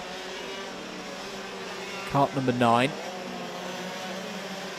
for the MDL team. Had some very good results last year, did MDL. He became a bit of a force at both a club level and also a national level. A team that CJ knows very, very well. I just feel like he's starting to turn the pressure up now on William Omar, and this will start to raise the heart rate of William Omar when you know you've got a driver of the standard of CJ Bennett behind you. The worst thing that you can do is start to tighten up, especially on a day like today when it is tricky out there. There is lots of opportunity to make a mistake. The margins are narrow. A few messages from race control. Contact warning for Alvin Chu, number 25, and Piotr Jurovic as well in the 57. Bailey Brooker has had a contact warning and is now under investigation. CJ Bennett getting in the peripheral vision there of William Omar. I don't think that was a genuine overtake attempt from CJ Bennett. That was almost one of those psychological ones of just getting right in the edges there for William Omar, just to remind William that he's there and that he's closing in. Oh, he was. In fact, it's been a very good response here from William Omar. He's actually got the gap out on that particular lap. Was quicker than CJ Bennett by a 10th of a second. As here goes Ryan Gill again. Oh, there's not enough grip down that inside part of the track through Cafe Corner to really make that move work. Down towards the hairpin once again. Good amount of grip there for CJ Bennett, but then again, just not quite as good off the toe of the hairpin as William Omar. It does cover off any kind of move coming in from Ryan Gill, though. We have seen quite recently, in fact the previous race, where things switched back and forth with drivers in three-way battles through that part of the course. 2 minutes and 25 remaining on the clock. Unfortunately, it's been a problem for Lauren Dunleavy. Lauren down the order to 10th place. Lauren started 9th. Yeah, he's now falling further down the order, so I think the number 11 may be possibly stranded out there. 2 minutes to go. Oh, and Bennett for a moment gets the race lead. Now that's interesting. He's been trying that line for the last few laps, and it's getting better and better each time. William Omar's going to need to pay attention to that. The last 2 laps, it's kind of been a bit of a head scratch. Like, why is CJ Bennett doing this? That's why CJ Bennett is doing it. He's testing that inside line to see whether it's getting better and whether it could be used for a race-winning overtake. This is going to be a really interesting run now. Through Cafe Corner, out past the pits exit, through Pits Bend and down towards Stratford Corner. How does William Omar respond to this? Does he defend? Does CJ Bennett then switch to the outside? No, he's going to go down the inside again. There is CJ Bennett, and he's got the control. That is the experience of a top 10 in the country driver. 4 laps in a row, he's been going down that inside. He's been feeling the conditions, feeling them get better, and know on the 4th time that there's enough grip to not just get the car into first positions, but to get it stopped. That was very clever racing from CJ Bennett.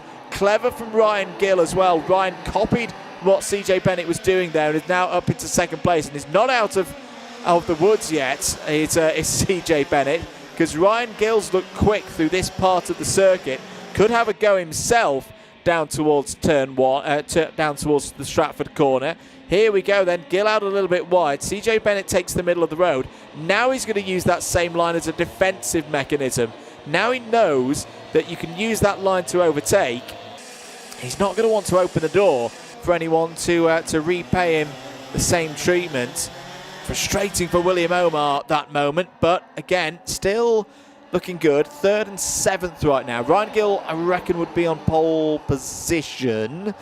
2nd and 5th would give him 7 points. No, I think actually no. Dom Powerbox still on for pole here, because 2nd and 4th would give him 6 points. Gallagher's out of it for pole position. 1st and 20th would give him 20 points.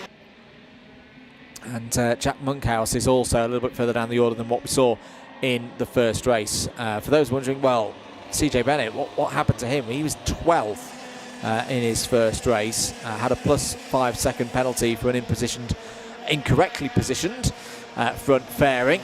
I'll tell you what, he's not got this race won yet. We are on the last lap. Ryan Gill is right there. Bennett's surely going to have to defend into the last couple of corners. He'll just hold it a little bit right. That's nicely controlled.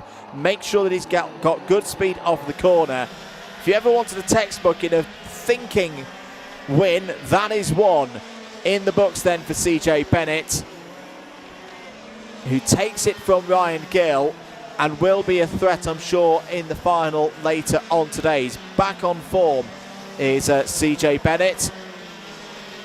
The package now performing well, and as expected for a driver of his pedigree. Ryan Gill 2nd, William Omar 3rd, Dominic Powerbox 4th, Katie Ashman 5th, Seth Nurnberger 6th, Jake Brook 7th, Alvin Chu 8th, Lauren Dunleavy did actually, I think it may have been a little transponder moment for Lauren Dunleavy, because Lauren's being scored as 9th on our screens. Andrew Platt 10th, Pietro Jurovic 11th, Jack Monkhouse 12th, and then the second half of the field, Dylan Masters, Lucas Armstrong, Ben Cowley, Bailey Brooker, James Workman, Valentino Alessi, Samantha Seward, Alfie Gallagher, Reese Masters, and Sasha Bagley. Sasha Bagley retiring from that one.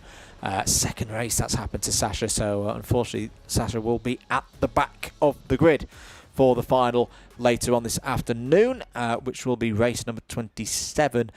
Given that we're running about 20 minutes ahead of schedule, I imagine that's probably going to be around 3:45 now. But do stay with us so you don't miss a single moment, not a single race.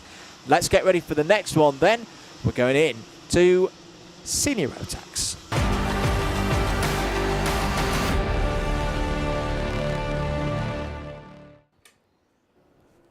Big grid then for senior Rotax heat number 2. Let's take you through the grid. Charles Sutton on pole, Abby Sanders alongside on the front row. Harry Gill and Lily Charlton go from 2. Oliver Lomax and Ryan Sayers on row 3. Kyan Eastick and Josh Gora on row 4. Adam White and Daniel Kaov on row 5. Freddie Tonelli, Lloyd Williams, they go from row number 6, starting to go into the midfield now. Ethan Martin and Tom Nottingham on row 7. George Isgrove and Harvey Quick on row 8. Rest of the field running through. We're just probably going to have to rattle through these because we are near the race start. Are we ready for 8 minutes plus 1 lap? Yes, we are. Away we go then into the first couple of corners. It's going to start getting tricky for the drivers now, especially with a 31-32 kart field. They can't all be on the drying racing line. Down towards Stratford for the first time. It's a Maxim Motorsport number 40 of Charles Sutton in the race lead. Good start for Harry Gill as well in the burnt orange and blue and black of Attack Motorsport. Harry Gill holding second place right now. Yellow flags out at Marshall Post 4, so is someone in a bit of bother on the far side of the Stratford hairpin. Warning straight away for Oliver Bamford Senior off of the race start. So 7 minutes and 15 seconds gone, not long gone. Oh, there's a spin for an Evolution in the middle of the pack there. Didn't quite catch which number it was. But not a good moment. Oh, in fact, more people have joined. So it was the 89 that started. That's William Webb. William Webb out of contention in this one. The 63 of Daniel Kayayov also got embroiled in all of that. And was it the 74 perhaps of Arminas Sabarauskas? So they're all in trouble. There's one driver off into the bank on the exit of the Stratford hairpin. And it's one of the AJ Racing drivers. It's the number 17 of Lily Charlton. So Lily was up in 5th place there. Looked like there may have been a bit of encouragement into that moment. I don't think Lily drove there of her own accord. But again, drivers half losing it through Wilkins Corner. You can imagine that the conditions are getting quite peaky now, where you try and lean on the grip that's available. The trouble with that is when you do that, you can very easily, very quickly find that the grip runs out. And yeah, particularly when you've got a big grid, 31 drivers all trying to make their way through. They all will get to the final, but again, if you want to be part of the big competition at the front of the field, you've probably got to be starting up in the top 15 here today, even if you're the quickest of drivers, starting outside the top 20. With the track as it is, it's not like when it's a dry track and you can make lots of progress with your overtaking quite quickly. It's difficult to overtake today. You don't want to leave yourself with too much work to do. That was a nice move. That was Ethan Martin down the inside of Josh Gora for 6th place. So Martin for the EM Improvements team is up 7 places so far in this particular heat. Charles Sutton still leads this one though from Harry Gill. Ryan Sayers in 3rd, Adam White 4th. And just to remind what we saw in the earlier race, it was William Webb. That's why it was such a surprise to see William Webb facing the wrong way after the first lap, that William Webb took the heat win and took it pretty easily as well. Pretty easily, 5.2 seconds clear of the rest of the field. Drew Praisner was 2nd ahead of Alfie Davies. I will be honest, this is where the abacus is simply not big or quick enough to fully be confident in who's going to start on pole position for the final later on. But we'll make the same point that we made earlier. If you're gaining lots of positions, that's good. That is generally how it works with a big grid like this. The driver who's made the most overtakes is the one who's going to be starting towards the front of the order and maybe even take pole position.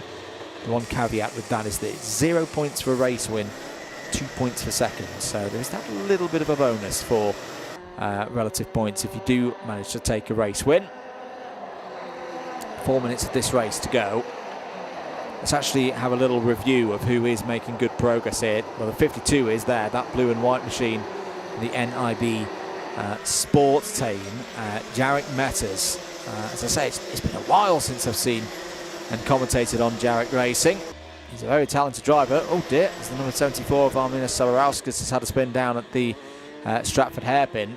Meta's up 10 spots so far in this one. That's a solid drive through the field. Drew Preisner though. Drew Preisner might be on for pole here because he's gained 13 places. So he's got 2 top 10s. I think that's going to be, I wouldn't say rare, but I think it's going to, 2 top 10s is going to be in short order today in senior Rotax, given the conditions, given the size of the field. But we'll keep you up to date with that one, yeah, particularly with William Webb down there at 27th at the moment for William. Is starting to catch back up to the main pack though. There's Alfie Davies in all of this as there's a challenge there for second place. Adam White has got through past Harry Gill, so got the move done on the previous lap. Harry Gill had a bit of a counter-attack go. Ryan Sayers is down the inside and has used that inside line, has got one position. Back is going to come Harry Gill. This is great racing, as you come to expect in senior Rotax. Oliver Lomax is now part of this group there in the number 27. Charles Sutton, by the way, where did Charles finish in the first race? 22nd, yeah, so unfortunately Charles is really not part of things for getting pole position in this class for the final later on today. That 22nd is simply going to move him too far down the order once all the scores are tallied up. Ethan Martin, another nice move there in the number 55, gets up to 5th place. Ethan could be on for 2 top 10s here. I don't think it outscores Drew Preisner at the moment. Oh, well, not if he starts doing things like that. Wow, down the inside, double overtake by Ethan Martin. That was a spectacular one. And that takes Martin up to 4th place now. That'd be 4th and 7th, 11 points. Drew Preisner would be on 9 right now with 2nd and 7th. Tell you what, Ethan Martin, with drivers ahead of him in striking distance with 1 minute and 25 to go, could be a problem here for Drew Preisner. There's the number 86 on your screens of Harry Gill going wheel to wheel with Ryan Sayers. Ryan Sayers around the outside, and Drew Preisner has got past both of them. So Preisner must know the situation. He's got to get up the road here. Depends a little bit from Ryan Gill. Gill will just nearly take the position. I think Preisner will have the drive towards the Bruno chicane and hold on to what is now 5th place. So that further improves Preisner's situation. Makes it harder for Ethan Martin to outscore, even if Ethan Martin was able to close in on the leaders and take the race win. The other problem for Ethan Martin is the gap between Sutton and White. Nearly 1.7 seconds. Oh, there's a spin there for Ryan Sayers. Now that looked a bit close. Very easy to lose control in these conditions.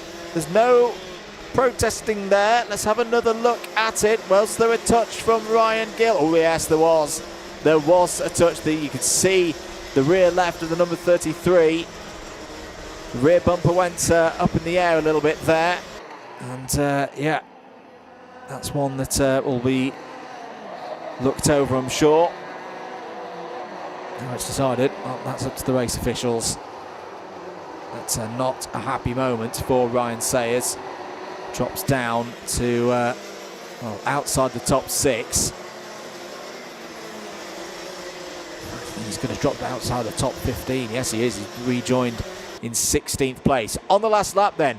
Great drive this from Charles Sutton, and I tell you what, a great job as well from Maxim Motorsport.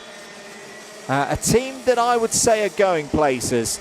Not the biggest name by any stretch of the imagination in Rotax competition in British karting, but they are starting to get some decent results and catch the eye. They've got a 1-2 here in the hands of Charles Sutton and Adam White, and they thoroughly deserve it. Setup work absolutely spot on. Sutton across the line, rebounds from the disappointment earlier, takes Heat 2 in senior Rotax. Adam White second, Drew Preisner third. So the number 19 will be on pole position for the final later on. I tell you what, that is a tremendous heats performance in a grid of over 30 drivers with mixed grids to get second and third is very impressive indeed, particularly as he was towards the back for the start of that one. Ethan Martin fourth, Oliver Lomax fifth, Jarek Metters sixth, Harry Gill seventh, Josh Gora eighth, Ethan Griffiths ninth, and Bertie Wellesley was, I think, your biggest mover in that one. Yeah, Bertie was up 18 spots. Sorry, no, second biggest mover, up 18 spots to 10th. Your biggest mover was Drew Preisner in third place, up from 22nd on the grid. Freddie Snelling, Scott Hayward, Kian Aistick, Abby Santers, and George Isgrove all in the top 15. Ryan Sayers, Harvey Quick, Alfie Davies, Robin Brain, Tom Taylor take us down to 20th place. Tom Nottingham, Harry Wilch, William Webb, all in the top 25, completed by Marissa Teague and Veer Maru. Oliver Bamford Sr., 26th, ahead of Daniel Kayoff, Lily Charlton, Jensen People, Armin Elas, Savarauskas, and Taylor Davies complete the 31 finishers there in that race. We've got to move on because this is coming right up.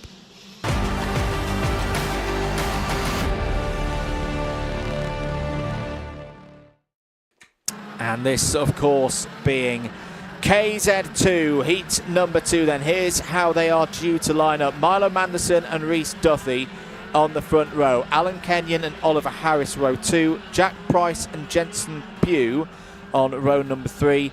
James Koshelek and Ryan Simpson will go from row 4. George Robinson will start on row 5 and will be joined by others because we've got more than 9 karts in this one.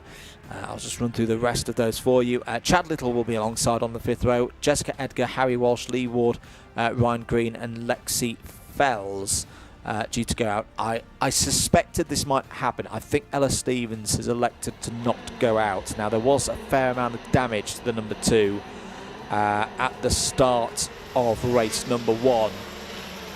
And credit to Ella for coming to race today, and no disrespect to the rest of the field, but I would imagine with an F1 Academy season in preparation, the risks are just a little bit too high with the conditions. You know, other drivers, you know, wanting to have their own races. That was a bit of a close call for Ella in the first race. So it's not saying it's the wrong decision at all.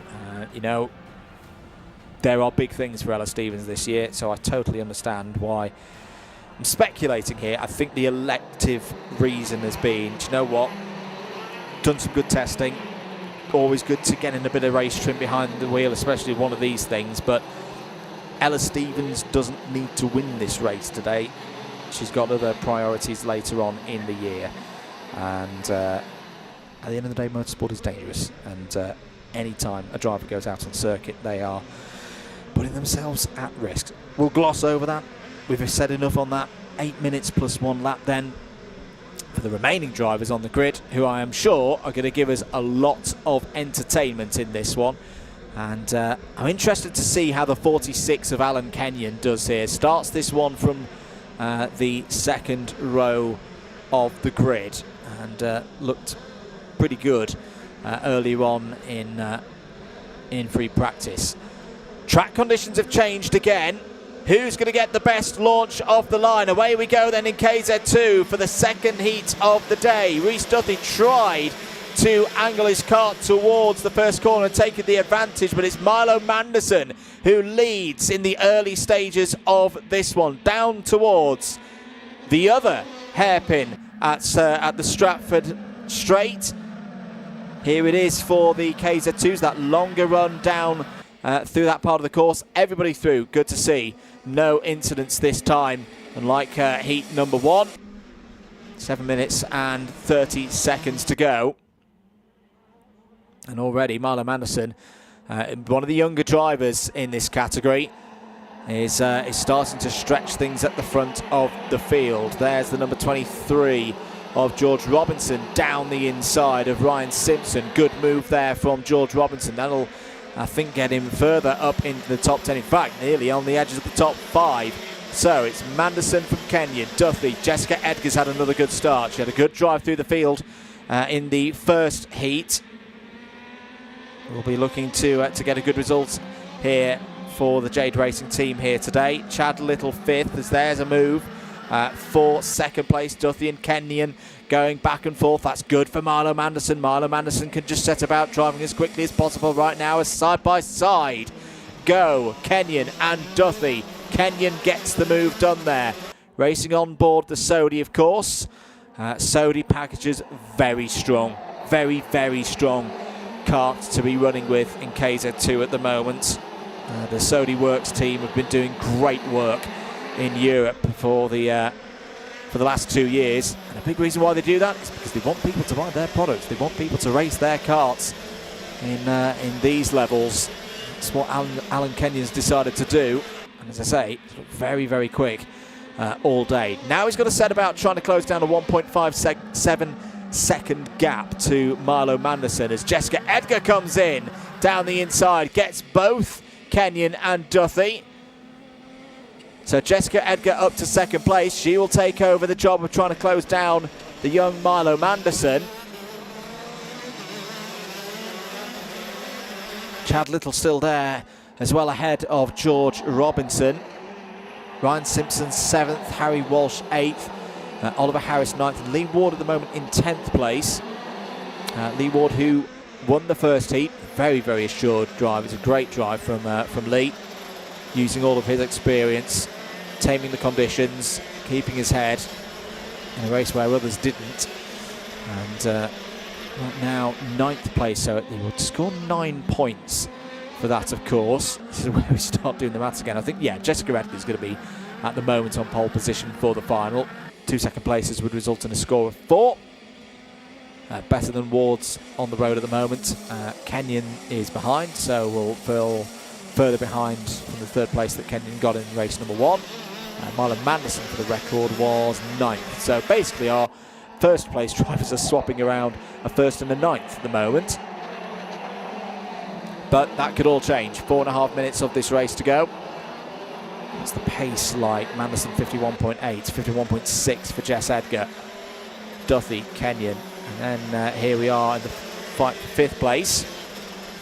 Chad Little, George Robinson, Harry Walsh. This is a good scrap between these three.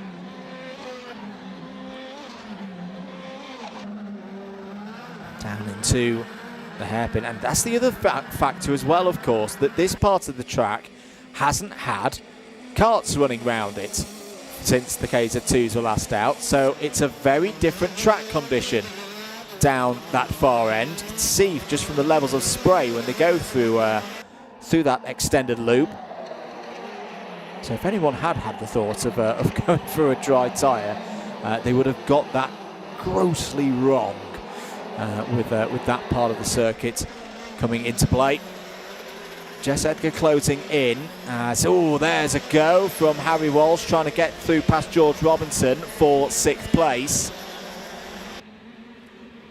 Not quite able to do so. Corner speeds of these KZ2s so high.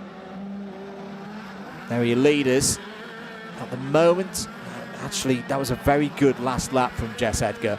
51.26. Took about 7-8 tenths out of Milo Manderson's lead. It's now only 0.9, or was 0.9 of a second. Little still ahead for Robinson, Walsh and Simpson in that fight for 5th place, which we'll see. I think Lee Ward start to close into this quite soon as well. Just to note, Ryan Green is in this race. We saw Ryan Green in a bit of discomfort at the end of the first race, but good to report that Ryan is back out on circuit, currently running in 11th place. This is his heat where he started from the back, and in fact make that 10th place. Ryan Green has just got through past Oliver Harris. Back at our screens though, Milo Manderson, well, you're going to have to really think about this. Jess Edgar goes down the inside. Milo Manderson trying to do the switchback.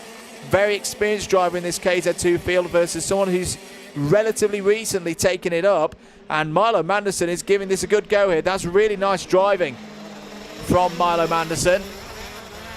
Jess Edgar though just looking much quicker at the moment, and Milo Manderson might be staving off the inevitable right here. Having said that, again, we saw a little bit of this from Jess Edgar in the first race, where she caught up to the back of Ryan Green and Lee Ward, but there simply wasn't the space out on circuit with the differing conditions to make the move stick. And again, right now she doesn't need to win this race. She is on pole position as things stand for the final later on today. Doesn't need to risk too much right now in a heat. In towards the Bruno chicane once again. It just feels like Milo Manderson has now started to pick the pace up again. Running on the energy chassis. And yeah, you'd say right now on the basis of this last lap that Milo Manderson, the young driver, the young man, is starting to pull away from Jess Edgar.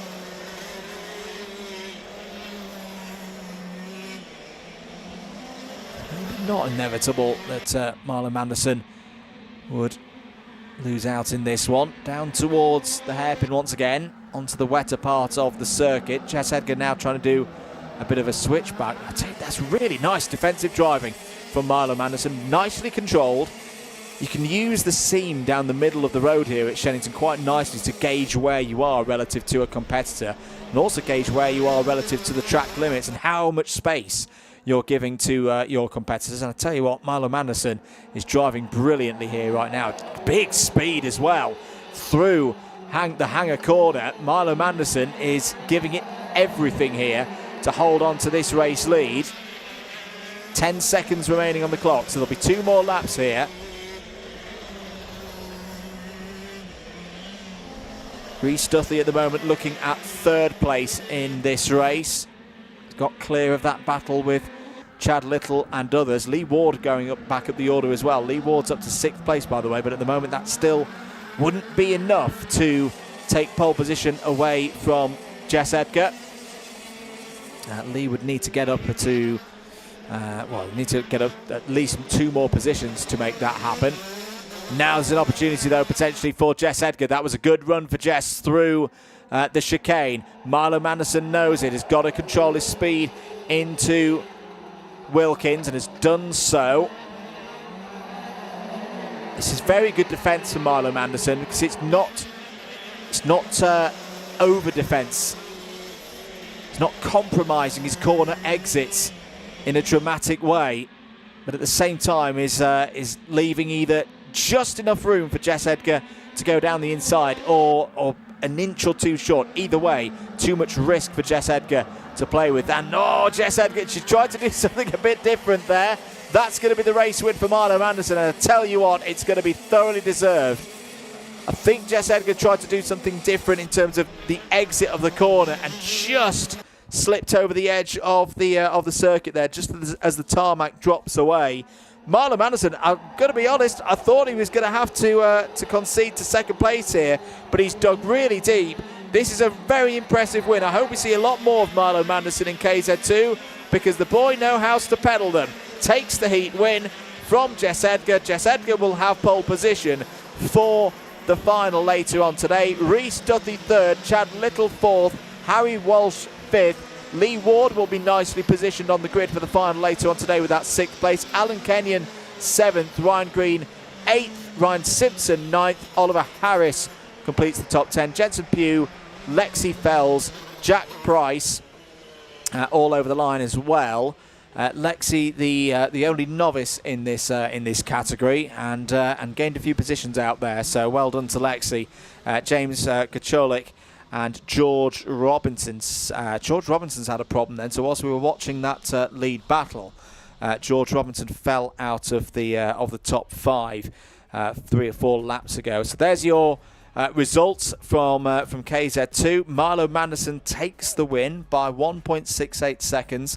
Ahead of Jessica Edgar, and the number 25 battle there between number 25 of Chad Little, not quite able to get ahead of Rhys Duthie. Rhys Duthie takes 3rd, and we'll see the KZ2s out again later on today. Right, let's move on. The racing continues here at Shenington. Keep it locked here on your Alpha Live broadcast.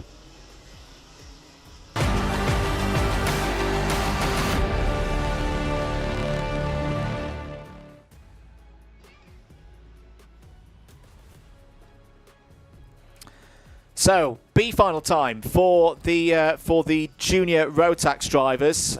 We are ahead of schedule and pushing through whilst the conditions are good. Here is your grid for junior Rotax's B final. Jacob Kearns and Jay Singh start on the front row. Jake Richardson and Lewis Gilbert on row 2. Ava Crawford and Sam Batai start on row 3. Luca Matikakia starts on row 4 alongside Omar Kayani. Row 5, Christian K. Havaf and Austin Moth, Sebastian Geldenhuis and Clark Naylor start on row 6. There'll be 7 minutes plus 1 lap for the last opportunity to qualify through to the A final. That's the one that everybody wants to be in.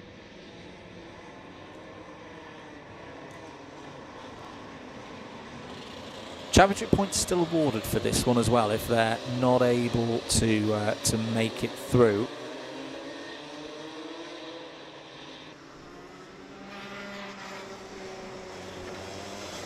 The drivers just getting a little bit of extra time to get themselves up to speed. Just a note for if you are particularly supporting another junior Rotax driver and they're not on this grid, that's good news. It means that they have got through directly to the A final. The A final, 30 drivers already through.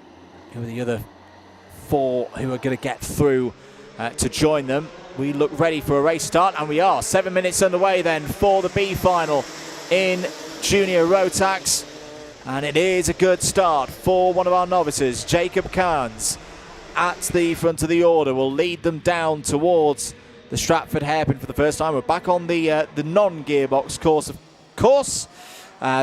Spinner, and it's the number 14 of Lewis Gilbert who's gone around there. That's a real shame for Lewis. That probably puts an end to any hopes of getting through to the A final here today.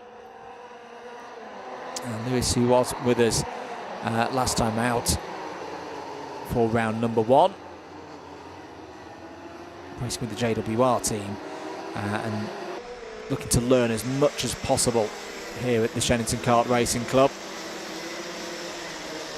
So Cairns leads from Singh, Matakakia and Kayahav. Oh, is round there is the number 15. So that's Jake Richardson out of contention. A little thumbs up there. I don't think that was a happy thumbs up for Jake Richardson through Cafe Corner. Didn't quite catch who was in close proximity there. Was it maybe Omar Kayani or Austin Moth? Good to see the number 60 of Clark Naylor in this race. That kart's had a few problems today. And what a way to bounce back it would be to qualify through from this B final. We haven't really seen in full what that kart can do yet. Carnes and Singh doing absolutely what you should do if you're in their shoes in a B final. Go into time trial mode. Don't need to fight right now. Yes, winning a race is always nice, but I tell you what, getting through to an A final and potentially having a hero's drive through the field in this situation feels even better. So the focus is going to be a bit further back, I think, in this one. The likes of Christian Kayov and Luca Matikakia at the moment are standing on positions that would get them through. Maximum grid of 34, of course. The standard 34 for circuits such as this. Sam Batai in 5th place. In some ways the worst place that you can finish in a race like this because you're so close to making it through. And there is the number 99. The black livery with the stripes of blue and yellow. Luka Matakaki is going to be under pressure here, I feel. This is where this race is going to unfold for the next 4 minutes. Further back, I tell you what, as Lewis Gilbert got back on circuit here and started to respond back through the field, if so, that must mean that Lewis has got some good pace. After the spin earlier on, yeah, I think Lewis is back up to 7th place now. So hang on, let's not write that number 14 kart out of potentially going through here. Best part of 4 minutes remaining. New fastest lap of the race. Sorry, it was not on that lap. Now it's coming. You can feel it coming from Lewis Gilbert at 49.15. And so yeah, 5.31 seconds behind the leaders. 2 seconds behind this battle that we're looking at now. So just keep an eye on the background. And that JWR number 14 starting to close in on this key battle for the last spot in that grid of 34.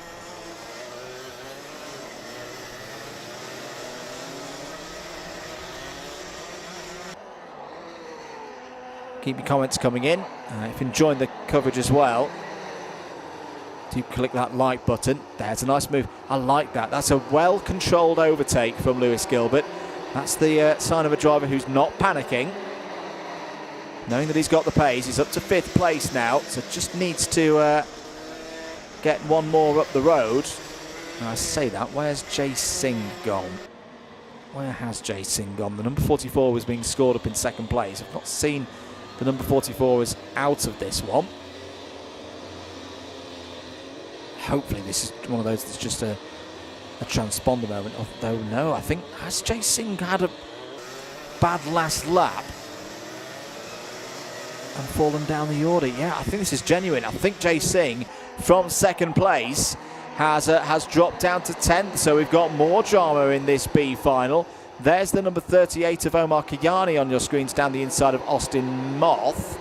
And, oh, nearly loses it coming out of the final corner, does Kayani. This is a battle for 6th place. Sam Batai's at the moment looking at going through in 4th place.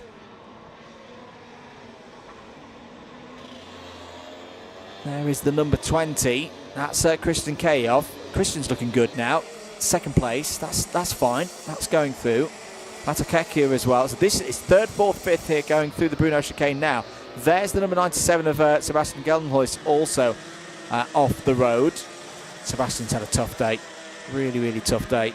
But hope that the Precision Racing team and the South African driver have enjoyed and learnt a lot today. As there is the... Oh, now what was that? Was that the number 20 going slowly? Yes, it was. So Christian Kayov, after we said, oh, he's fine, he's in 2nd place, this is all good, is now out of the top 4. Here's Lewis Gilbert now going on the attack of Sam Batai and Luta Makakekia. This is now, they may not be aware of this, this is now 2nd, 3rd and 4th. They're all fine for a grid of 34.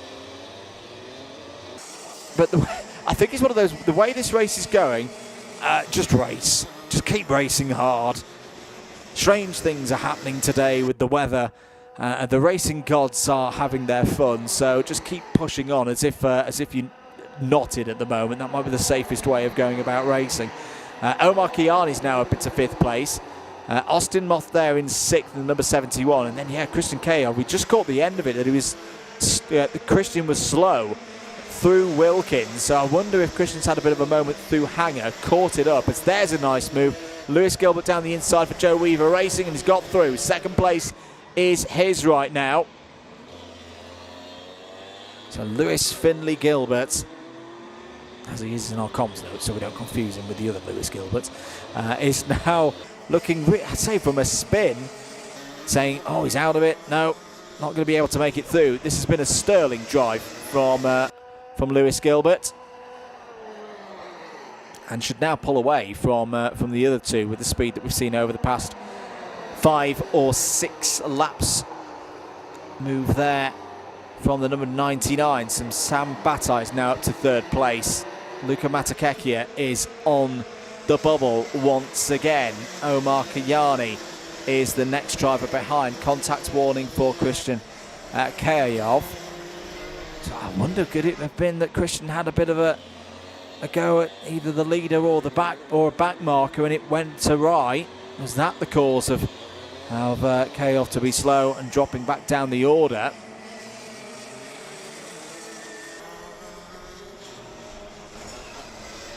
So it's looking like 2 from these 3 then to get 3rd and 4th to join the 34 strong grid.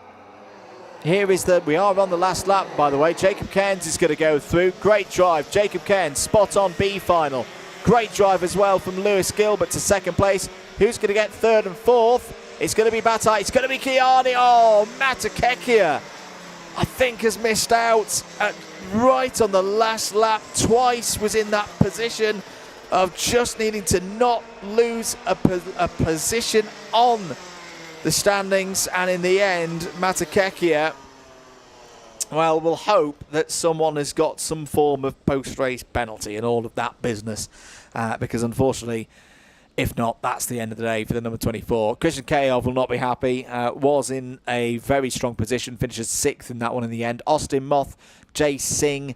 Jay Singh as well was second, comfortable, just needing to bring things home. In the end, it's P8 in the end of the day there for the number 44. Clark Naylor gets to a race finish. First time we've been able to say that today, and got past a few people as well. So 9th place for Clark Naylor. Jake Richardson 10th, Sebastian Geldenhuys 11th, and then Ava Crawford was 12th in that B final. Best of luck to all the drivers who, of course, move on into the A final. Best of luck for those who haven't made it through on this particular month. There's always next month, and of course, if you want to be on the grid for March's round, do make sure that you set up on the Alpha Timing service that deals with all of the entries, and of course head across to the website for all the latest information, prices, details, all of that stuff is all on the Shenington Kart Racing Club website. That's not the end of the day for the Junior Rotaxers, because of course we've got their A final coming up later on, but we have now indeed got our first A final of the day. The Cadets are out next.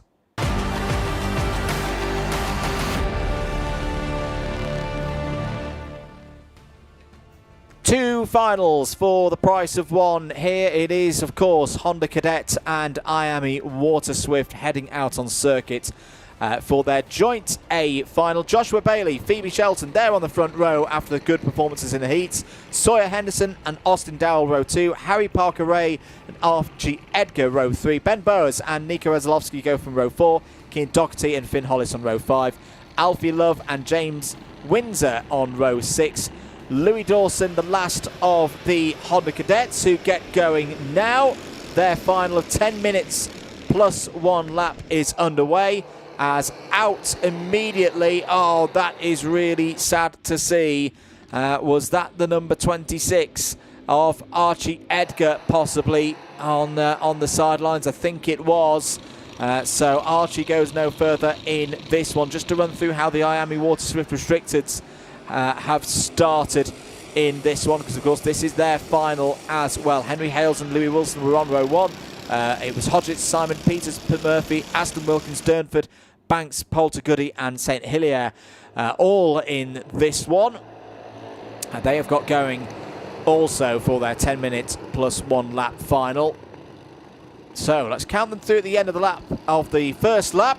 Who's had a good one? Who's looking good? At the front of the field, it is Joshua Bailey. Phoebe Shelton second. Ben Bowers in third. Austin Dowell fourth. Sawyer Henderson completing the top 5 right now. Honda's onto their second lap. And let's also have a look on timing as to who's had a good start in the Water Swifts who have come over the line now. Henry Hales is your leader. Louis Wilson P2. Logan Hodgetts P3. Reggie Peters up a position on that first lap, and it's Harry Murphy and Darty Durnford completing the top 6.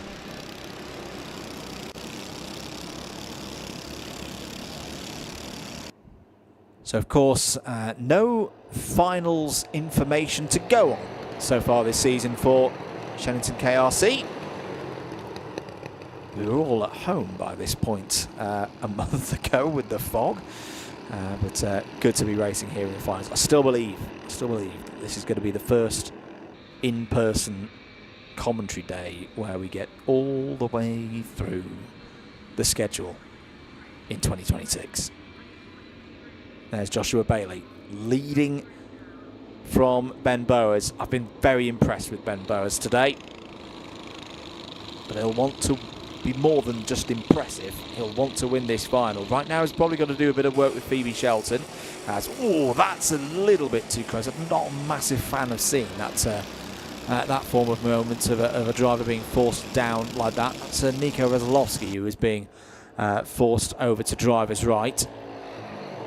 I've been there myself, young man.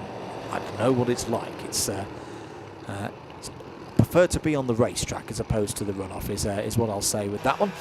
7 minutes and 14 seconds of this race to go. What is the pace looking like? 54.77 for Bailey, 54.79 for Bowers, and 54.97 for Shelton. Now, that's quite interesting because it means that Bowers is a bit quicker than Shelton. Bowers could do with Shelton just giving a little bit of having enough speed to give a bit of a push back towards Joshua Bailey. Now that push may come a little bit from further behind. Austin Dowell set a new personal best last time around in that number 47 bright blue and yellow kart. Nico Veselovsky's got through past Harry Parker Ray as well, up to P7. Updates in the IAME Water Swifts, who are just coming through the Bruno chicane and out of it now. Henry Hales, your leader in that one. Louis Wilson, P2. However, Wilson is a tad quicker. Holds the fastest lap of the race so far, 54.38. Logan Hodgett's third, Reggie Peters fourth, and Harry Murphy in fifth place. So that's how things are going along in the other category. Max St. Hilaire through past Jennifer Banks. Here are the IAME Water Swift Restricted. You can hear that difference. The higher revving engines as opposed to the burble of the Hondas. It's pretty much been this story all day, hasn't it? These drivers, at least the top two, Hales and Wilson. And Logan Hodgetts has come into play here. Logan Hodgetts impressed me a lot in 2025. Was a driver who went on a really good improvement curve from the start to the finish of the season. So, and I like that he's stayed with this category. In my opinion, too many times drivers have moved up too quickly through the ladders,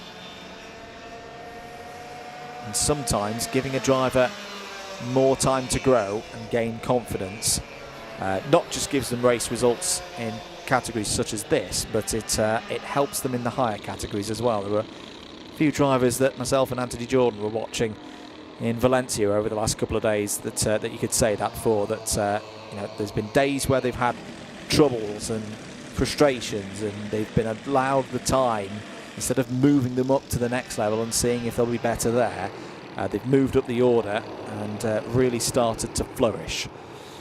Here's your Honda's battle, not for the race lead. This is the one for, I want to say, 8th place. Yes, it is for 8th place. So Harry Parker Ray in the red kart at the front of this one, with Alfie Love down the inside. You have got both of your novices in this one.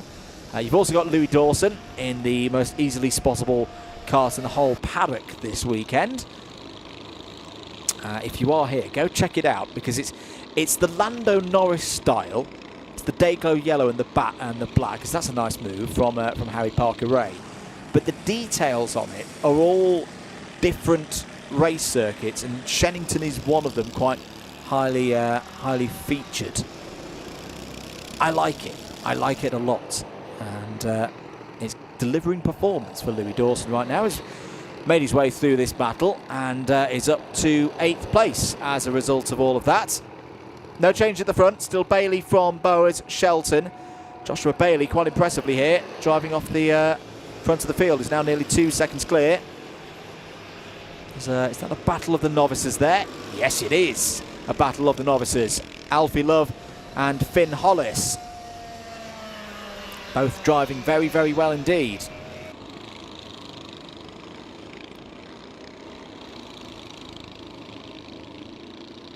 Here's the number 94 of Cian Doherty.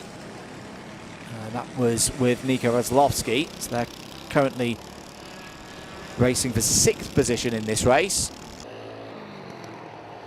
Veselovsky and Parker Ray both under investigation.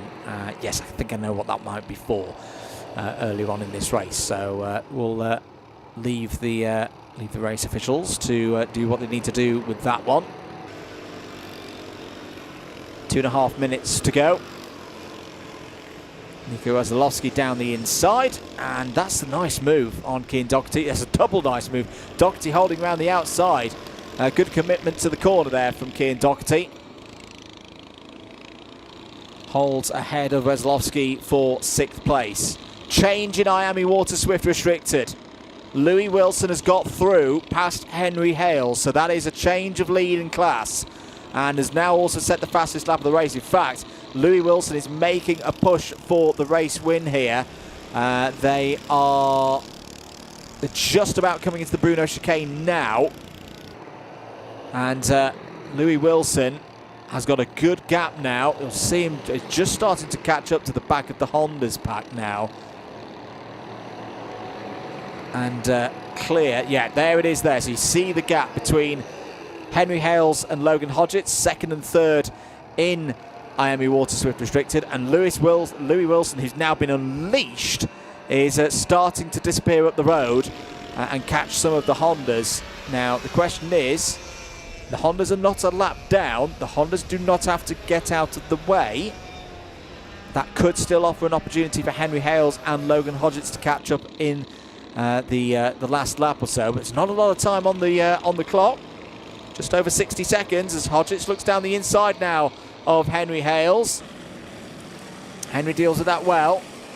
Did turn in too early. Let them race around the outside and holds 2nd place within the category. Harry Murphy currently 4th amongst the IAMIs. There's been a change in the top 5 as well, because Reggie Peters has got through past Darcy Durnford. Durnford's also lost out to Calvin Simon. I've got to say, all of the drivers in Miami Water Swift Restricted who are experienced enough now to be off their novice plates, I think have had a really good day. Raced really well. I've been watching them go around the circuit, and we've got some good drivers in Miami. Well, we always do have some good drivers in Miami Water Swift Restricted, but you know, some classes, some years you just have more than normal. Potentially this year, got some names to really enjoy watching race. As I say, now the front runners in Miami Water Swift Restricted are moving through past the back markers of the Hondas. Time is up. James Windsor there, being overtaken for position. Won't affect the points tally for James in the championship. As again, the championship points are all done by the class position for these two classes, not the overall position. Meanwhile, though, Joshua Bailey on this final lap started from pole position.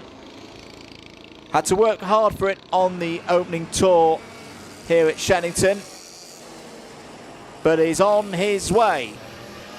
A little bit later in the year than we would have expected, but it's going to be your first Shenington Kart Racing Club round winner of any category in 2026. And it's been a very, very good drive in tricky conditions, wet throughout the day. Joshua Bailey wins in Honda Cadet at Shenington, has the love of speed over the line, and wins it in the end by more than 3.5 seconds. Ben Boas second, Phoebe Shelton on the podium today in third. Sawyer Henderson has got fourth at the last minute there, ahead of Austin Dowell, and across the line as well.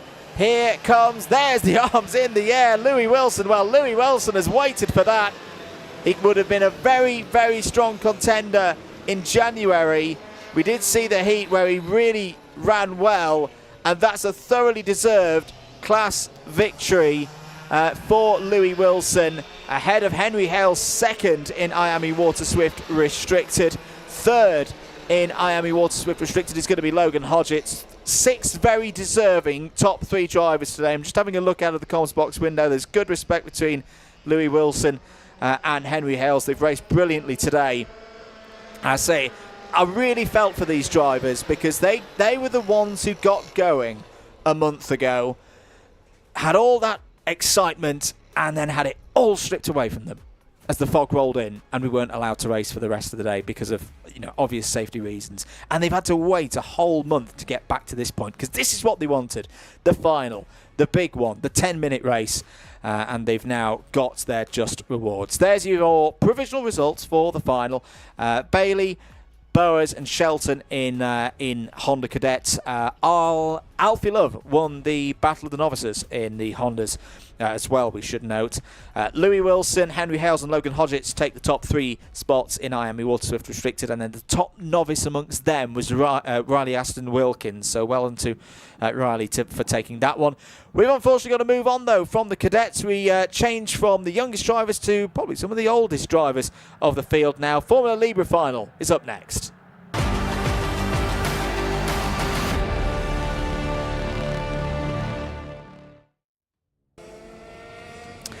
And they are indeed out on track. Here's your grid then for the first Formula Libre Shenington Kart Racing Club final of the year. James Ogden, Guy Tolley, that's your front row. Lewis Paynton and Josh Derry, they're on row 2. Liv Jenkins and Ollie Venn go from row number 3. Ash White and Jamie Jenkins, they're on row 4. Rhys Baines and Ben Stanford complete the top 10. Luke Smith and Christopher Frost go from row 6. It's then Jack Foreman, Mark Armstrong on row 7. Harple Baines and Paul Belton on row 8. Dylan Chadwick and Isaac Wilkinson on row 9. Andrew Silvers, Jack Stewart, Oliver Kershaw and Pierce Armstrong complete the 22 runners expected for this one. 10 minutes plus 1 lap and we are racing. Great start for Guy Tolley. Tolley takes the lead in the early stages. The number 73 of Lewis Paynton, who's had a good start as well, into the drivers off at the back of the field. The number 74 of Luke Smith, Paul Belton, the 26, was also involved in that. So the slippery conditions catching drivers out early on in this Formula Libre final. There's another one going round through the hairpin. These drivers as well have waited a long time for this over the off-season to get into one of these finals, but it is Guy Tolley, one of the drivers that you would expect with his record in this category at the front of the field, looking for another round victory, looking for a great way to get this championship campaign up and running. End of the first lap, Tolley leads from Paynton, Derry, Liv Jenkins, Rhys Baines, Ash White, Jamie Jenkins, James Ogden, Ollie Venn, and Jack Stewart's had a great start as well. Jack Stewart in the number 57, who had that rocket start in heat number 1, then had a mechanical failure. Wasn't really a factor in the second heat, but he seems to have got the speed back now. Hopefully the car doesn't fall apart this time, because he's gone from 20th place on the grid up into the top 10 on that first lap. We'll try and catch an eye on him. It's the number 57 that we've got to keep an eye out for, potentially shooting into the higher reaches of this field. At the moment, though, you would say Guy Tolley has control of this race. Nice move down the inside there from Josh Derry. Takes third place away from Liv Jenkins. They had swapped that position earlier on in the lap. James Ogden as well. Ogden, who won that first heat. There he is in the all blue.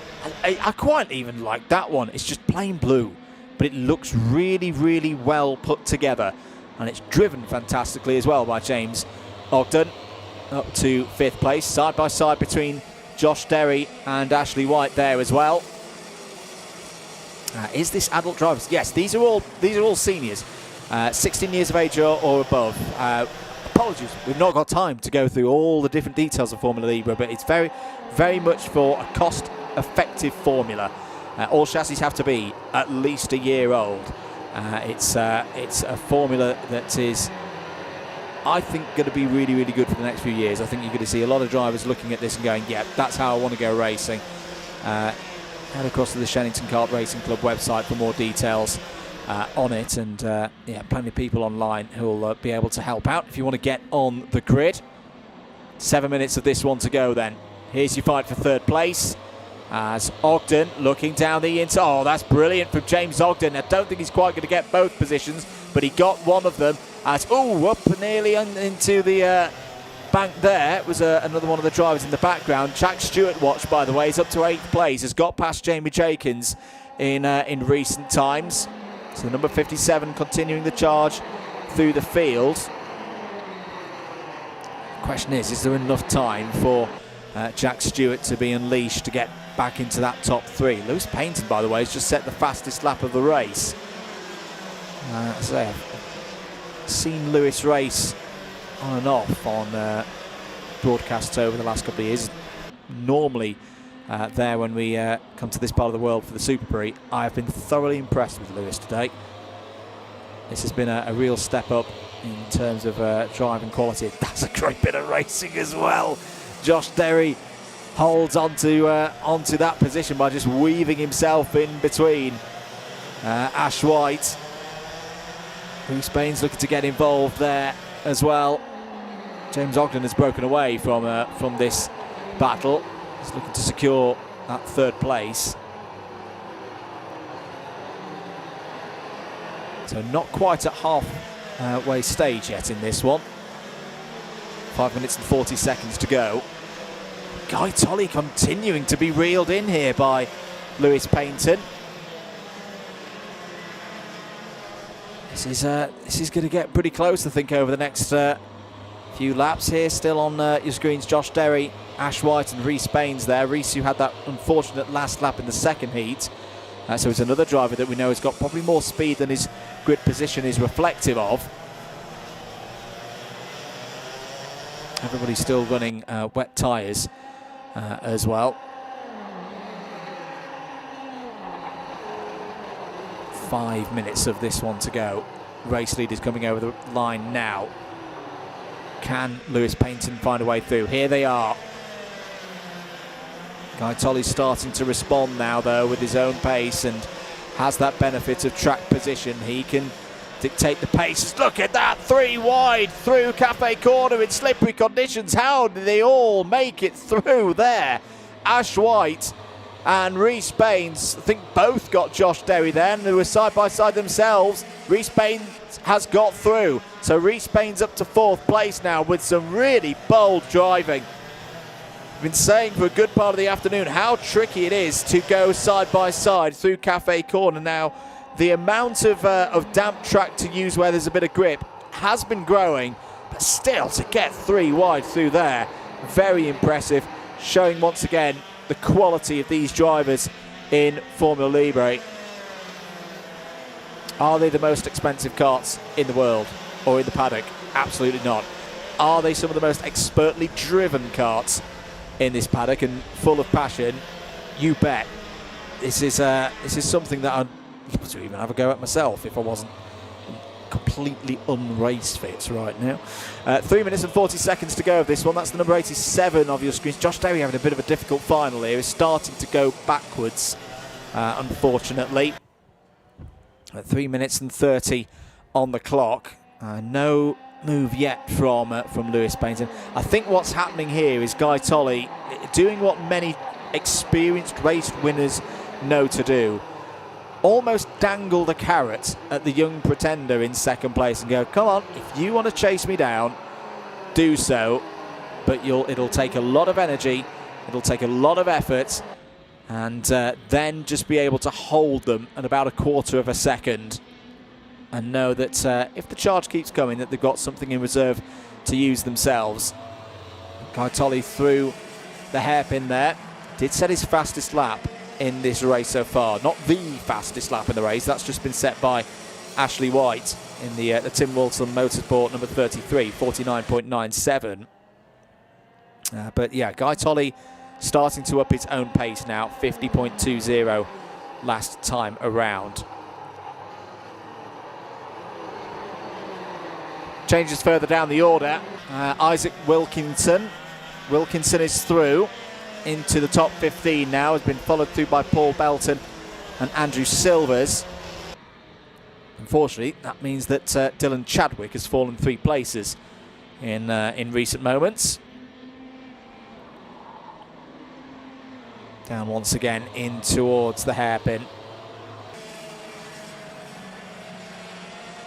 Lewis Paynton just is not quite able, for whatever reason, to be able to break through that impenetrable, invisible wall that Guy Tolley has right now. But again, we've seen moments today in other categories, and not necessarily the ones with the youngsters. We've seen it in KZ2, we've seen it in some of the X30 classes as well. Drivers having big lurid moments late on and losing key positions. So you don't hope that happens to any driver out there, but you always have to have it in the back of your mind. particularly in conditions like this. Here's a good battle. This is the 9th place battle, the Jack Stewart, Mark Armstrong one. Jack Stewart had that great start, and it just doesn't seem to have carried on from there. It's faltered somewhat. Running in 9th place. But again, start of the season, points to be won. Championship positions will be thought about later, but you never know. At the end of a season, 1 point here, 1 point there. These positions could be very, very important indeed for the drivers. We'll be able to follow every single Sunday race day here at Shenington Kart Racing Club. Free of charge, all the way. No paywalls for all of the rounds here at Shenington. 20 seconds remaining on the clock. Still Jack Stewart there ahead of Mark Armstrong. As though, oh, Mark Armstrong's going to draw alongside. Oh, he's got through. Good stuff there from Mark Armstrong. Got Pierce Armstrong just behind as well. The two Armstrong Motorsport drivers in this race. And Mark using another driver who's done this category for a while. Up into the top 10 once again. Last lap board is out then. As now have we had a change for the lead? I think we have had a change for the lead. Lewis Paynton is showing us through ahead of Guy Tolley. Here it is. Battle for the race win. The first one of the season in Formula Libre. Tolley down the inside. Paynton. Has he been holding something in reserve as he lured Guy Tolley into a false sense of security? It's all going on for 3rd place as well between James Ogden and Ashley White. Guy Tolley's had to wake this up now. I said this has been an impressive run from Lewis Paynton today, and it's not done yet. And towards the final couple of corners, Paynton looking round the outside. Can he draw alongside Tolley on the run to the line? I think Tolley's got this by a whisker. Guy Tolley wins in Formula Libre. Thumbs up there, and full credit to Lewis Paynton.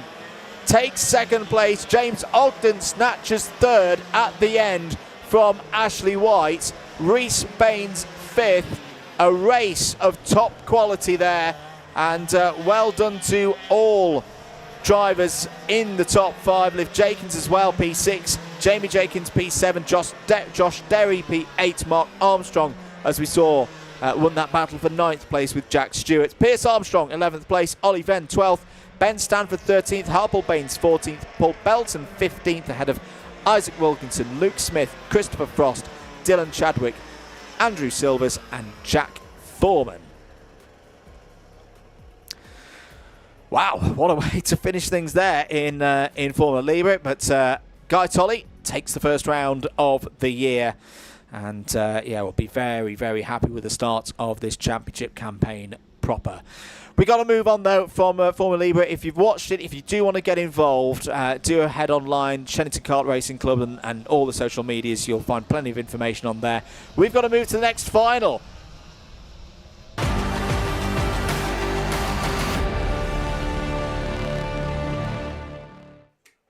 And that next final, of course, is Miami Water Swift, the intercategory. Their grid looks like this. Rudger Golkanath and Theo Tyack on the front row. William Bennett and Felix Booker on row 2. Teddy Higgs and Harry Fable, they go from row number 3. First of the novices, Aman Rana goes from row 7. Oliver Kleinfelter from the outside of row number 4. Logan Baker and Ethan Lucas complete the top 10. And then the second of our novices, Max Frisbee, starts 11th. For this first final of the year for Miami Water Swift. Into the starting area, waiting for those lights to go out for 10 minutes plus 1 lap. Away we go then here at Shenington and round the outside. Great start from Theo Tyack, William Bennett in a half spin, and somehow everybody else manages to avoid him. There's a shake of the head from William Bennett, but William, you're still in the race. That could have gone very, very wrong indeed, and it's a longer race, of course. And is that Aman Rana up to 3rd place? Yes, it is. What a great start for one of the 2 novices here in this Miami Water Swift field. Theo Tyke has the race lead. Under investigation straight away, Felix Booker for something. I wonder if that's something maybe from the race start. We'll wait and see on that one and see if any further messages come up on our screen. End of the first lap then. Tyke in similar position to where Theo was in the second heat. Will look to pull away. Roger Golkanath is P2. Aman Rana, great start. This is the first time we've seen today Aman racing in amongst the rest of the pack because of course as a novice has to start the heats from the rear of the field, starting a little bit further up the order now. Has had a great start there up to third place. Felix Booker under investigation P4. Harry Fable for the DK, the Danny Curl Academy team in P5. Teddy Higgs 6th. Max Frisbee's had a good start as well, so both of our novices shining above the level of experience that would suggest where their positions are going to be. So Max is up to P7. And I tell you what, Theo Tyke's not running away with this at this stage of the race. Keep an eye on William Bennett as well. With this being a longer race, it is not beyond the realm of possibility that William could still get a podium here, particularly if, say, the front 5 keep close together and inevitably start fighting for the race win. William Bennett has just got past Oliver Kleinfelter for 8th place and has just set the fastest lap of the race. So 53.03 for Bennett compared to the front runners who are doing 53.3. Down the inside, is that Aman Rana going to take the race lead? Oh, almost for a moment there. I thought it was going to be Aman Rana taking the race lead. Golkanath back down the inside, retakes second, and this is what I mean. This is good for those in the second half of the field. Aman Rana down the inside. That's a brave move. Really brave move. It's a brave move in the middle of August when there's plenty of grip there, not when it's February and it's damp on the outside. My goodness. What an announcement on the scene this is from Aman Rana. Roger Golkanath gets back down the inside, retakes second place. Felix Booker is in there as well, P4. William Bennett now up to 6th place. William Bennett, after that half spin on the first lap, is now back in the contention for a podium spot. Down the inside goes Booker, retakes 3rd place away from Aman Rana. Harry Fable just holding things right now, not needing to get too involved as things stand. This has been a properly good race so far. Down the inside there goes William Bennett for 5th place. Just to note as well, maybe something, why is there only 11 of them? Why is there not more? Well, there was a big race in Europe this week that was finishing yesterday. Well, was meant to finish yesterday. In the end, it actually finished Friday. But a lot of the teams, even if they wanted to get their kit back here for today, they couldn't. The paddock was closed in Valencia yesterday, and again, I just want to say, because I know we've got a good number of people in this paddock helping these drivers who've got colleagues out in Valencia or have had colleagues out in Valencia at the moment. It's not been an easy 36 hours for them. So I know a lot of them were preparing to go back in and pack up their awnings in the early hours of this morning and then make the long journey back to England. So that's one of the main reasons why, yeah, a little bit down on entries in Water Swift today. There's been other events on and there's only 52 weeks in the year. And as we saw last month, sometimes one of those, 2 of those, 3 of those, many of those months, weeks in a month, there's fog and we can't really race. So back with the racing here at Shenington. William Bennett was pointing down at the engine, perhaps, maybe not quite happy with things as they stand. Right now is in 4th place, has got past Felix Booker on this lap and is now pulling to the inside and looking for 3rd. This would be a great run for William Bennett back to the podium, and it looks like it's going to be the inside line for Bennett, and indeed takes it. What would be the odds here on a William Bennett race victory? Because after the day that William Bennett has had, 3 times facing the wrong way, I'm not sure any of them have particularly been his fault. but he's still in the contention for a race win here today. Just over 4 minutes remaining on the clock. Theo Tajek doing a great job at the front. As I say, the drier the track gets, the harder it is for a leader in a cadet or an inter category to break away. Field spread reduces, the better the track conditions get. Roger Golkanath is also doing a great job. Running in second place right now. He's not necessarily as experienced as some of the other drivers in this field as well. So this has been impressive to see Roger running this quickly, this early. But here comes William Bennett. William Bennett is on an absolute charge here. After the first lap where it looked like it was all over, there's a thumbs up there from William, because he knows now that there is one more thing that he needs to do with 3.5 minutes to go, and that's go for the race lead. However, Roger Golkanath is not going to be totally compliant with that, and that was a mistake from Theo Tajek. So as soon as Bennett's on the defensive, he's now on the attack for the race lead. These two went wheel to wheel through this part of the course earlier on in the day when William Bennett ended up in quite a large puddle in heat number 1. But right now, these three are once again battling at the very front of the field. This is one of those drives that I always describe as a charged up drive, an amped up drive. A pilot in the shape of William Bennett, who has just gone, do you know what, the day I'm having and all these spins and all these problems, I'm just going to drive as hard as I can and see what happens. And at the moment, that could still be a race win. Tajek makes a mistake. Oh, just snatched a break into Stratford Corner. And now William Bennett taps the head to say, let's think about this. It's a team 1-2 at the moment for the Jade Racing team. But William Bennett has gone from last to first in this race now. And we've still got two and a bit minutes on the clock remaining. A time for calm heads now, surely, here in Miami Water Swift. Race notice from Race Control. Max Frisbee is under investigation. Currently running in 8th place. Logan Baker's just set a personal best within this race of 53.62. Down towards Stratford once again, indicating to his teammate, let's work together, let's keep moving forward, because we've still got an interloper in our team flying formation at the moment in the shape of Roger Golkanath. But Roger Golkanath's not going to give this one up. Tight line there from the driver of the number 25 through the Bruno chicane. I tell you what, Theo Tajek might be in a spot of bother here. Theo Tajek at the moment is not able to quite hold the rear bumper of William Bennett, and that could allow a space for Roger Golkanath to charge into and try and take second place. 1 minute and 5 to go. We're going to have 3 more laps.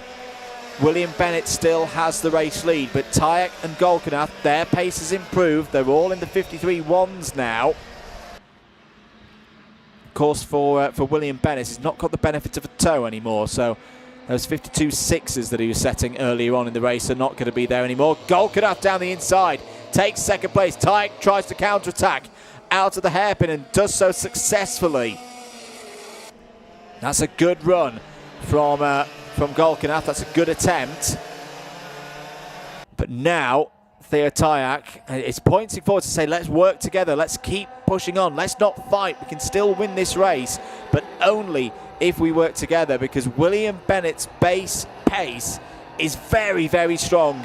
And with 2 laps to go in this final, it's starting to look increasingly difficult. In fact, William Bennett's just at a 52.78. I tell you what, it's not the fastest lap in this final, but that may be the best lap that William Bennett's done so far of the 11 completed. He's got no toe, he's got no help from anybody else, and in just on his own, he's done a 52.78. That is really, really good stuff, and it's starting to take the chances of this race win away from Theo Tajek and Roger Golkanath. You've got to think, when does Roger Golkanath go for another attempt at taking second place here?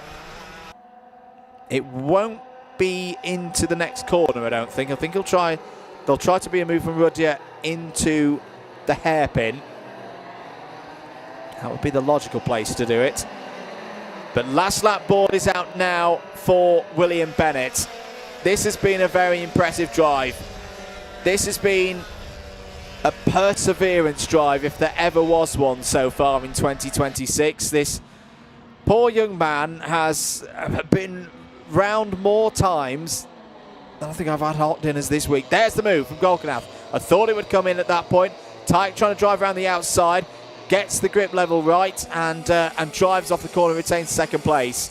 But for William Bennett, could have been on pole position had things gone his way in the heat.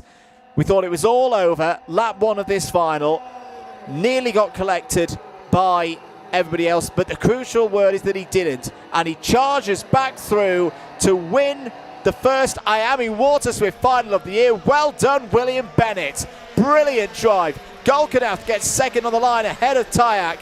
That's your 1, 2, 3. Great drive as well from Aman Rana.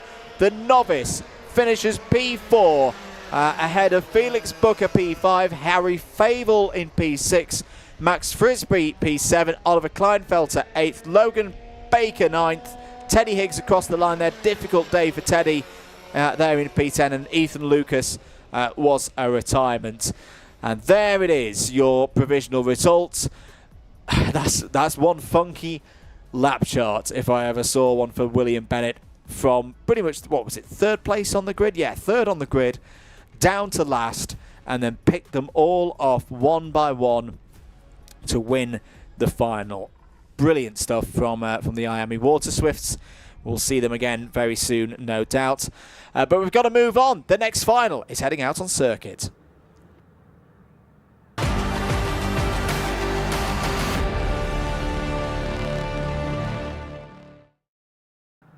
And we switch, of course, into the Rotax categories. Minimax Final up next for them. Let's take you very quickly through the grid. Ben Hunt and Finley Rhodes on the front row. Achille Giannone and Flynn Grantham on row 2. Jay Birmingham and Toby Miles on row number 3.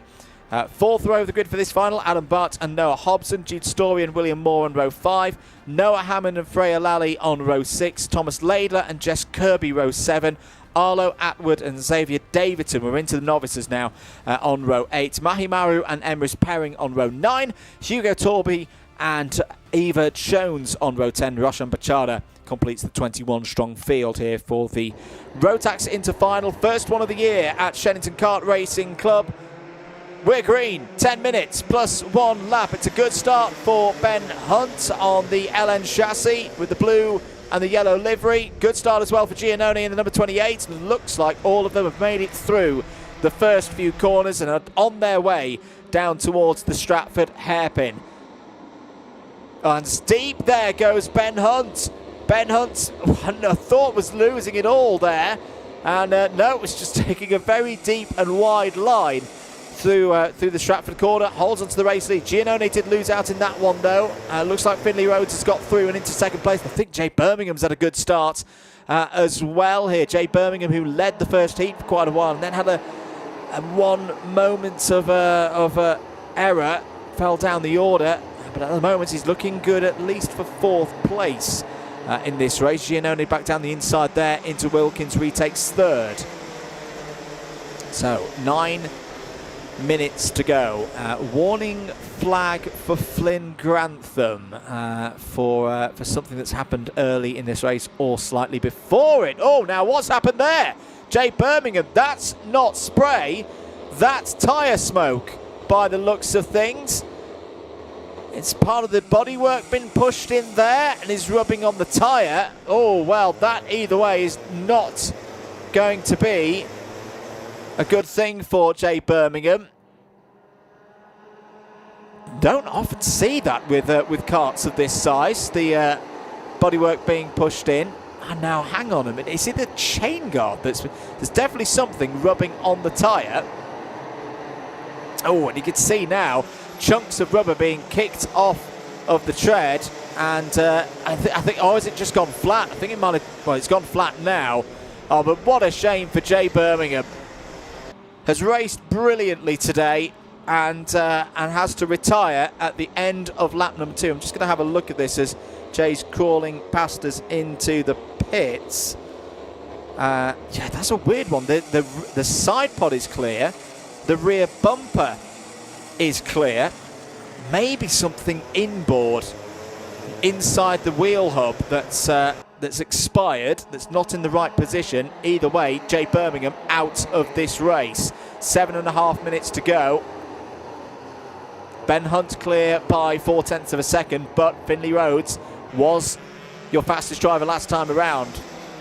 51.26, so Finley Rhodes could take the fight here to Ben Hunt. Nice move down the inside there from Flynn Grantham. Oh, not quite able to get it done though on the corner exit.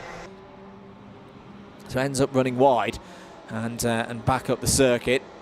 Achilles Giannone back through. As, spin out of, I don't normally report these because I don't want to drag attention to things that have gone wrong. But I think the number 88 of Emrys Perring's just gone for a spin outside the comms box window. It's starting to get a little bit darker here at Shenington as well. I wonder if there's some clouds rolling back in. I hope there's not more rain for the drivers today. Air temperatures come up a little bit, but it's still a pretty chilly 7 degrees.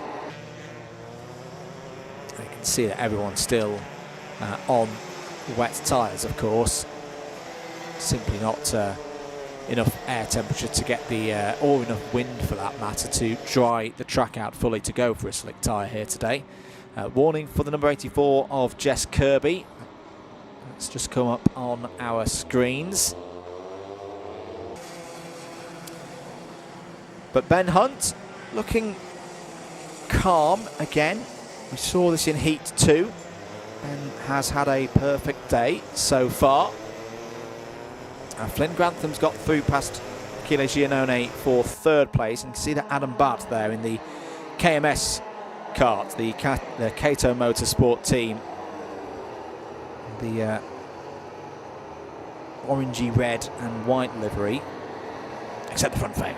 So the front fairing is just a standard OTK fairing. He's moving up from 7th place on the grid, and now looking at the top 5. There's another driver who's driven really, really well today. Wasn't with us for round 1. The round 1 that in a racing capacity never really was. As down the inside there goes Toby Miles. Another driver who's impressed me a lot today. Now Toby was with us for round 1.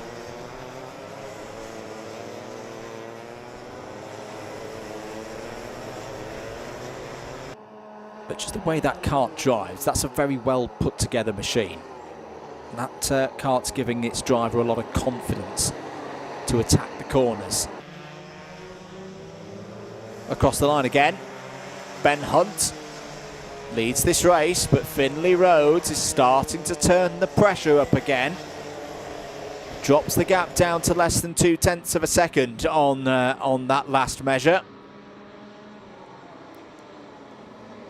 And again, we've seen errors, particularly down here, Stratford Corner. Stratford Corner is now so inviting for the drivers to go in either with a 2 mile an hour more speed than they've done before. But it can snatch you really, really, really easily. And we've seen several drivers today in non-gearbox categories deciding, oh dear, I need to go around the full 1200 metre version on the gearbox layout to survive in this. They've lost a lot of time as a result. Less than 4 minutes to go then in this one. One you would say is still very much in the balance. Toby Miles has got through past Adam Batt, so Toby Miles is now up to 5th place. Adam Batt has also had... now Adam Batt's under investigation now. We've just seen on our screen in the box. So again, that'll be one for the officials. They're going to do a little bit of work on, and we'll hear the outcome of that one later on. Changes further down the order. Noah Hammond.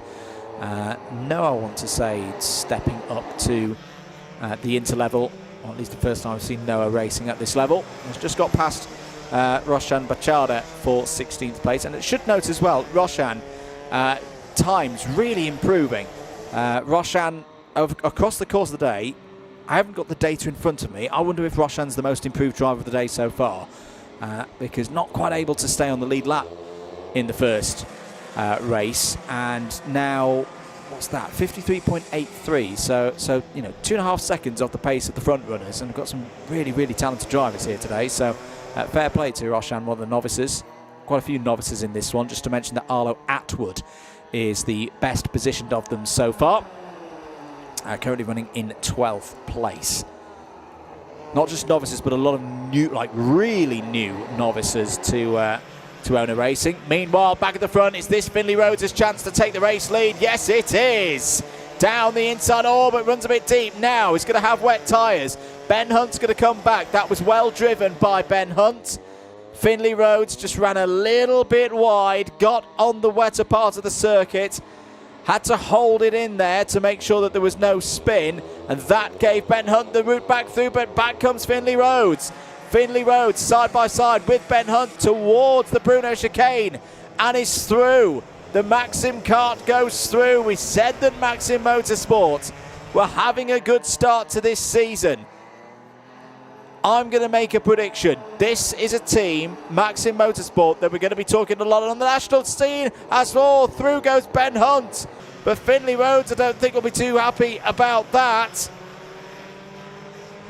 Over the start line again, Flynn Grantham is closing in as well. Flynn Grantham's absolutely flying around now. There's a 51.47 for Flynn Grantham, who I'm going to say is now part of this battle for the race lead. Grantham in third place. Contact warning for Ben Hunt. So it's a contact warning that's just come up on our screen. Possibly for the moment that we just saw there at the hairpin. Finley Rhodes is going to have to dust himself off. And though he's got the speed right now to close in. In fact, the presence of Flynn Grantham could help him, could hinder him in this one. If they work together, 2 versus 1, they should be able to close Ben Hunt back in. Now seeing under investigation now, to be clear, that is a second message that came after the contact warning. Ben Hunt's now under investigation. Is that for what we've just seen down at Wilkins Corner? Doesn't mean that, you know, there's going to be anything beyond it. It means that the race officials are going to take a further detailed look to see if there is anything that needs to be judged upon. Time is up, so we're on 1.5 laps to go. Achille Giannone there. Achille's driven well today. Again, I don't mind drivers doing another year at a level that that they've not necessarily had the biggest results in before. We'll come back to that, because Finley Rhodes, if he wants to win this race, does not want to win it in the stewards' room. He wants to win it out on track, and Ben Hunt is going to have to really work hard for this. Down the Stratford Straight once again. Finley Rhodes, no, doesn't think about going for it there. Could draw alongside off of the hairpin. It's an added distraction if there's a back marker not too far ahead. Maybe that was playing into Finley Rhodes' mind. They head out of the Bruno chicane for the last lap, the last time in this Minimax final. Oh, I hope the back marker doesn't get into play, doesn't do so. But I think helped Ben Hunt a little bit there. There wasn't much width of track for Finley Rhodes to play with. Over the line, Ben Hunt takes the Minimax Rotax into final. The first one of the year here at Shenington. Rhodes P2, Grantham P3, Giannone P4, Toby Miles, Adam Bart all in the top 6. Noah Hobson, William Moore, Hugo Torpy and Jude Story in the top 10. Thomas Laidler 11th there over the line. Great drive. Arlo Atwood is your top novice in Rotax Inter here today. Xavier Davidson, second of the novices, ahead of Noah Hammond. Freya Lally, third of the novices, completes the top 15. Jess Kirby, 16th. Looks like Emrys Perring has got a position off of Rashan Bachada late on in this one. Just coming over the line now. There is Perring. Bachada, Mahimaru over the line, finishes 19th in this one in the number 18. Eva Jones at P20, and then Jay Birmingham, unfortunately, was a retirement. Really interesting race there for Rotax Inter. Should just note that our driver first over the line is under investigation, so that is a provisional result. But well done to all of our Rotax Inter drivers, as, oh no, the rain is back. So at least the Rotax Inters have got in. It won't have changed things. Everyone will have been on wets anyway. But the conditions are back to bite as we go into the next final.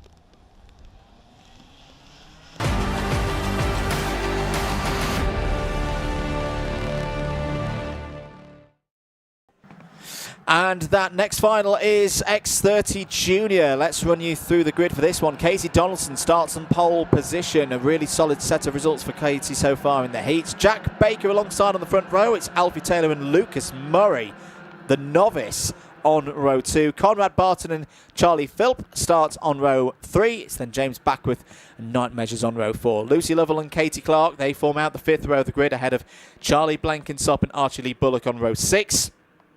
And then Ayrton Limmer Evans and Harrison Maxwell on row 7. Tom Fox and Alfie Fulton go from row 8. Josh Bunduck and Ethan Windsor on row 9. Lewis Hay, Henry Duncan and Louis Barker have all had very tough days today. What can they do in this final? We're away in race for 10 minutes plus 1 lap. And a brand new douse of rain on the circuit here in Shenington. Who's going to emerge from the pack in the lead of the race? It's Katie Donaldson, kart number 77 for Scotland, who leads this one, but not for long. Down the inside goes Jack Baker for Tim Wilson Motorsport. Great start there for Jack in the number 45. He will take an early lead. Alfie Taylor there as well in the bright yellow helmet in the red and white of Jade Racing Team on the Beryl ART is running in 3rd. Conrad Barton looking strong as well.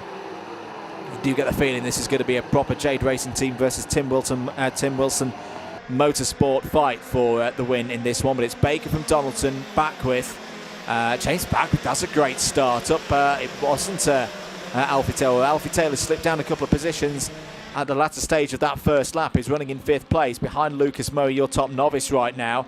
Philp, Measures, Lovell, Barton, Blankensop, your top 10. You can see the drivers now having to go back to the really extreme wet lines. The rain is starting to team down, and I've got to say this is probably one of the reasons why we ran through the lunch break, because we don't want to lose light. It is quite dark and gloomy out there. It's fine, you can still see from Marshall Post to Marshall Post. I mean, in comparison to 1 month ago, it's worlds apart to 1 month ago, but it is understandable as this is a forecast rain shower. Whoa, a very long way off the circuit. There is the number 40 of Alfie Fulton and Katie Clark as well in the number 88. So they fall down the order, still in the race. But it's a while since I've seen a kart that far off at Wilkins. Here are your top 2. Jack Baker, Katie Donaldson. 2 very experienced drivers. 2 very quick drivers looking to make their mark in X30 Junior this year. It's going to be an interesting year, both at a club level and I think at a national level. A couple of top drivers in the standings of various championships last year have moved on, but there's a lot of drivers who've stayed. A lot of drivers who moved up from Miami Water Swift last year, or at the end of 2024, I should say, and have gone, yep, let's go for a 2nd year in the juniors. And it should be a very, very competitive scene in X30 Junior for British karting in 2026. 7 minutes and 10 seconds of this race to go. Lewis Hayes on a charge. Oh, who was that flying off the road? The number 49 of Lewis Hayes nearly got hit by the commentary curse cannon, but crucially didn't. Is up to 10th place, having started 19th. But was it Charlie Blankensop possibly, who we saw going off for a KZ2 lap there? Yeah, I think it might. Oh, it might have been Conrad Barton. No, it was Conrad Barton. Conrad Barton's just done a second sector that was 10 seconds off the pace, and will fall down to the bottom of the order. I think Charlie Blankensop did have a problem though as well. because Charlie Blenkentop's fallen down to 15th place. Just shows again, say Stratford Corner for me is the one that you've really got to have your wits about you today. Jack Baker definitely does at the moment. This is another quite balanced race. Katie Donaldson has set the fastest lap of the race though last time around, 48.84. That was just under a tenth and a half quicker than what we saw from Jack Baker. But Jack Baker has the thing that I think if you offered both of them a 50-50 choice right now, would you rather have the pace or would you rather have the track position? I would go for the track position every single time. Having said that though, we always say it for the leaders, they are the ones hitting the ever-changing surface first. They're going into the unknown. Those behind can follow, can judge, can improve. And there is the argument as well that as this rain comes down, those previous deltas and differences in the grip of across the width of the circuit start to change. It's no longer the case that you've got the very wet part of the circuit and the damp part of the circuit. I don't think it's quite back to a consistent level of grip across the whole width, but the difference between the two is definitely reducing. 5 minutes to go. I tell you what as well, these top two need to keep an eye on the driver behind. James Backwith started this race 7th, had a very good start. He's just gone and put in a 48.29 and is closing in. He's only 1.2 seconds behind the race leader now. I just wonder for Katie Donaldson as well. I say I've had the pleasure of earlier on this week being out in Valencia watching some racing also in the X30 categories. And we've been talking a lot about strategy and picking your moment and knowing that when there's a driver closing in behind that you don't want to be eaten up and thrown out the back of the pack. It was a very different last lap though. Jack Baker just suddenly set his personal best. It was a 48.66. Oh, look at the rain teeming down now. So it looks like the rain is getting harder down the bottom end of the circuit. But Jack Baker, for the first time in a while, was quicker than the two Jade Racing Team drivers directly behind. Extended his lead back up to nearly half a second again. Just a notice on our screen, Lewis Hay under investigation. Not quite sure what that would be for. But the number 49 up to 9th place now. Here's your fight for 4th place. Knight's measures. As I say, great to have Knight back. Had a bit of time on the sidelines and has moved up to juniors as well. So he's having the tougher year. He's having the one where you have to step up and learn a lot of things very, very, very, very quickly. And at least on the basis of this showing, Knight is giving it a really good go, holding off one of the heat winners from earlier on in the day. Remember, Knight Measures had that technical problem during one of the slow procedures, the full course yellows. That's why he started a little bit further down the order. So again, his pace has been better than the 8th place on the grid that he started with today. And that's been shown because he's moving himself up to 4th place at the moment. Changes a little bit further down the order just to tell you about whilst we keep an eye on the race leaders. Lucy Lovell is up to 7th place and Lewis Hayes also through. They've both got past Charlie Philp. So 7th, 8th and 9th now for those three. Good drive in this race as well, just to mention for Harrison Maxwell, another one of our novices. As I say, that has just dropped down the order. I hope I've just not cursed him, but he was 10th. And now running in 12th place, has just lost out to Tom Fox and to Ayrton Limmer Evans. Ayrton, who had a good shining spotlight in the second heat. You can see the eyes of Katie Donaldson, just wondering now, where is the chance going to be? Is there going to be a chance? The track continuing to get wetter all the time. The rain really starting to beat down here at Shenington. Jack Baker's pace, it looked vulnerable in the first half of this race, but second half, very, very good. Another new personal best for Jack that time around. So as everybody else has backed off from their best pace, which is understandable considering how the track's been changing, Jack seems to have been getting quicker and quicker. Is this a setup thing? Is this a setup thing that maybe the TWM team went, it's going to rain quite heavily across the course of this race. Let's go with a more wet-biased setup as opposed to a damp circuit setup that'll suit us better for the duration of the race. Purely speculating on that one, folks. Haven't got the data in front of me to indicate whether that is true or not. It's curious how Baker seems to be better in these conditions, or handling these conditions better than Donaldson and Beckwith behind. However, Katie Donaldson has still not been shaken off here and has still got a chance of winning this race as long as she's right there. About a kart length behind, 2 kart lengths max to Jack Baker. Change for 14th place. Charlie Blenkinsop has had a bit of a tough final, but at least has got back through past Archie Lee Bullock. That was on the last lap of the race. My goodness me. Oh, this is getting really heavy now. But the driver's doing a great job. No one's flying off the road. They're all driving to the conditions right now. Got a feel for our marshals.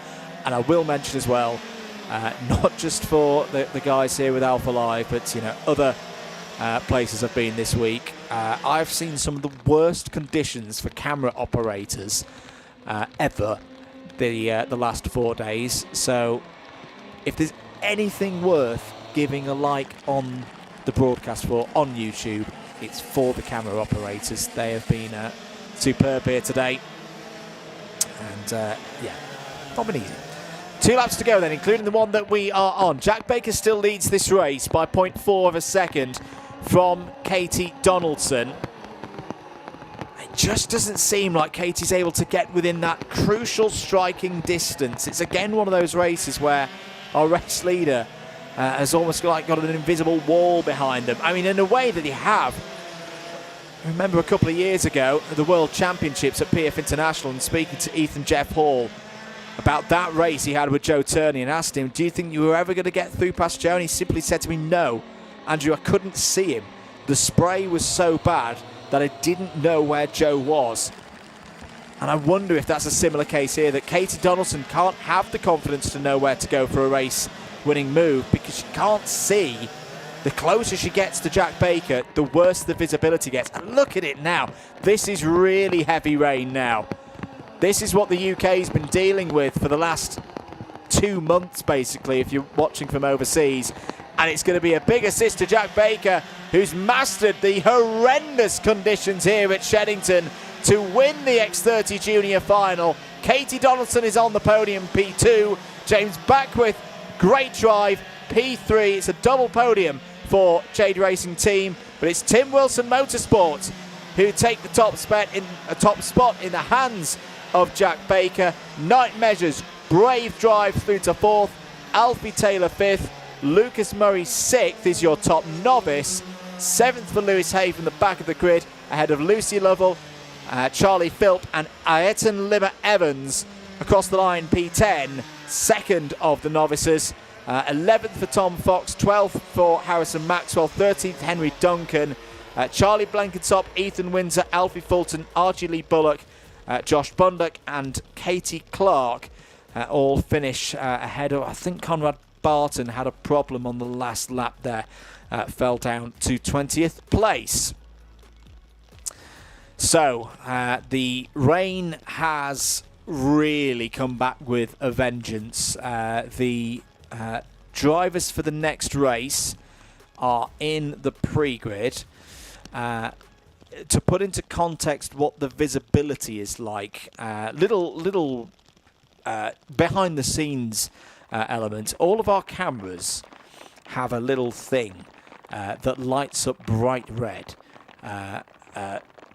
Producer Adam, if we go back to our turn 1 camera, normally I can't see these. I can see the tally light. It is the brightest thing that I can see right now. As I say, I have had this before where the visibility gets... oh dear, it's the driver in last place just may have bumped into the pit lane, but they've come back in now. But yeah, that's the level to which the visibility of the rain I could still see across the circuit. So again, it's miles better than it was a month ago with the fog. But yeah, I can see LEDs that normally I'm not able to see. Let's get on with it though, because the drivers are rolling out for the next final.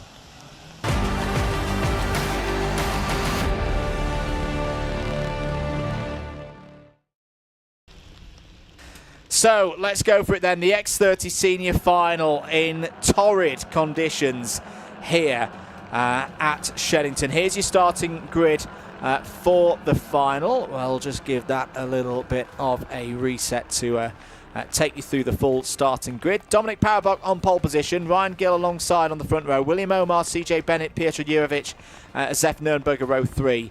We're going to have to sprint through this one. Because the drivers are already round the far side. Jake Brook, Jack Monkhouse, Katie Ashman, Alfie Gallagher all starting in the top 10. Dylan Masters, Alvin Chu, Lucas Armstrong, Andrew Platt, Lauren Dunleavy, Masters, Cowley, Alessi, Workman, Seward, Brooker and Bagley. We are ready for a race start. 10 minutes in torrential rain here at Shenington into the first couple of corners. Dominic Parabok has the race lead. The number 43 of Ryan Gill is immediately up to second place. They head down towards the Stratford corner.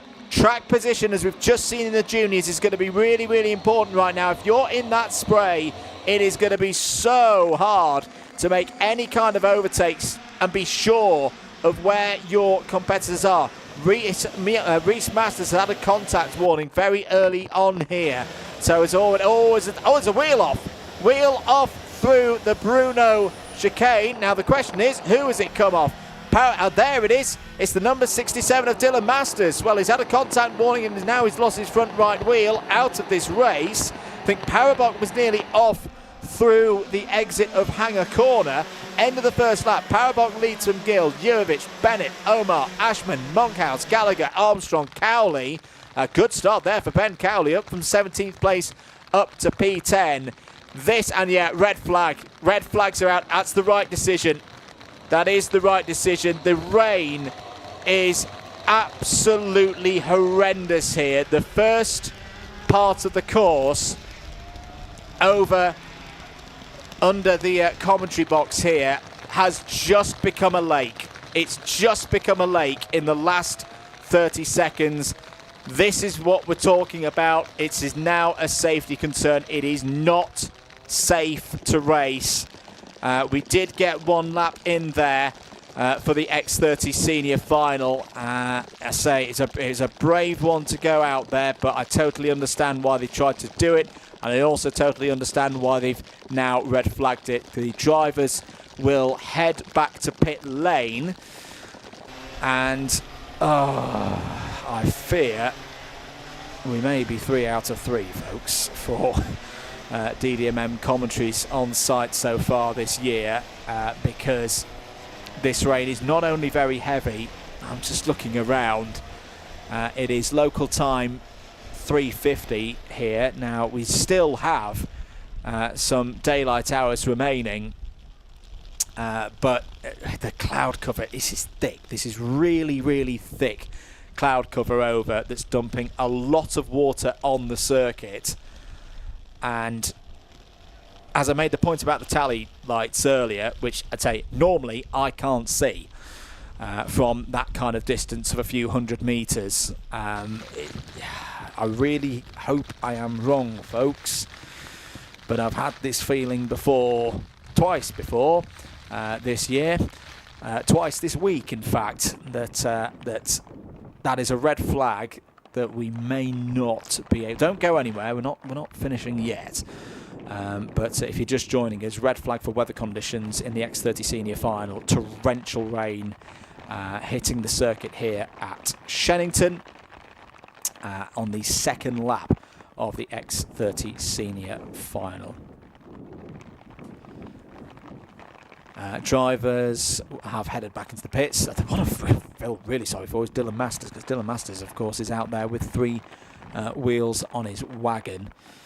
And we have still got on the schedule today a few more races, but again, if the rain is now in for the foreseeable, and similar to the fog problem that we had last month, the visibility is not good, is not safe for the drivers, and that was really bad even before the rain came in for that last 30 seconds and flooded a big part of turn 2 and turn 3. When I say flooded, it's just a lot of standing water for the drivers. It's not growing the amount of water on it. Most of it is being blown across into the infield, but simply not safe enough to race for the drivers.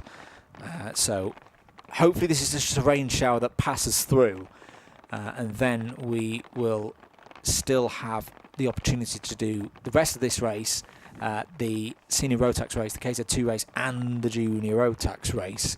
Of course, if they cannot run the races safely here at the circuit, safety paramount as always, the results would most likely be determined by the starting grid of the final, i.e. off the intermediate classification of the 2 heats that everybody has done. That is a very common way of resolving things in this situation. But to be clear, that is not the case as of yet. We are under red flag conditions. We will await further details from the race officials. Keep your comments coming in. Hello to Jensen Hookie. It's hailing, so in fact, was there a bit of hail out there on the circuit? Sam, yeah, absolutely spot on for the Senior X30 drivers. They really got the rough look there. Hello to Marion Sheridan as well, who was tuned in to. Sorry, Marion, we were both hoping to watch CJ Bennett have a good race in that one. It's not that he's had a bad race, it's just he's not been able to have a full race at all because of the British weather, which frankly I am sick and tired of for the last 2 months. I'm going away for a couple of weeks in about a week and a half's time to somewhere that will be decidedly warmer than here, and I'm very much looking forward to it. Hello to Finn Bob as well. The goat is P1. Well, if that goat is Dominic Powerbuck, then yeah, he's absolutely P1 at the moment. But yes, if you're just joining us, we're under red flag conditions for a weather delay. No, it's not fog this time. It is and I really do mean it, a considerable amount of rain here at Shenington. Not unheard of. For those who don't know the area, we sit right on top of a hill at this one. So similar to other circuits, your clay pigeons, your places like that. When the weather comes in, it comes in hard here, and it's done so again. It doesn't matter whether it's February or August. That's my general experience of this place, that when it rains, it can really, really beat down. Just a quick bit of news on Dylan Masters. I can see Dylan Masters' kart and Dylan ahead of me. Dylan's perfectly okay. That's the most important thing. But I'm just trying to see, is this just a simple stub axle that I think has failed? Yeah, I think it is. Yeah, the initial part, the inboard part of the axle is still attached, but the bit that holds the wheel on is not. But that kart has now been recovered back to the pits. Now, I'm gonna come back with the positivity. I'm gonna give myself a slight head shake and tap on the head, because I said at the start of the day that I was going to be positive today. The light levels have, in my position here in the comms box, improved. Apologies, we're not able to change the camera right now. I think my producer has gone for a quick little comfort break. Well, someone pressed a button there to make that button go. But yeah, I would say the worst. I've had a long look this week of looking at weather and whether this is better or worse than it has been prior. I think the worst of this rain has just passed. It's still raining. It's still quite firm rain, but there's not as much. Still a good amount of standing water in front of me here in the box, overlooking Cafe Corner, but not as much as there was perhaps 5 minutes ago. And again, the light levels judging by how luminous people's high visors are, and how luminous the tally light on this camera here. I can still see it, but it's not as luminous to me as it was 5 minutes ago. So by that highly scientific method, I think the conditions are, I won't say improving, but just getting not as horrendously bad as they were about 10 minutes ago when we stopped this X30 senior race.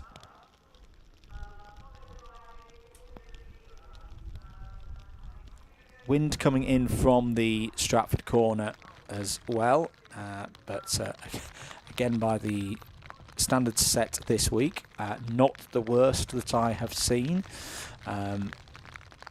Again, if you're joining us and you have been part of the British contingent coming back from Valencia, the flight back last night was quite lonely without you all. I always quite enjoy the Saturday night or Sunday night kart fests on certain low-budget airlines that a lot of us use, and yeah, I know a lot of you weren't on the flight last night because you hadn't been able to take your awnings down because we were all whipped out of the paddock by the insurance companies who made the call yesterday. If you are just joining us, it's me.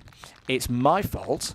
This is now the third event. If I physically turn up for an event to commentate, so PF for the Icebreaker Cup, that was okay because that one I did remotely. But if I physically turn up for a race event so far in 2026, we get this. We either get fog, we either get heavy rain, or we either get the wind, or we get a combination of the wind and the rain, and it's all my fault. So if we don't finish today, it is official. It's not David Manchester's fault. We wondered whether it's his fault because he was 2 for 2 as of 24 hours ago. I had a very good chat with Ollie West and family last night before we got on the plane. We wondered it might have been Ollie's fault because he was 2 for 2.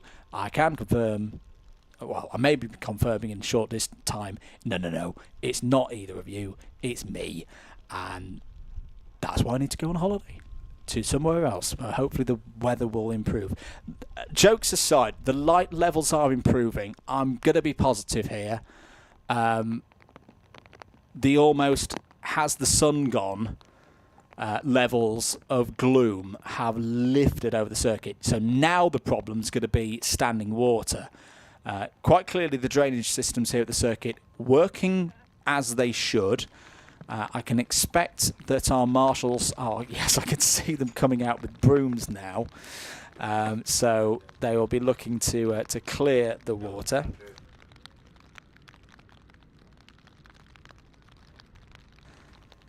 And okay, so now we've had an update. It's the one I feared might be coming in, and we can now confirm that kart meetings being called off so far in 2026 for weather reasons are yours truly, Andrew Mather's fault. We are now 3 for 3. The meeting is abandoned. That is the end of today.